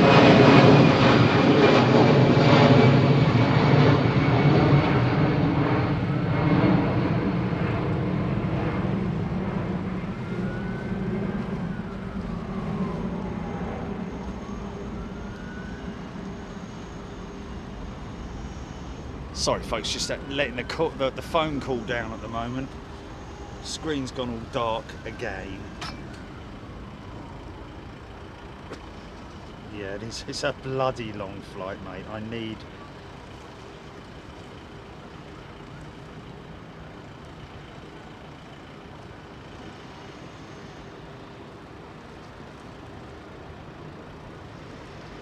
Is that all the way to Anchorage, or is that an yeah, with extra legroom, yeah?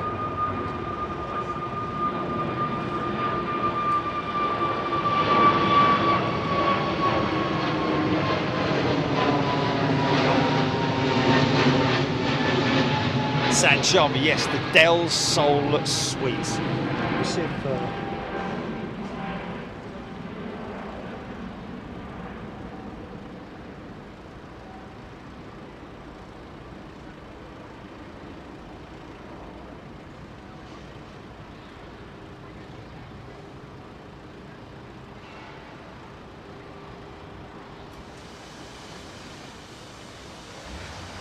oh.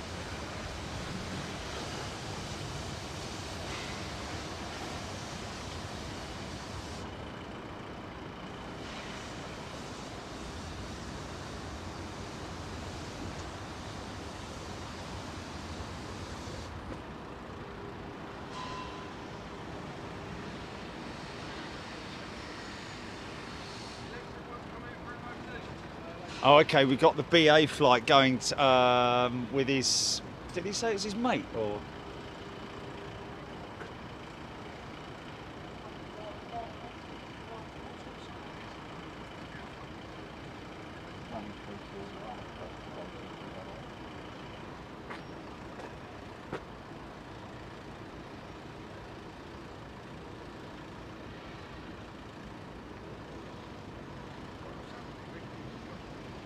Russell 6-engine PA.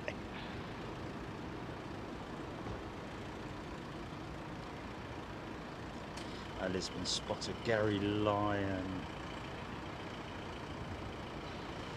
Is it only that gets excited seeing the new names on Virgin aircraft? Gary Lyon. I think he's maybe saying, is it only me that gets excited?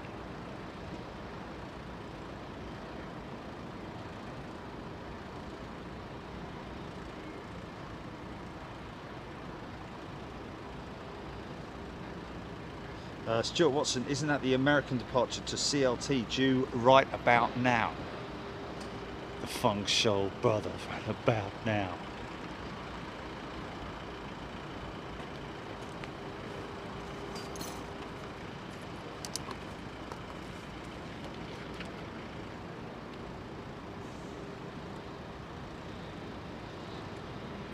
What's that?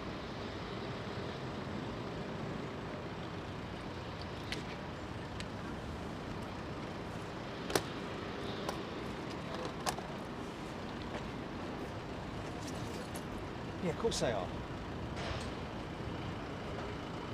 It'd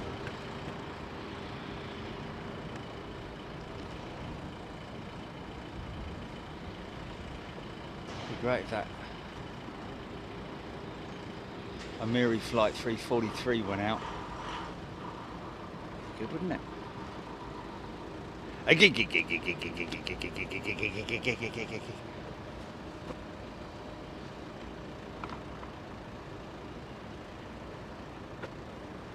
Bob Newhouse. Donata, yeah, as far as we know, Donata is still very active at London Heathrow. The main provider, are they not, at London Heathrow?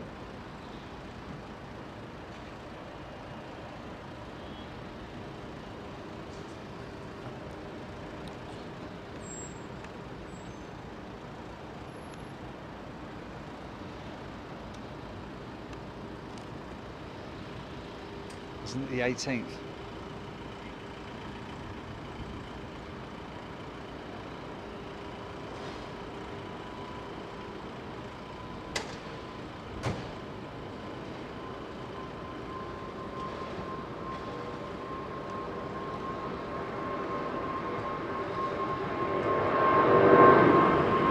I think I need a day to acclimatise myself to it.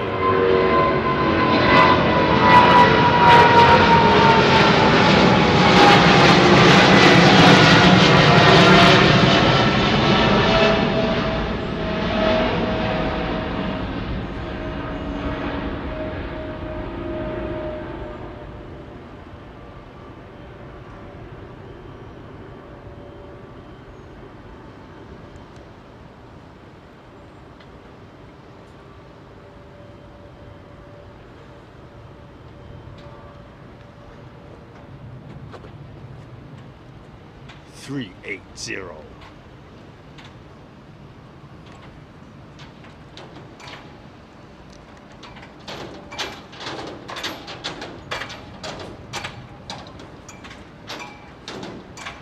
Emma Tozer, thank you.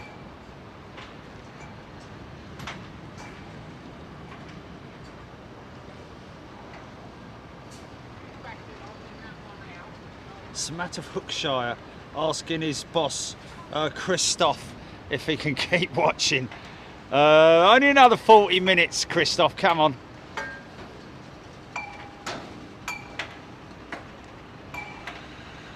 Big 380 coming round the corner. That's the Emirates 380 that landed, blimey, quite some time ago, I think. She's been on the ground for a while, hasn't she?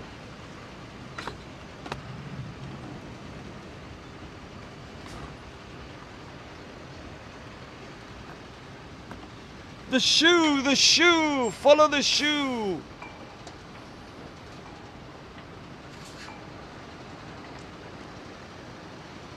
My shoe never pushes.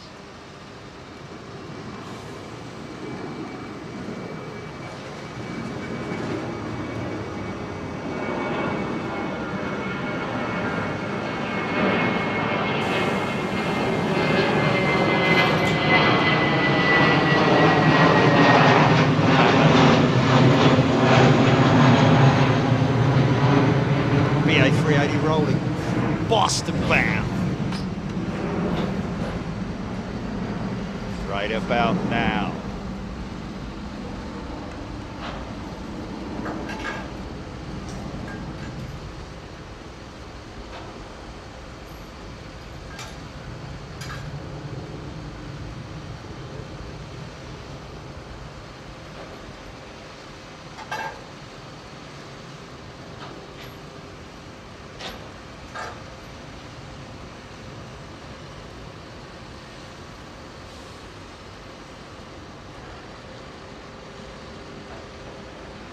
This big old thing.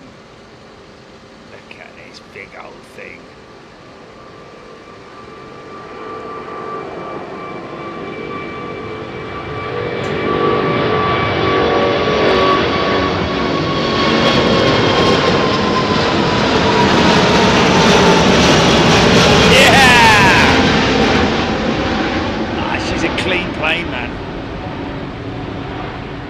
For the Vortex over the wings. See the engine splitter Vortex.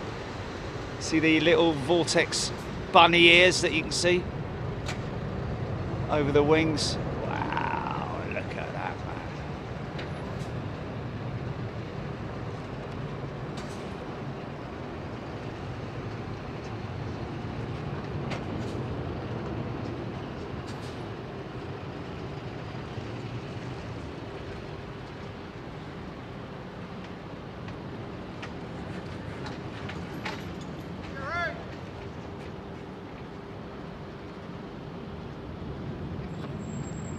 Oh, hold on a minute, hold on a minute. They're a bit late in the day, aren't they? Hold on, Julie, stand by.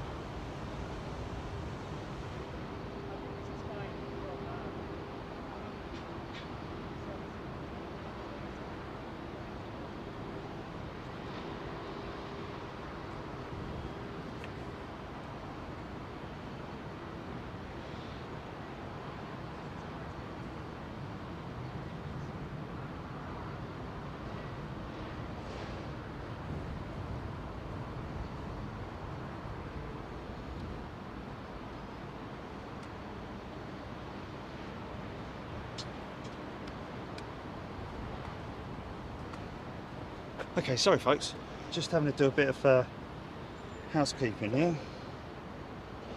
Saz Purvis.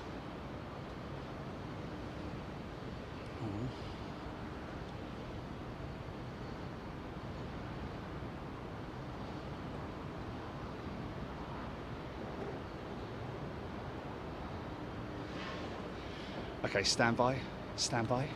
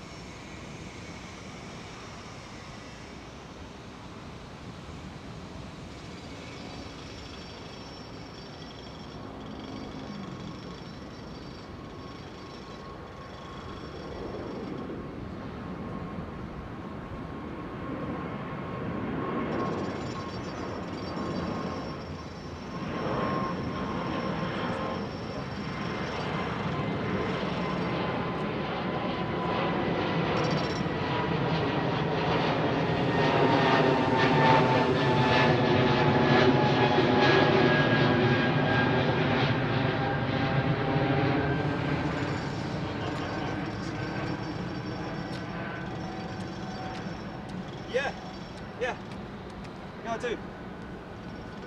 I do. Okay, it's on 100%.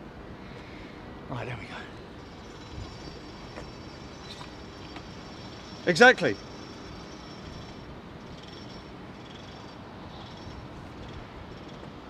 I'm not interested, man.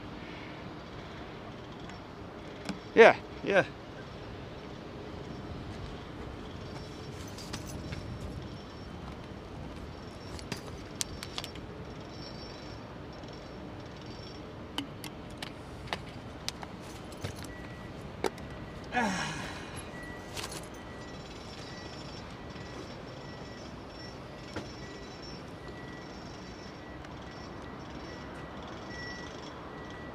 Okay.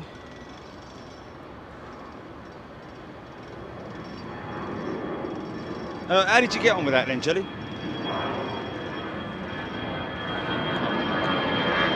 Jack Gilligan. Oh, here comes the slinger. Here comes the slinger.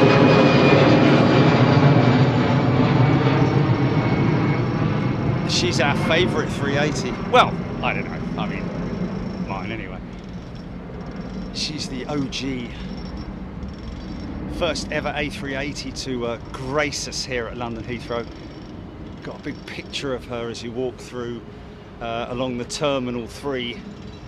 Massively long walkway through to the United Terminal. I'll be walking right past that tomorrow as a historic picture. What do you call it? A collage, I'm guessing. Well, a historic pictorial display on the right hand side as you're walking through that connector. You don't want to be doing that if you're in a hurry, put it that way. It's quite tiring. It's a long walk, man.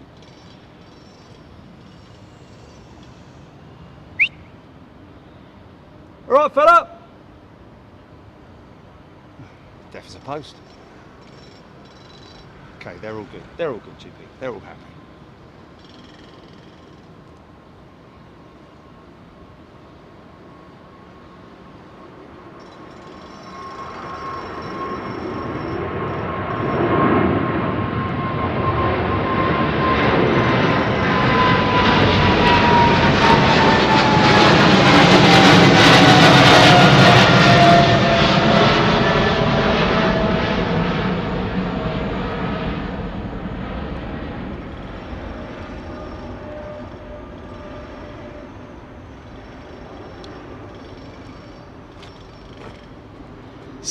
Seven.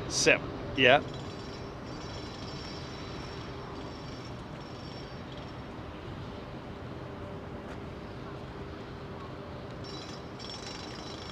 Okay.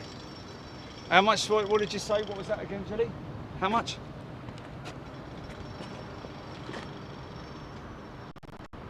Pound notes. Okay.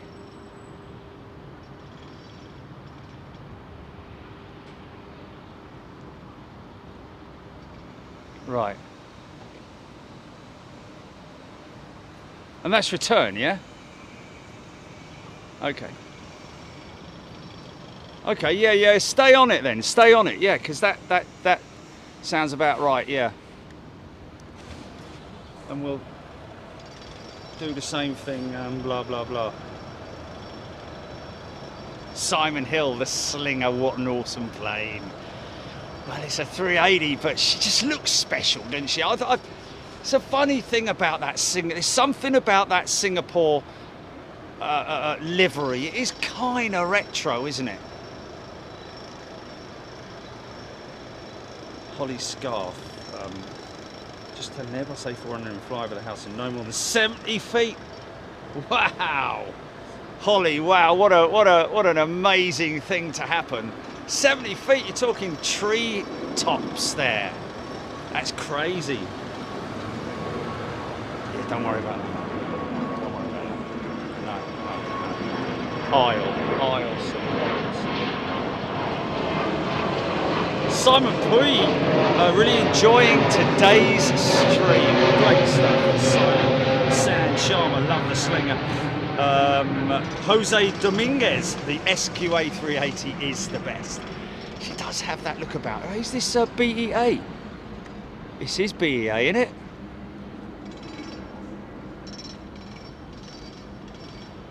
Still doing the rounds, the old girl.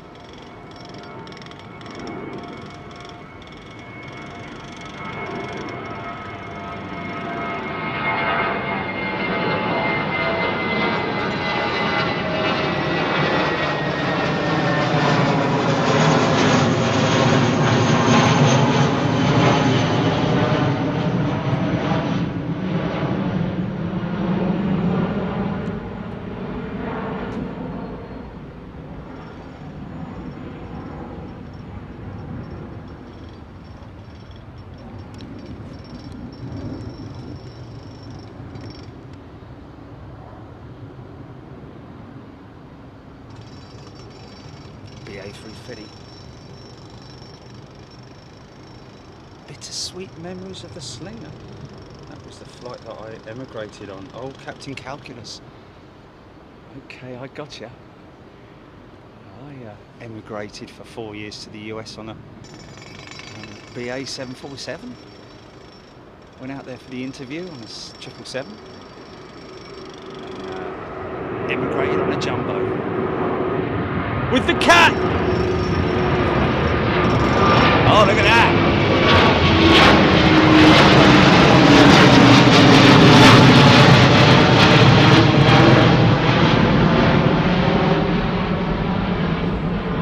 Vietnam Dreamliner coming out, or is it their 350?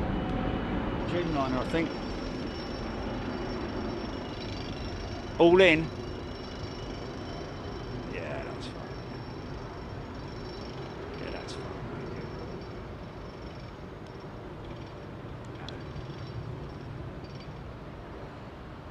Yeah, crazy, isn't it? Yeah, exactly. Crazy. Beautiful A350. The plastic fantastic. Prince Charming. Whichever way you want to, whichever name you want to give her. It's a beautiful aeroplane. Don't need that right now. 271, 247.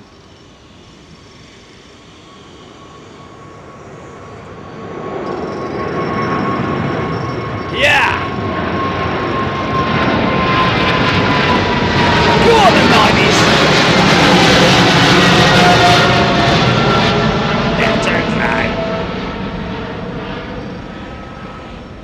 Okay folks, we have just booked Anchorage for, I think we're flying out on the 18th. Did you say we're flying out on the 18th? Or? And return the following Saturday. Oh my good God, right, okay, so long trip. Okay. Wow. Yeah, we can do lots of different timed shows as well, can't we? For the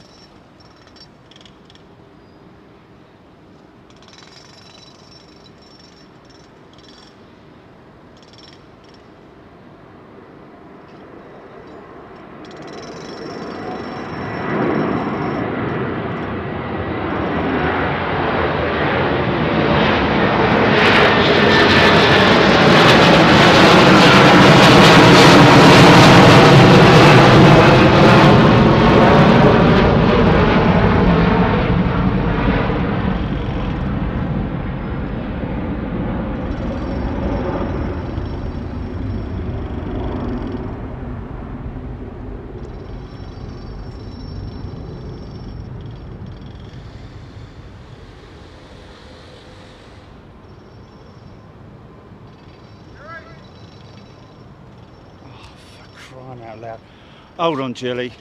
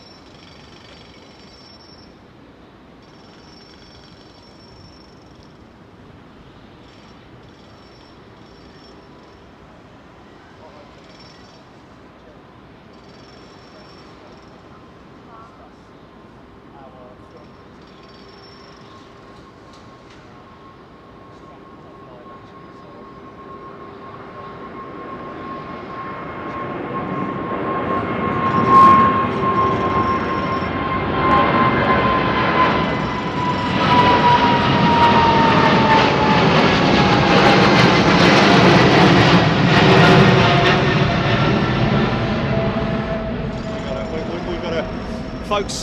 We've got to move on, but we're going to get this. We're going to get the slinger as promised, but we've got to move on, and we will be back on Friday from Louisville, Kentucky. So, because they've got an inspection happening right now, and we need to. I think that those road works are something to do with it. So, this is your last one for the day, folks, and we will be back. Like I say, check for updates on the app and also on the. Well, we're doing the new one now, aren't we, Jelly? Doing the YouTube shorts, innit? Okay, enjoy this.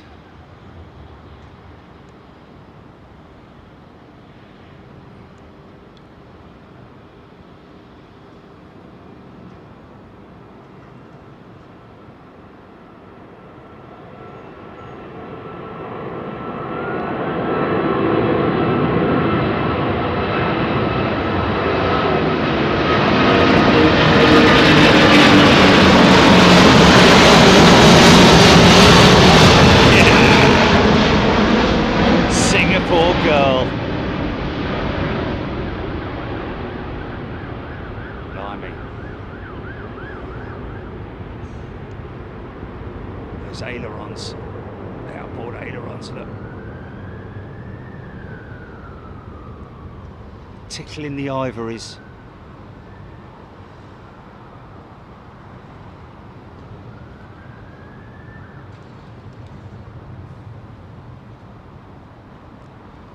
Right, folks, that's it. We've got to make way. Oh, look at that Thai 777. We've got to make way for these.